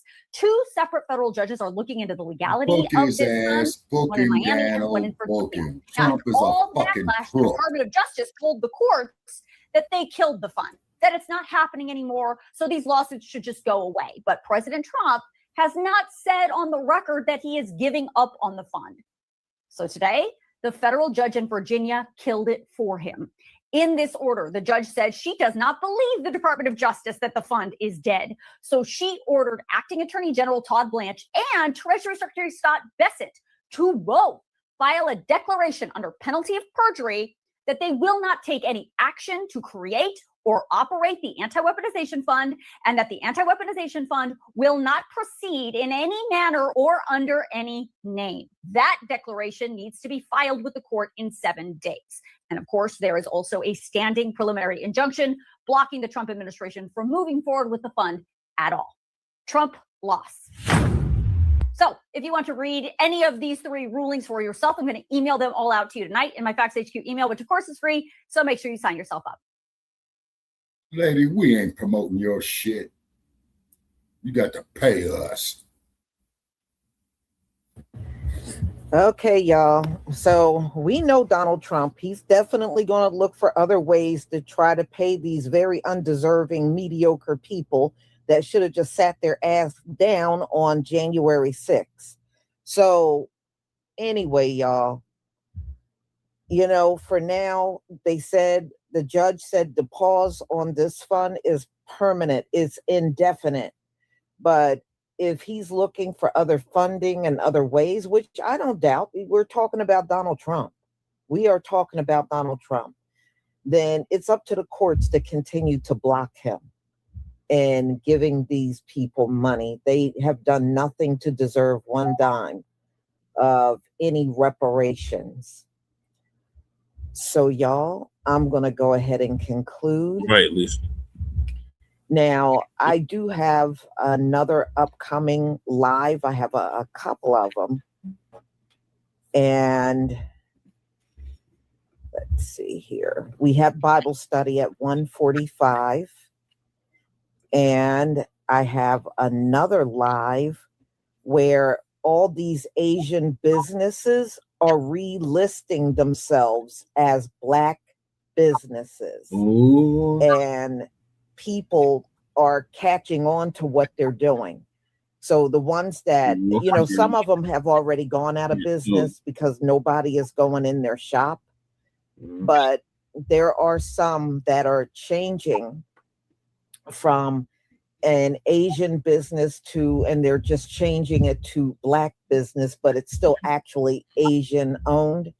And I've even heard some stories online where they're hiring Africans to be behind the counter so that, you know, it will trick people into going in and shopping in those stores, but the Asians still actually own it, but they're using the Africans as a front.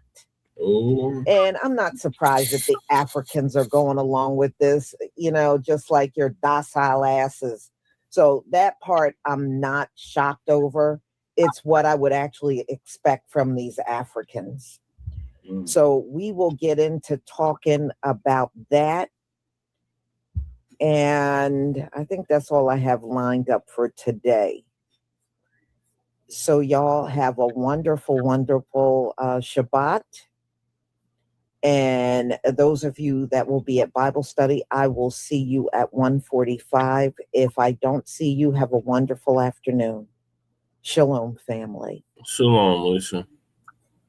All right, Shabaka, on your way out, what's your thoughts?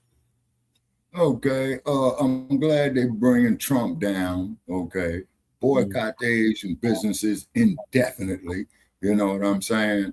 And and kicked them out there to the curb as well too.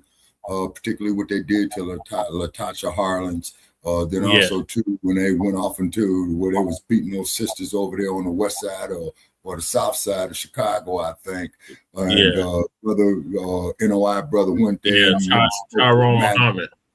Yeah, went there and told him, hey, where's your owner at? Let me tell you about this. Because I'm throwing 2 cinder blocks through this motherfucker. And he did. And what the Asians do, they went did a half price sale and then had all them sisters lined up around the corner buying somebody else's dead hair. We've come a long way, Black family, but we still got a long way to go. Okay, Shabaka. Well, thank you for staying up late with me. We're going to bid you a good night from the Mile High Income and the legal migrant for the city.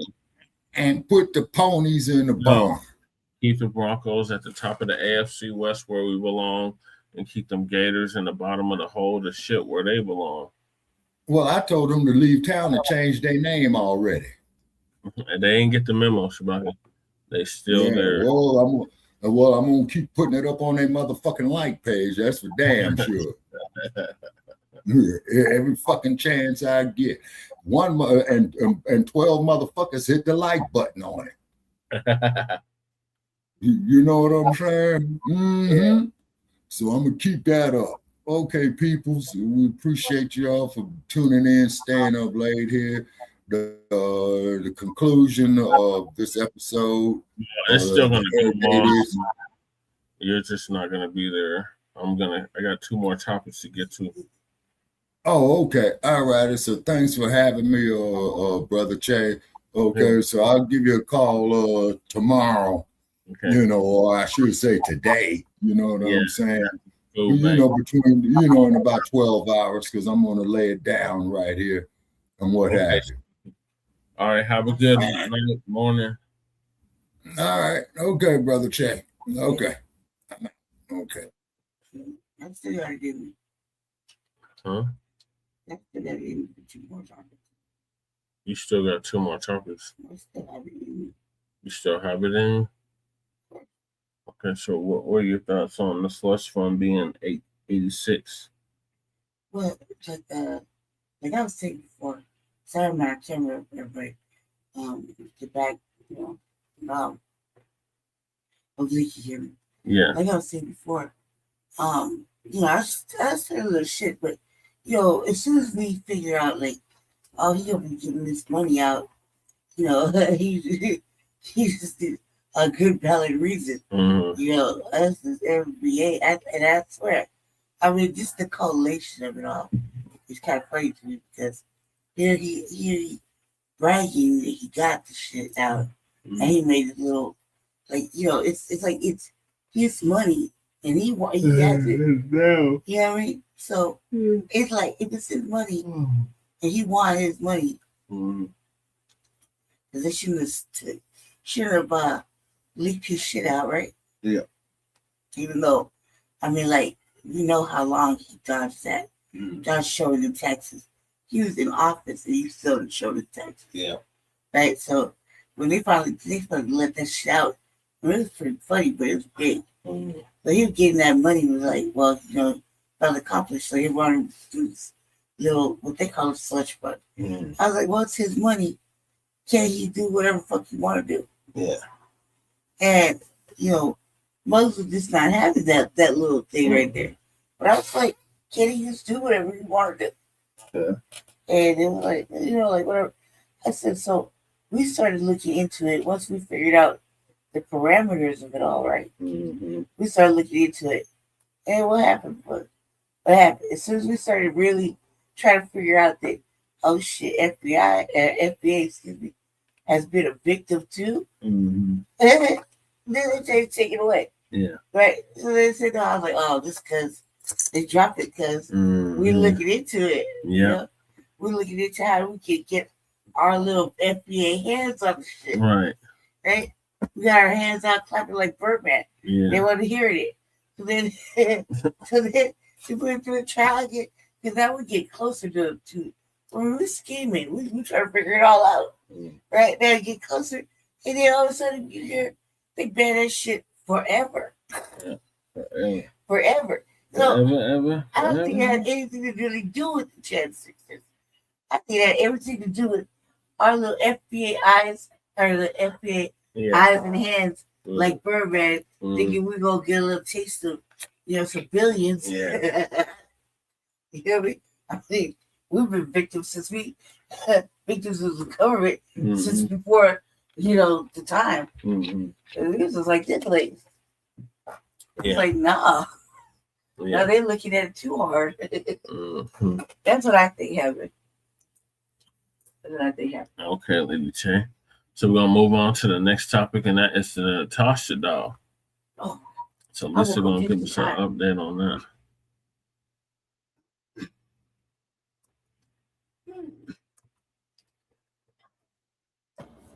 Shalom, family. Good to see you all. Hope you're doing well. We're going to talk about this Natasha doll because it has an origin, a sad one, actually. And you'll find out where that comes from. For years, Chinese people, especially the ones that are social media creators, have literally been flying to Africa and they film themselves abusing the African babies and children. Yeah. This has gone on for years. If Africa wanted to, they could stop these people from coming there. Yeah. If they don't have no real business being in Africa, you can turn their butts around and send them home. It's not hard to find out whether somebody's on social media or not. And every time you see this happen, I've seen some of the videos in the entirety, and y'all, it is disgusting. Yeah, I can see a whole bunch of stuff. The Chinese people do not see those African babies as human.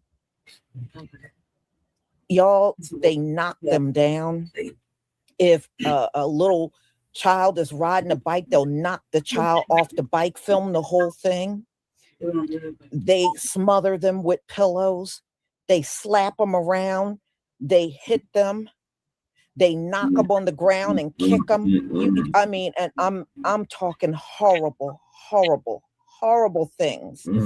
And instead of, when they got them, they'll grab them by their upper arm and hold them that way, you know, just hold, or they'll have two toddlers and holding them both up by their upper arms, you know, like you could pull their arm out of the socket doing that. It is, let me tell you, it is the most heinous thing ever. And there never seem, my question, where are the African adults? Right. Where are you? Y'all never seem to show up when they are filming all of this stuff. No adult African ever shows up. Which tells me you hand these children over to these Chinese people and y'all don't care what happens. These children are, when you see this, y'all, the children are clearly traumatized. How the hell do you let these people have these children unsupervised? This is 100% Africa's fault. And you Africans on social media, all you do is spend your whole existence talking about FBA. How come none of y'all are talking about these Chinese people that are flying there for the sole purpose of filming themselves abusing the children? How come y'all don't talk about that? Right, Lisa.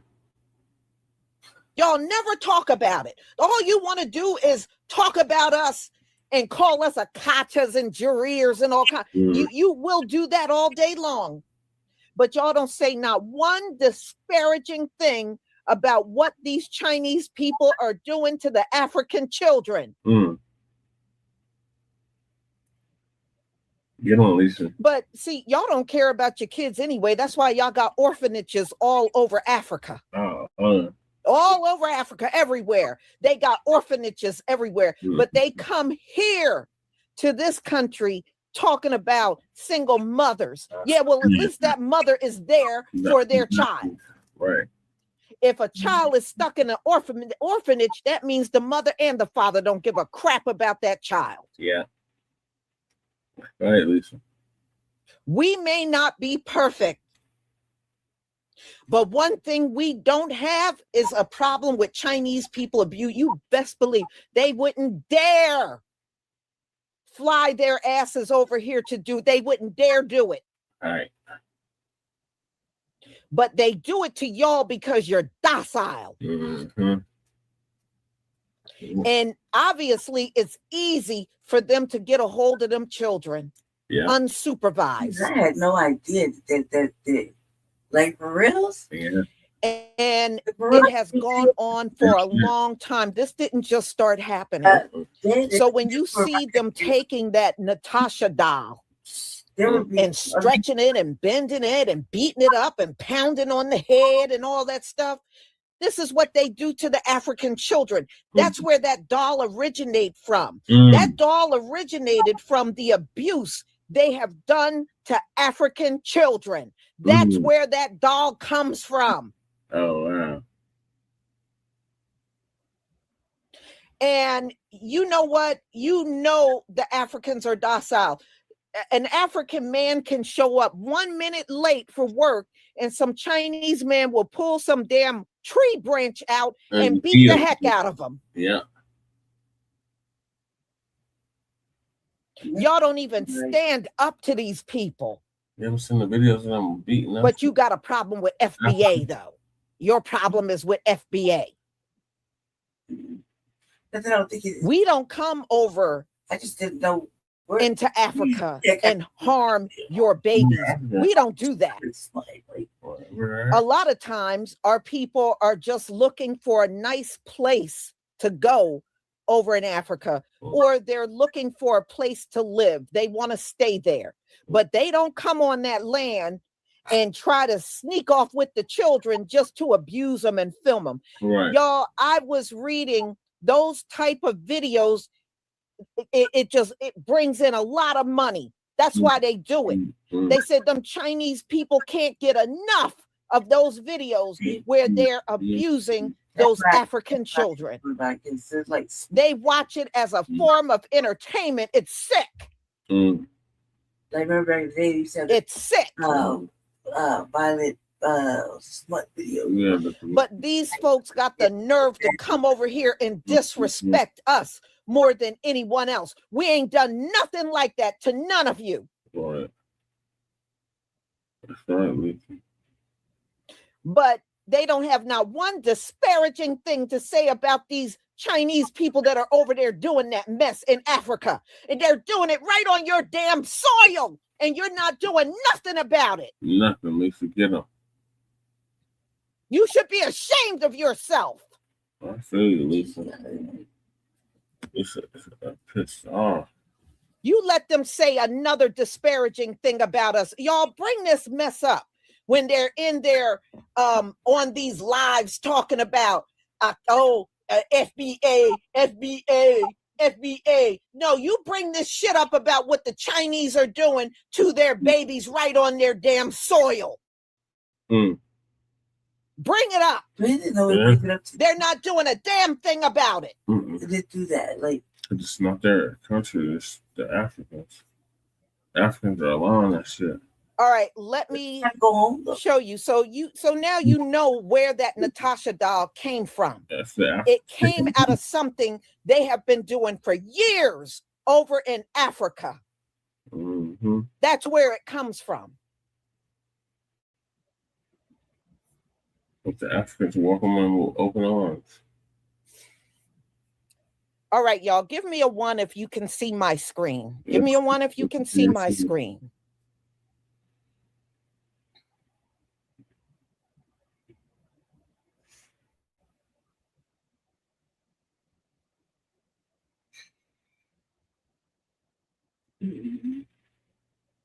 Thank you. No, it's up to the Africans to fix this. This is up to them to fix this problem. And you know, in all honesty, they may be getting money. That's why they're not protecting the children. That might be a big reason why the babies are not being protected, because they're getting money from these Chinese people. Thank you for the ones.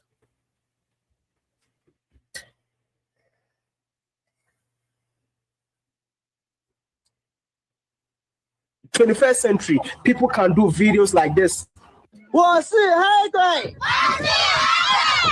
You know, there's some Chinese people who really come to Africa to make videos, just exploiting kids, exploiting less privileged. Despite the debate in China, the industry continues to grow. The most popular videos get millions of views. Some are even used by celebrities like Joker Xue, a huge pop star in China, to feature on the big screen as part of stadium concerts. This guy has 56 million followers on Weibo, a site like Twitter. That's the context in which this clip, the low IQ video, exists.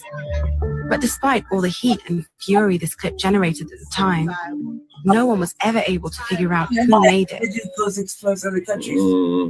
That did exploit other countries.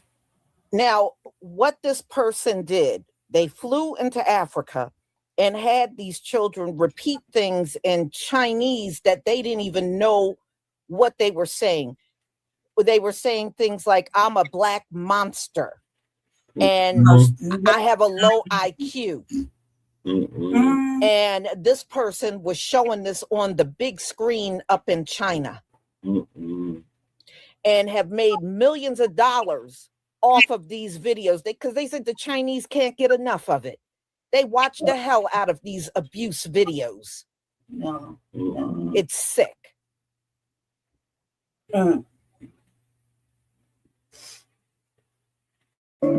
We knew that to uncover who made this video, which we called Video Zero, we had to find out where it was shot. I'd already found video operations of this kind running in lots of African countries, but one of the first journalists to report on the low IQ video had been told, by good sources, that it was filmed in Malawi. So we started the painstaking process of downloading and logging hundreds of videos from across Chinese social media that featured similar things. Children holding these placards, holding these blackboards, saying these words they don't understand.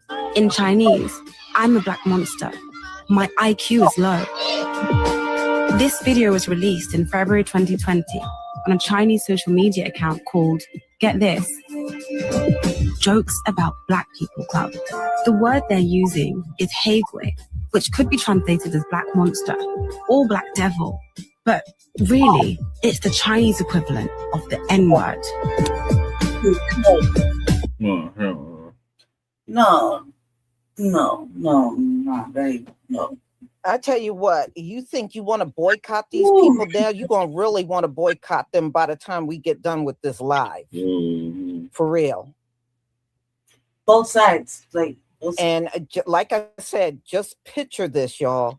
This has been going on for years. That's a lot of children right there saying that shit. Probably as long as the Chinese have been in there doing business. They come in and out of Africa when they're good and ready. But I promise you, if Africans flew over to China and did this to their kids, they would have a meltdown. They know darn well they would never allow it.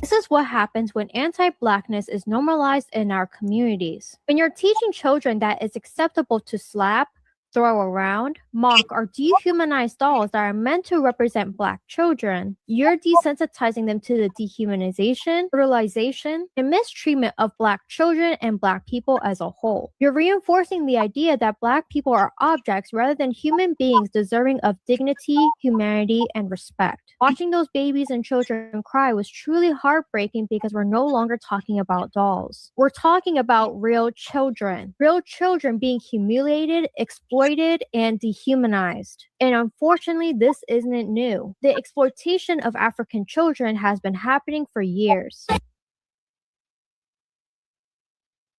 Y'all, see, this is why I wanted you to see this.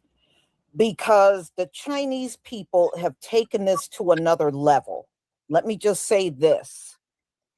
The Natasha doll, it's horrible. But see, this stuff gets even worse. Now Chinese people are adopting or paying for Black children. They're getting actual Black babies out of Africa. So it has gone beyond a doll. And who knows what's happening to these babies over in China. They are getting live babies. And taking them, and you'll see that some of that is also in what I'm showing you. And they're getting them over in China, and those babies are so young, they can't tell you what's going on with them. It's no telling how badly things are for them over in China. They don't have nobody to turn to. And Africa, y'all, need to put a ban on Chinese people taking your babies. You did it for some of the Europeans. You need to do it for these Asians too. You need to put a ban on them taking your children out of the country and into China, and you don't know what's happening to them babies. If they're going to pound on a doll, you can imagine what's happening to the actual babies that are there. But yes, they are now grabbing the babies up and taking them back to China, y'all. Those babies are not safe. They're not safe.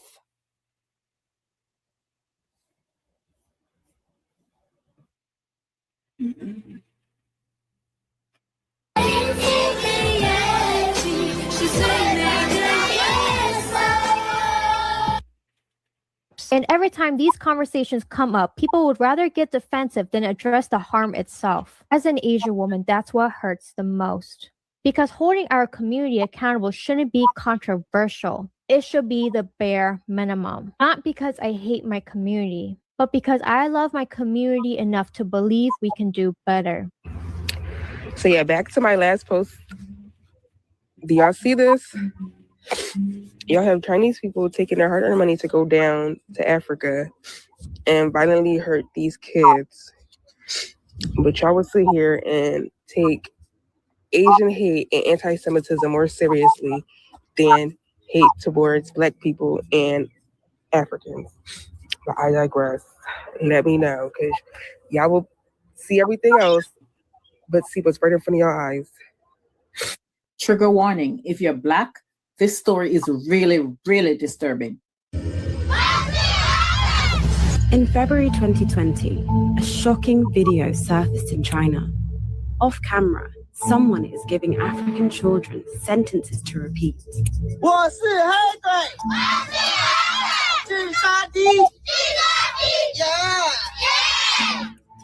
It was posted on a Chinese social media account called, get this, Jokes About Black People Club. A Chinese man who was exposed last summer for making racist videos with African children has been convicted.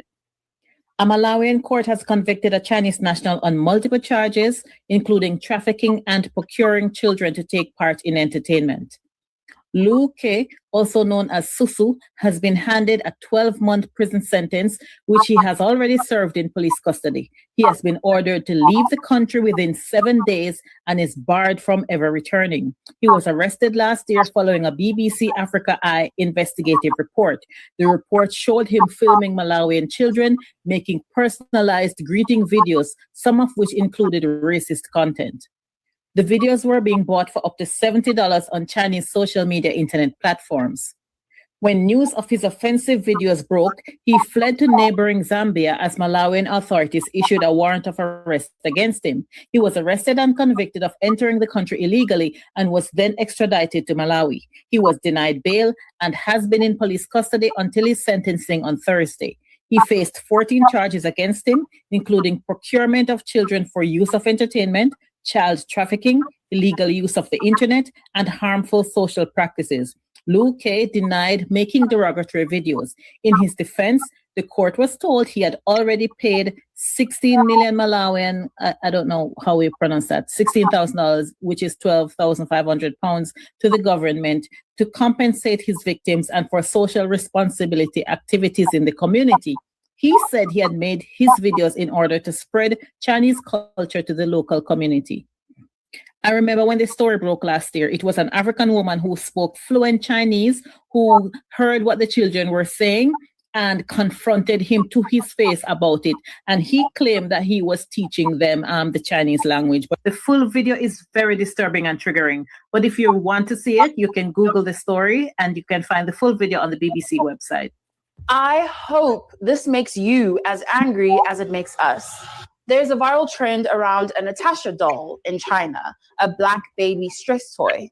Chinese social media users are filming themselves squeezing, stretching, and brutalizing the doll for entertainment.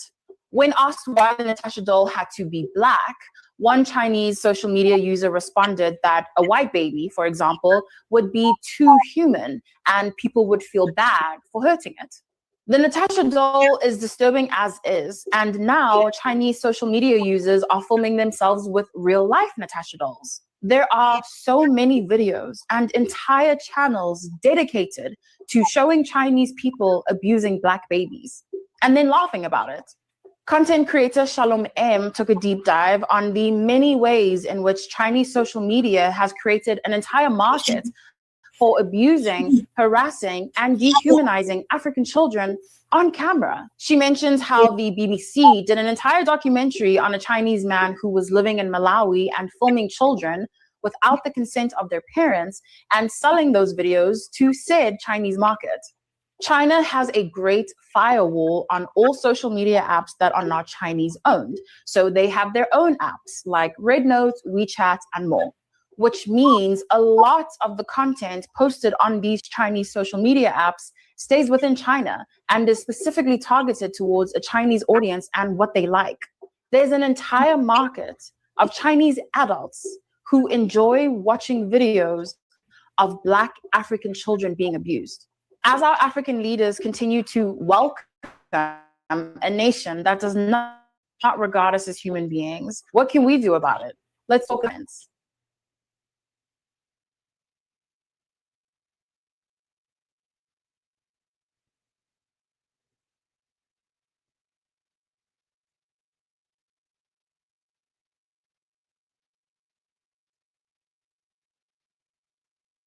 Where are you at? So this is in. Oh. Super fun for stress relief. Perfect small gift. Tap the link below to get Here we yours go. now, lah. で話題になっているもの、それがナターシャアフリカベビーのスクイーズ人形。中国版 TikTok では洋服を着せたりメイクをしたり、まるで本物の赤ちゃんみたいに遊んでる動画が大量に出てきます。これが流行った理由からの雑扱いの様子を更新。投げられたりスープかけられたり風船につけられて放たれる、このストーリー性のある動画がバズって、今中国ではナターシャを使った動画が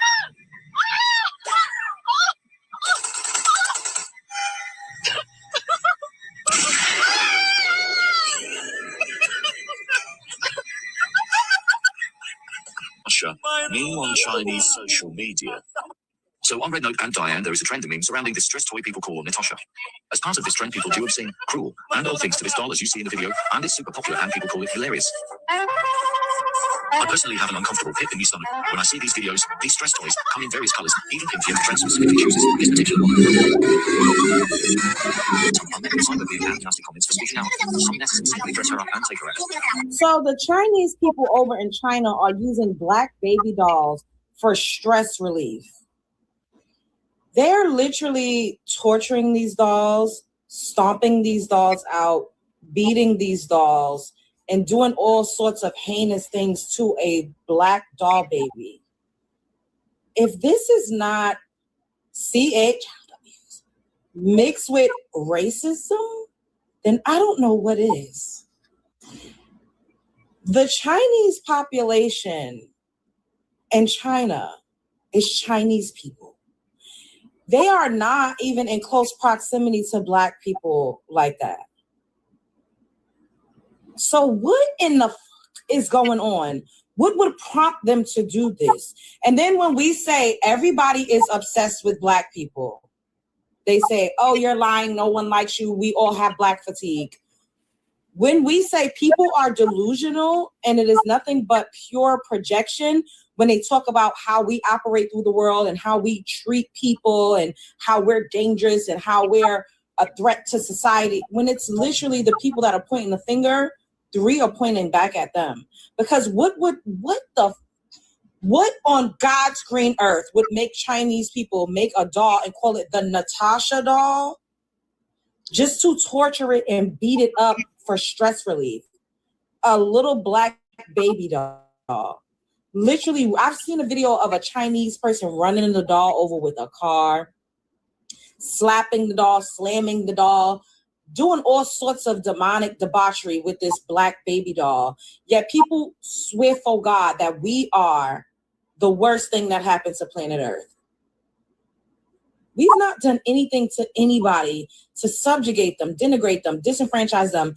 What is like, and then we keep saying, well, what is the problem? What is the problem? it has to be pure jealousy and envy and just racism, because there's no excuse for this. There's no excuse.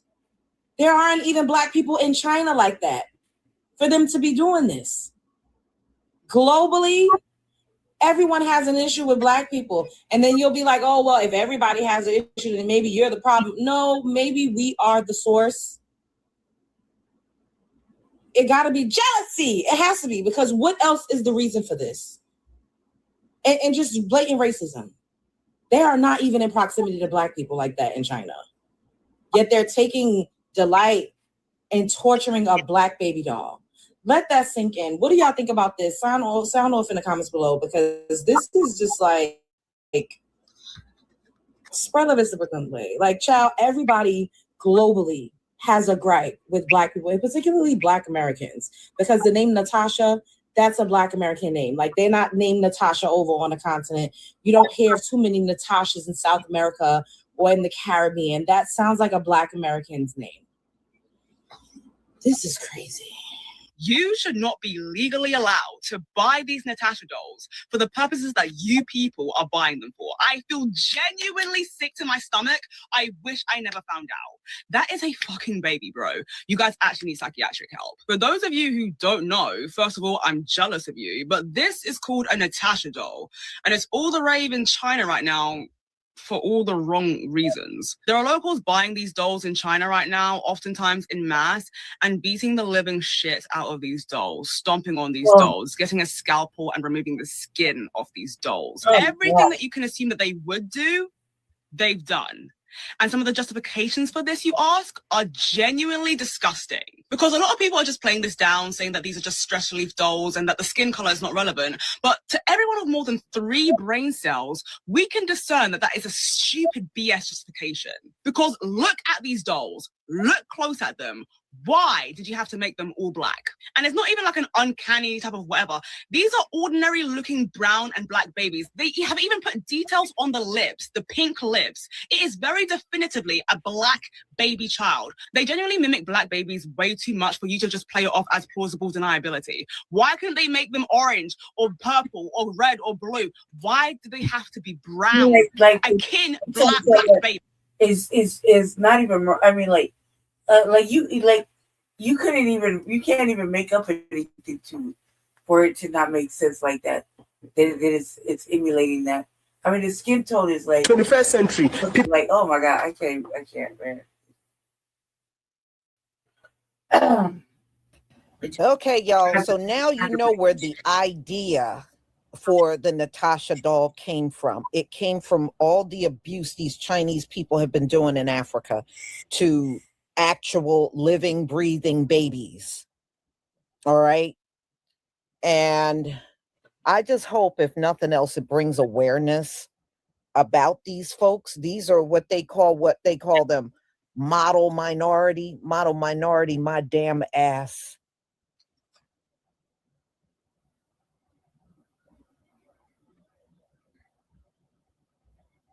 It's not a one-off, huh?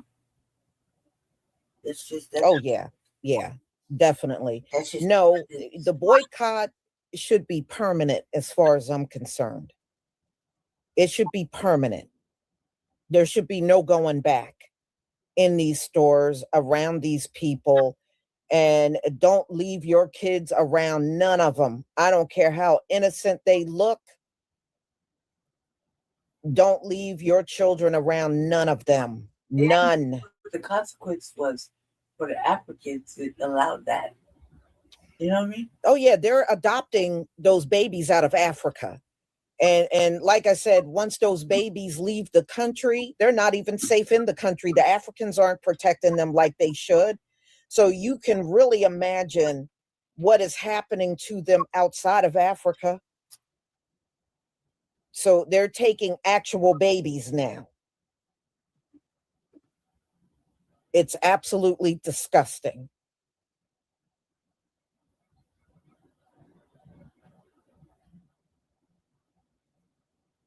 Yeah, well, it's up to, it's the African government. I don't see how you can ban Europeans and you see what these Chinese people are doing and you haven't banned them. What's the excuse for that, Africa? I don't know what the consequence is for the ones that let their children that And y'all need to stop talking about FBA. It looks to me like you got bigger fish to fry. For real. So y'all, I'm going to go ahead and conclude. Thank you so much for being here. The Crawford Experience. This is beyond disgusting. It sure is. It absolutely is.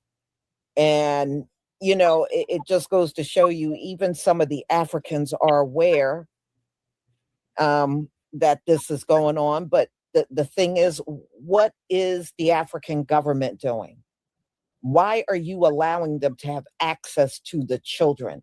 And then the one reason I heard, oh, the Chinese man is teaching them Chinese. Well, who told him to teach them Chinese? Who told him to do that? You're in Africa. You know, and like I said, y'all are way too free in handing your children over to these folks. They should never have access to your children like that. So, no, this is Africa's fault, and it's the people in Africa. This is your fault. Curly Locks, thank you so much for your super chat. Shalom, y'all, and Miss Lisa and Bless family. Shalom to you, and thank you for your support for my channel. So, y'all, I'm going to go ahead and conclude. Thank you for being here, and be on the lookout for my upcoming videos. Shalom, family.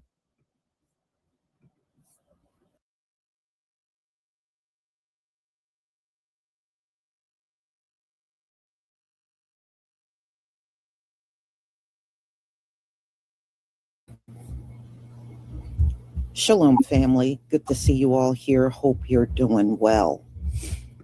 Well, we're going to talk about this latest threat Iran made. I said, Iran, you going to get me on your side. Whoa, man. They said if the U.S. continue to attack them, they're going to view Elon Musk businesses as military targets and blow them up. Because you know Elon got Starlink and SpaceX, and it's over there as well.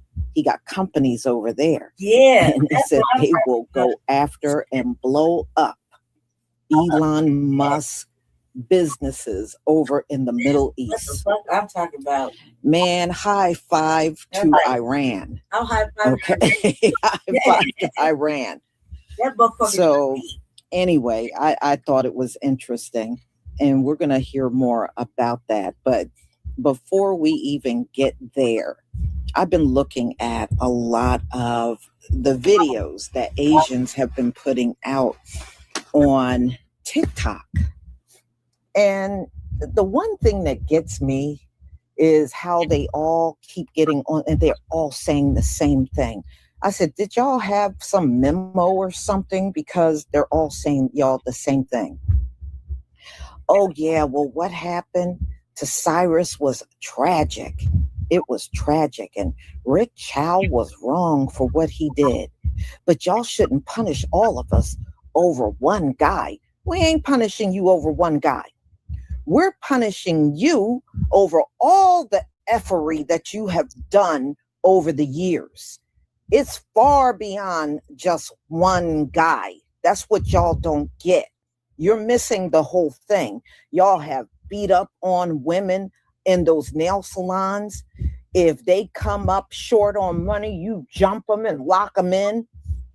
Y'all have done all kinds of stuff to us over the years. Y'all follow us around in stores, accuse us of stealing from your stores. Ain't nobody trying to steal them cheap knockoffs you got up in them stores. Are you for real? So anyway, it goes deep. So if you are just looking at this boycott as one incident, then you're missing the whole point. It has been bad treatment from Asians for many years. We have finally got fed up and we're taking a stand against Asian racism. And you really think about it, the nerve of you. You came in this country where we reside, and you got the nerve to take a white supremacist position when you're dealing with us. This is our homeland. You are the intruder in our homeland. So I don't know who the hell y'all think you are, but just like any other immigrant, y'all can get the hell out. You don't have to stay here. You can leave. But no, we don't have to conform to immigrants. We don't have to conform to your ways. And I think some of y'all really got this idea and you really believe that we should be conforming to anything you want. No, you got that all backwards. You got the game backwards. So, hey, they will learn the hard way. But if y'all think one incident brought us to this place, it tells me you are clueless. And you really, truly have not really looked at the videos and everything that are out there of your people mistreating us. So anyway, y'all, let's get back on to this target of Iran coming for Elon Musk businesses over there in the Middle East. So let me go ahead and share my screen so we can get started.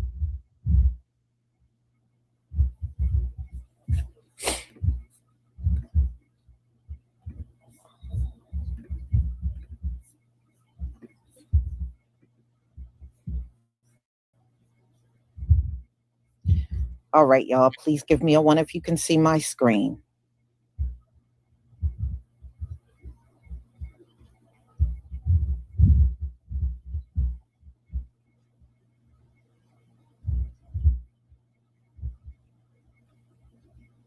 Thank you.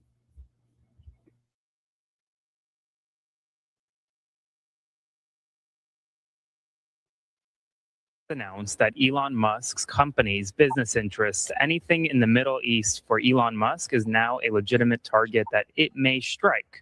It comes as Donald Trump is ramping up his war in Iran. So all of Elon Musk's business and economic interests, including Starlink, are now legitimate targets for Iran. Iran says we're going to add Elon Musk's businesses to our strike targets if you're going to continue striking us. Donald Trump says tonight Iran will be hit very hard. It also came as Trump suggested a possible ground invasion to seize Karg Island. Karg Island, as you may know, is Iran's oil hub. It is very oil rich. And well, to seize it, the United States would need boots on the ground to do that. So we'll see if that ends up happening. But big Iran strikes coming tonight. Iran may now start targeting Elon Musk. We'll see how that goes and how that goes in the White House too. Spread the word. Follow along to update on all the news you need to know about. There'll be much more to come very soon. You guys.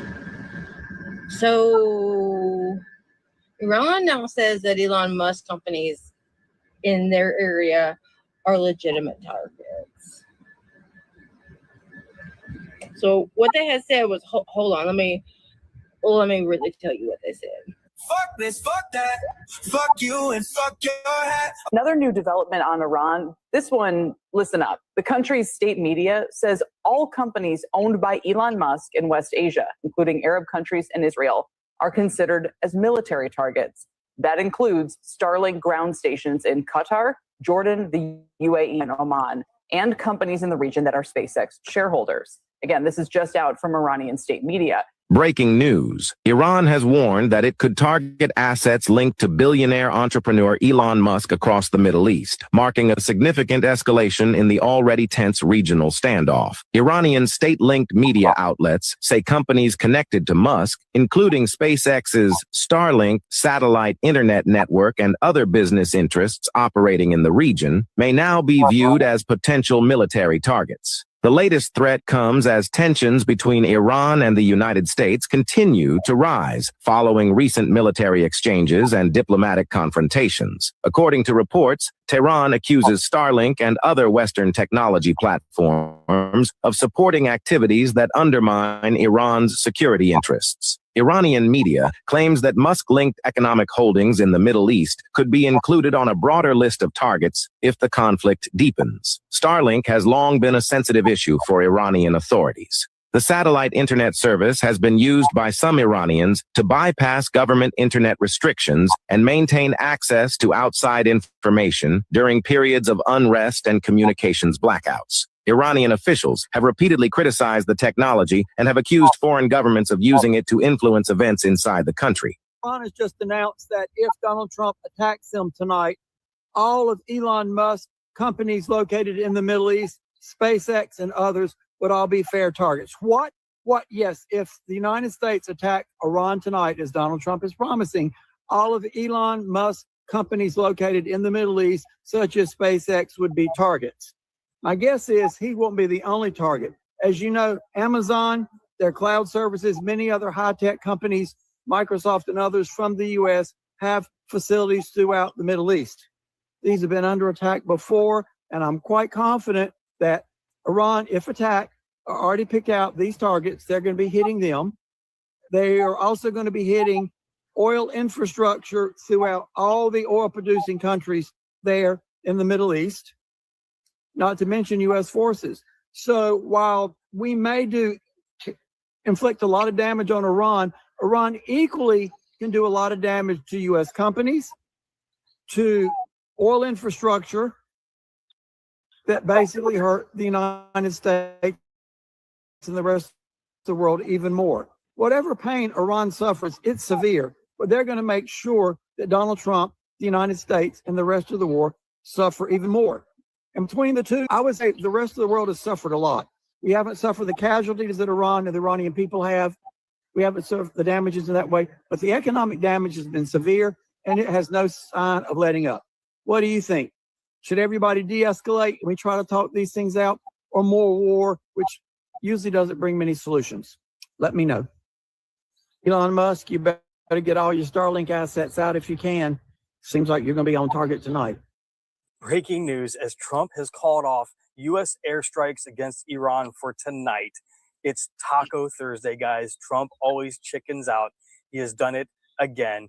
But this comes as Iranian state media said that Iran has added Elon Musk companies to their target list and that they would strike his companies in the Middle East should the United States move forward with these strikes. And this got Trump to back down. It worked for them. And they said they would even target Starlink ground sites within the region, something that is crucially needed right now for the United States to conduct operations.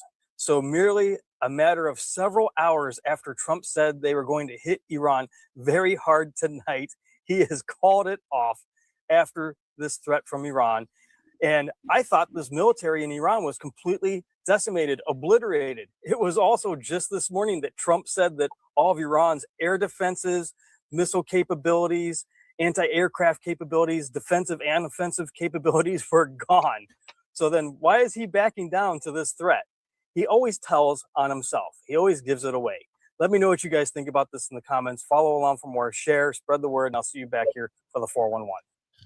This just in, Iran is now threatening to expand their military operation in order to target Elon Musk's companies throughout the region. In a new statement released by Fars news agency, which is linked to the Iranian regime, they write, Iran has updated its bank of targets for further military operation, expanding it to all interests associated with economic holdings managed by Elon Musk in West Asia, including those located in Arab countries and the occupied territories.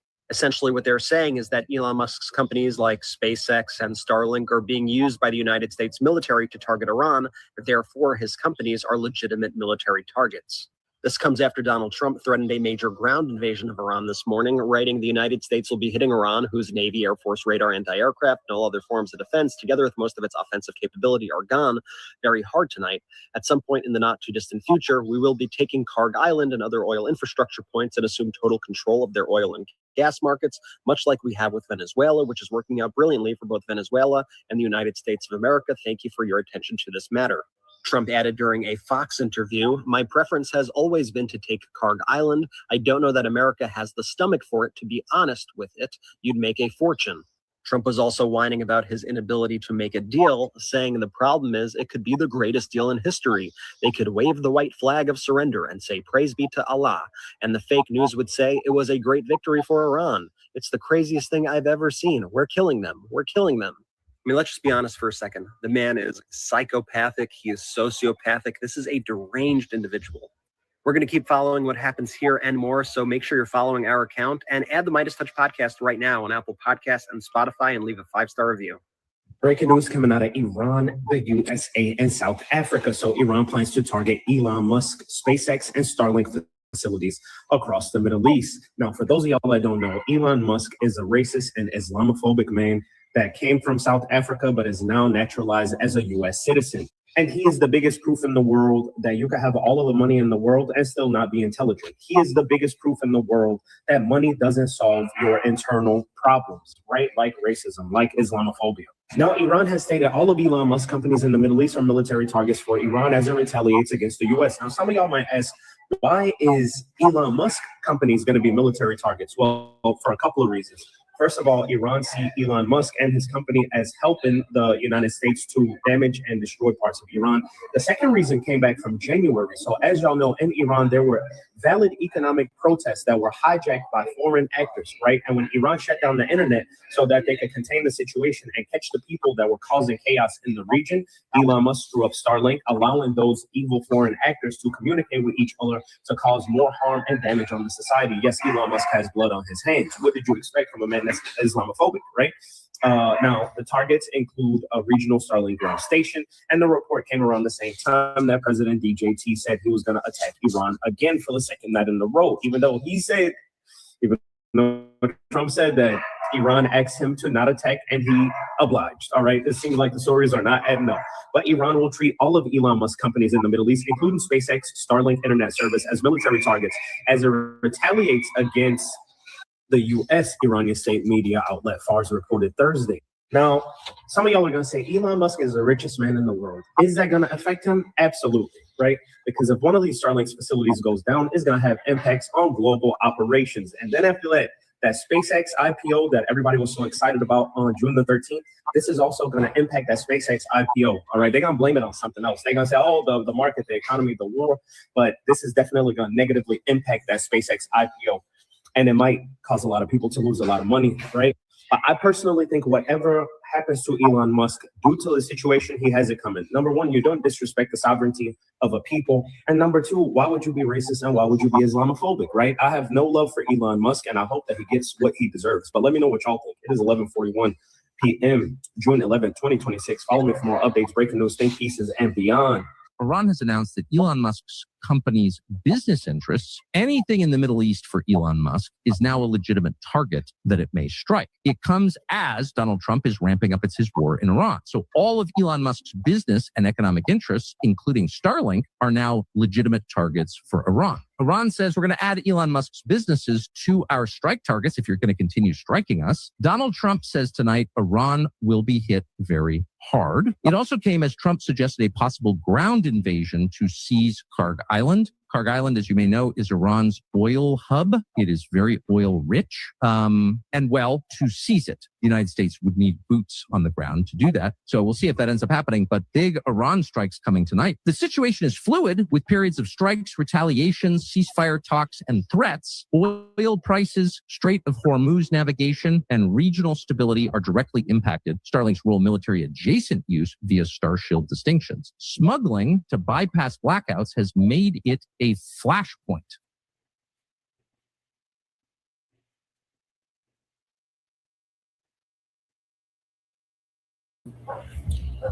All right, y'all. We'll see if they make good. Iran has been pretty good at keeping their word when they say they're going to do something. But let's see if they keep their word and actually blow up Elon's companies over there. Oh, man. You know I'm showing that on live stream. So anyway, you know, there was a news alert that came across. Y'all, a judge just blocked Donald Trump from giving money to J6ers indefinitely. So that just came across just moments ago. So yeah, you damn right, you better block that. There is nobody that should get reparations ahead of us, especially the J6ers. They're a bunch of criminals. What do they get money for? So y'all, let me thank everybody. Shoshana, thank you for your new channel membership and support for my channel. Loveline Turner, thank you for the super chat. Antithesis, Alcha supporting, thank you so much for your super chat. And MC2, the X Project, thank you for the 28-month membership. If they take out all Captain Catamine's junk, there's no loss, but Agent Orange will give him more money and contracts to offset his losses. They're fooling no one living in La La Land. Yeah, you know, didn't he get, I think back in 2025, didn't they give Elon a $1 trillion contract? I was like, a $1 trillion contract. Yeah, I believe they not long after he finished with Doge, Elon got a $1 trillion contract from the government. But the government is supposed to be insolvent though, right? But thank you for your support for my channel. I deeply appreciate it. Loveline. Lisa, thank you for all you do. Thank you so much, Loveline. I appreciate you.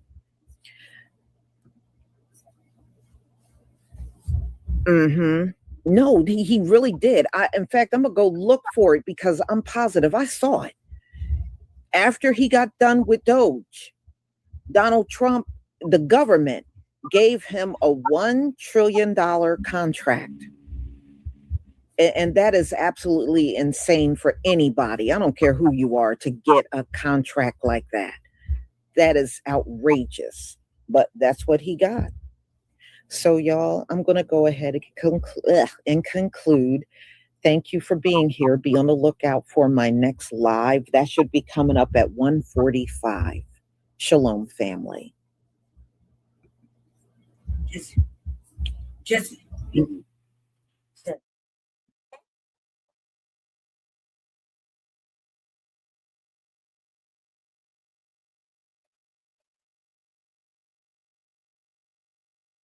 Drew Anthony, Kayla, you're cowards. You wouldn't even show up for your son's sentencing.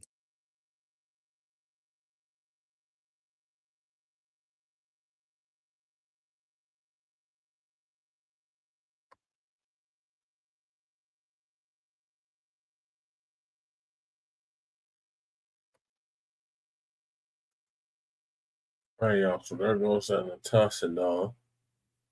and the threat to bomb on Elon Musk. Yeah. So we're gonna get on Elon Musk, and then that's gonna be it. We already did that one. Wait, what do you mean? We already ran it. This the one we just finished. No, that's something else. No, from Lisa. No, it's not from Lisa. Okay. So that's the last topic, and that's Elon Musk is now a trillionaire. Imagine that, Black family, a trillionaire. Oh God. So, Democracy Now! Gonna give us an update on that.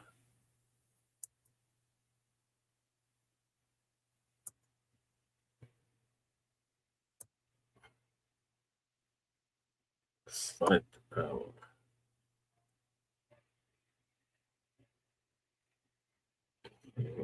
Video.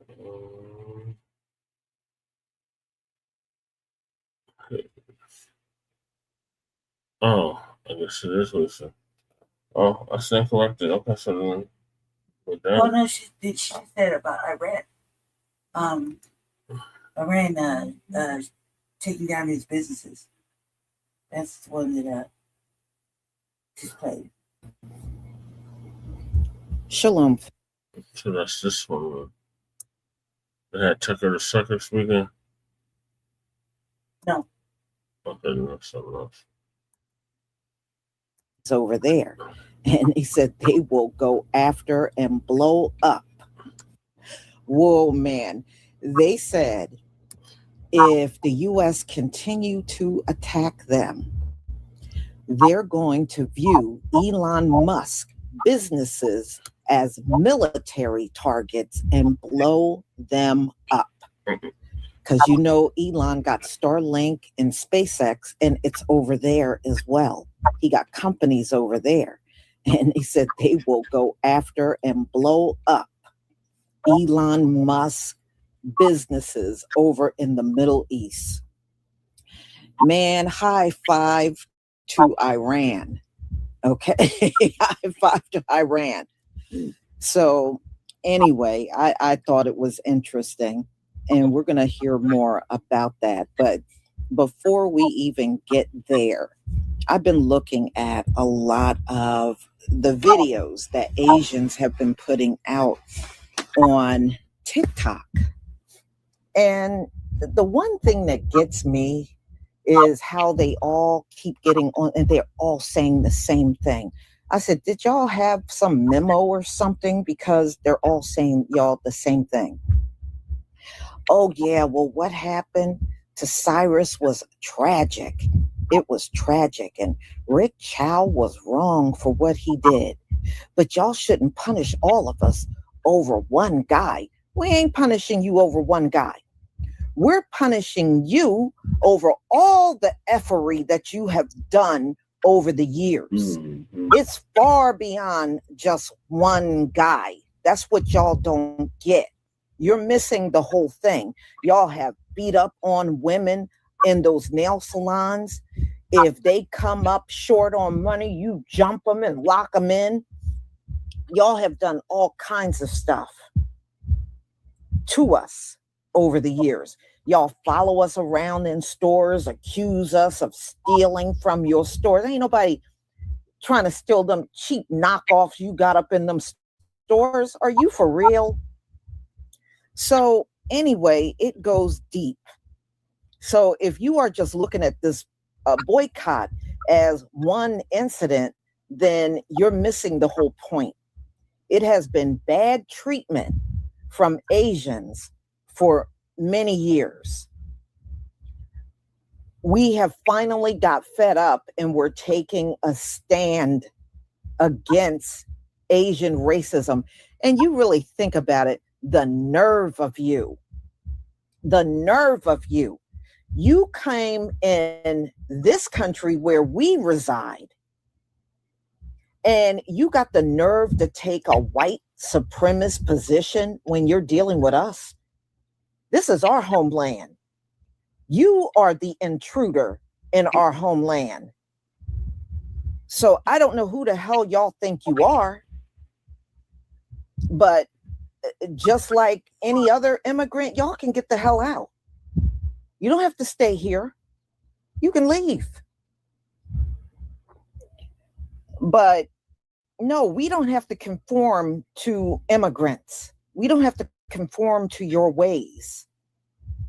And I think some of y'all really got this idea and you really believe that we should be conforming to anything you want.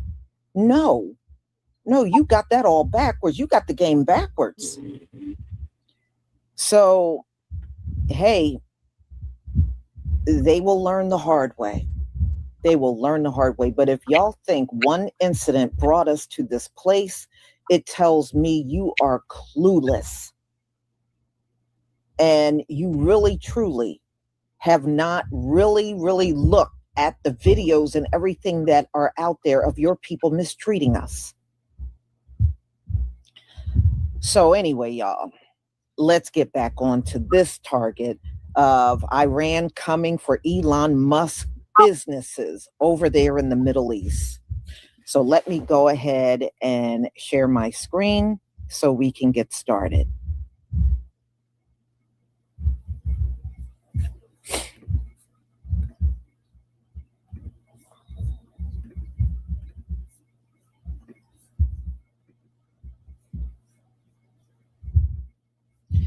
All right, y'all, please give me a 1 if you can see my screen.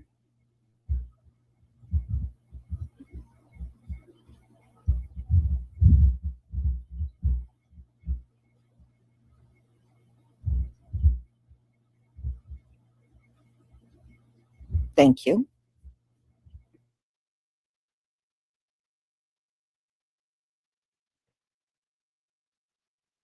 Announced that Elon Musk's company's business interests, anything in the Middle East for Elon Musk, is now a legitimate target that it may strike.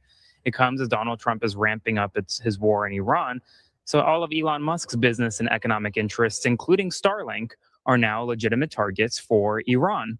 Iran says, we're going to add Elon Musk's businesses to our strike targets if you're going to continue striking us.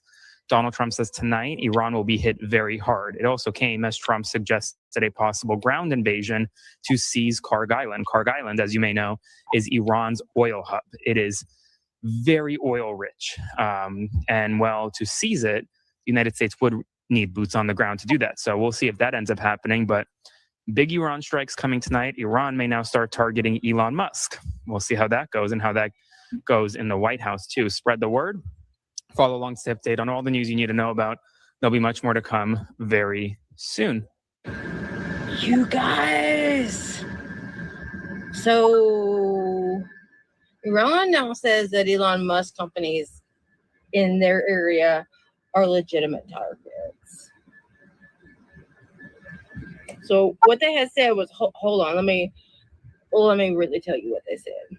Fuck this, fuck that, fuck you and fuck your hat. Another new development on Iran. This one, listen up. The country's state media says all companies owned by Elon Musk in West Asia, including Arab countries and Israel, are considered as military targets. That includes Starlink ground stations in Qatar, Jordan, the UAE, and Oman, and companies in the region that are SpaceX shareholders. Again, this is just out from Iranian state media. Breaking news. Iran has warned that it could target assets linked to billionaire entrepreneur Elon Musk across the Middle East, marking a significant escalation in the already tense regional standoff. Iranian state-linked media outlets say companies connected to Musk, including SpaceX's Starlink satellite internet network and other business interests operating in the region, may now be viewed as potential military targets. The latest threat comes as tensions between Iran and the United States continue to rise, following recent military exchanges and diplomatic confrontations. According to reports, Tehran accuses Starlink and other Western technology platforms of supporting activities that undermine Iran's security interests. Iranian media claims that Musk-linked economic holdings in the Middle East could be included on a broader list of targets if the conflict deepens. Starlink has long been a sensitive issue for Iranian authorities. The satellite internet service has been used by some Iranians to bypass government internet restrictions and maintain access to outside information during periods of unrest and communications blackouts. Iranian officials have repeatedly criticized the technology and have accused foreign governments of using it to influence events inside the country. Iran has just announced that if Donald Trump attacks them tonight, all of Elon Musk's companies located in the Middle East, SpaceX and others, would all be fair targets. Yes, if the United States attack Iran tonight, as Donald Trump is promising, all of Elon Musk companies located in the Middle East, such as SpaceX, would be targets. My guess is he won't be the only target. As you know, Amazon, their cloud services, many other high-tech companies, Microsoft and others from the U.S. have facilities throughout the Middle East. These have been under attack before, and I'm quite confident that Iran, if attacked, already picked out these targets. They're going to be hitting them. They are also going to be hitting oil infrastructure throughout all the oil producing countries there in the Middle East, not to mention U.S. forces. So while we may inflict a lot of damage on Iran, Iran equally can do a lot of damage to U.S. companies, to oil infrastructure that basically hurt the United States and the rest of the world even more. Whatever pain Iran suffers, it's severe, but they're going to make sure that Donald Trump, the United States, and the rest of the world suffer even more. And between the two, I would say the rest of the world has suffered a lot. We haven't suffered the casualties that Iran and the Iranian people have. We haven't suffered the damages in that way, but the economic damage has been severe and it has no sign of letting up. What do you think? Should everybody de-escalate and we try to talk these things out, or more war, which usually doesn't bring many solutions? Let me know. Elon Musk, you better get all your Starlink assets out if you can. Seems like you're going to be on target tonight. Breaking news as Trump has called off U.S. airstrikes against Iran for tonight. It's Taco Thursday, guys. Trump always chickens out. He has done it again. But this comes as Iranian state media said that Iran has added Elon Musk companies to their target list and that they would strike his companies in the Middle East should the United States move forward with these strikes. And this got Trump to back down. It worked for them. And they said they would even target Starlink ground sites within the region, something that is crucially needed right now for the United States to conduct operations. So merely a matter of several hours after Trump said they were going to hit Iran very hard tonight, he has called it off after this threat from Iran. And I thought this military in Iran was completely decimated, obliterated. It was also just this morning that Trump said that all of Iran's air defenses, missile capabilities, anti-aircraft capabilities, defensive and offensive capabilities were gone. So then why is he backing down to this threat? He always tells on himself. He always gives it away. Let me know what you guys think about this in the comments. Follow along for more, share, spread the word, and I'll see you back here for the 411. This just in, Iran is now threatening to expand their military operation in order to target Elon Musk's companies throughout the region. In a new statement released by Fars news agency, which is linked to the Iranian regime, they write, Iran has updated its bank of targets for further military operation, expanding it to all interests associated with economic holdings managed by Elon Musk in West Asia, including those located in Arab countries and the occupied territories. Essentially, what they're saying is that Elon Musk's companies like SpaceX and Starlink are being used by the United States military to target Iran, and therefore his companies are legitimate military targets. This comes after Donald Trump threatened a major ground invasion of Iran this morning, writing the United States will be hitting Iran, whose Navy, Air Force, radar, anti-aircraft, and all other forms of defense, together with most of its offensive capability, are gone very hard tonight. At some point in the not-too-distant future, we will be taking Karg Island and other oil infrastructure points and assume total control of their oil and gas markets, much like we have with Venezuela, which is working out brilliantly for both Venezuela and the United States of America. Thank you for your attention to this matter. Trump added during a Fox interview, my preference has always been to take Karg Island. I don't know that America has the stomach for it, to be honest with it. You'd make a fortune. Trump was also whining about his inability to make a deal, saying the problem is it could be the greatest deal in history. They could wave the white flag of surrender and say, praise be to Allah. And the fake news would say it was a great victory for Iran. It's the craziest thing I've ever seen. We're killing them. We're killing them.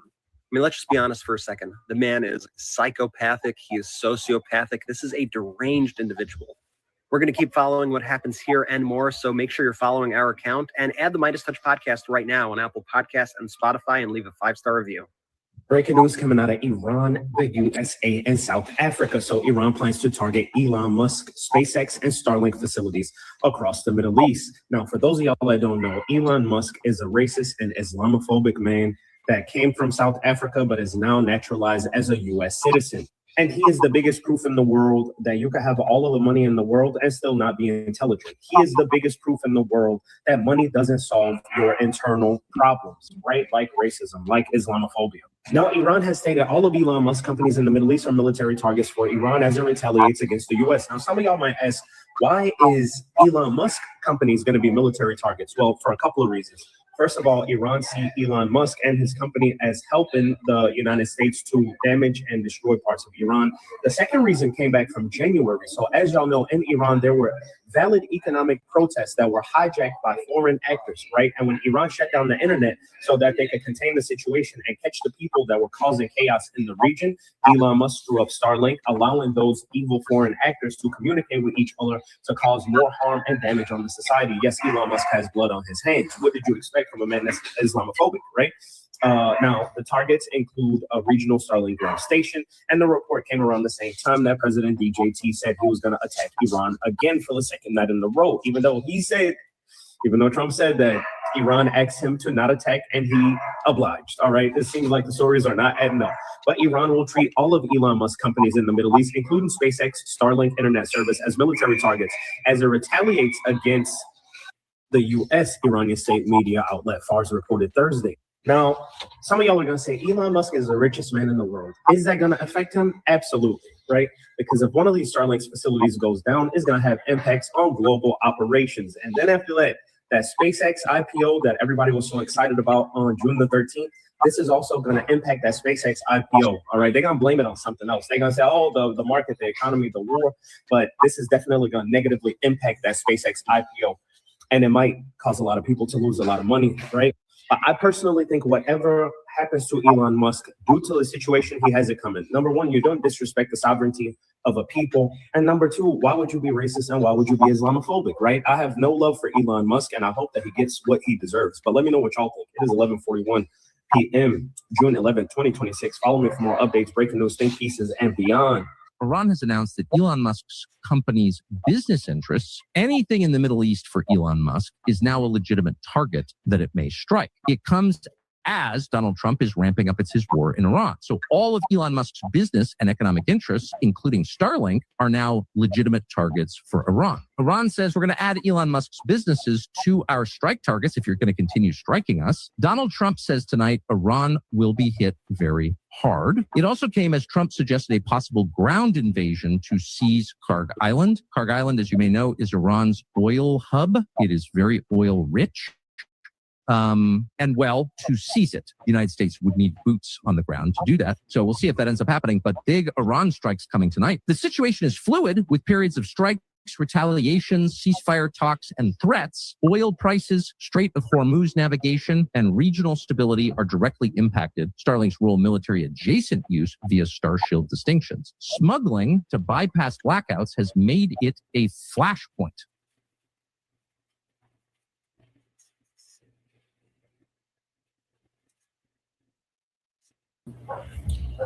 All right, y'all.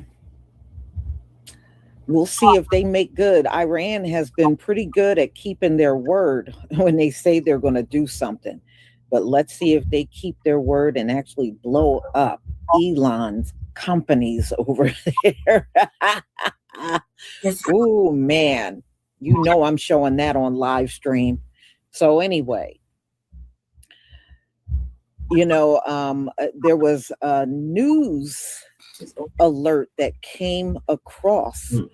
Y'all, a judge just blocked Donald Trump from giving money to J6ers indefinitely. So that just came across just moments ago. So yeah, you damn right, you better block that. There is nobody that should get reparations ahead of us, especially the J6ers. They're a bunch of criminals. What do they get money for? That's right, man. So, y'all, let me thank everybody. Shoshana, thank you for your new channel membership and support for my channel. Loveline Turner, thank you for the super chat.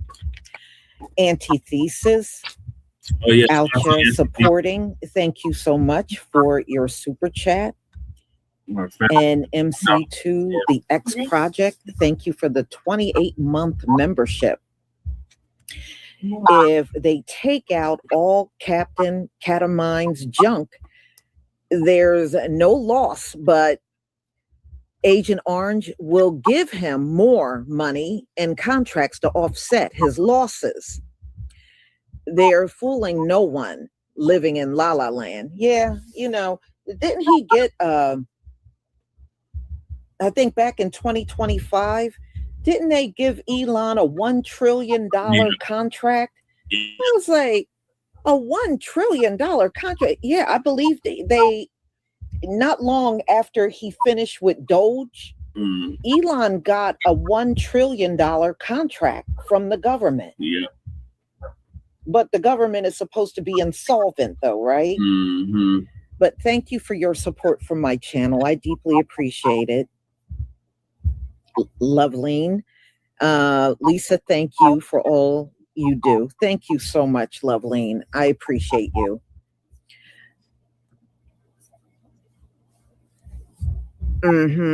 No, he really did. In fact, I'm gonna go look for it because I'm positive I saw it. After he got done with Doge, Donald Trump, the government, gave him a $1 trillion contract. And that is absolutely insane for anybody. I don't care who you are to get a contract like that. That is outrageous, but that's what he got. So y'all, I'm going to go ahead and conclude. Thank you for being here. Be on the lookout for my next live. That should be coming up at 1:45. Shalom, family. Shalom, Lisa. Shalom, Lisa. All right, we're going to wrap this thing up. Appreciate y'all tapping in. Join us later after the food bank for part 2 of season 6, episode 30, or Trio of the Frontline Black News. In the meantime, make sure you like and subscribe to all our platforms. Frontline Black News on YouTube and Facebook. The Revolutionary Agenda on YouTube and Facebook. And Shabaka's Black Experience Enhanced. Shout out to Breeze for coming on. Shout out to Michael. Shout out to Shabaka. And shout out to all y'all in the chat. Me too. And of course, Lady Che. Hey, what up, Fresh? We're about to wrap this thing up. We got Fresh always in the building. We got Cut from a Different Cloth in the building. We got some chick named Star in the building. And we have Black Joe come through. Shout out to Cuz. That's Black Joe. Share that education. Nabi, Goddess Nabi came through. Nabi. Who else is in here? No Young Riaz. Not tonight. Anybody that was speaking and not speaking. Oh, we had Time in the building. Salute to Time. Salute Time. And we had, it was one other person. Oh, Cow Dog came through. Shout out to Cow Dog. And I think that was it. So, appreciate y'all tapping in. Join us later for part 2. So, peace, love, light, reparation, separations, delineations, and Black empowerment. Chan Coolman, Lady Chase signing off from the Mile High Income and Illegal Migrant Flooded City. Peace.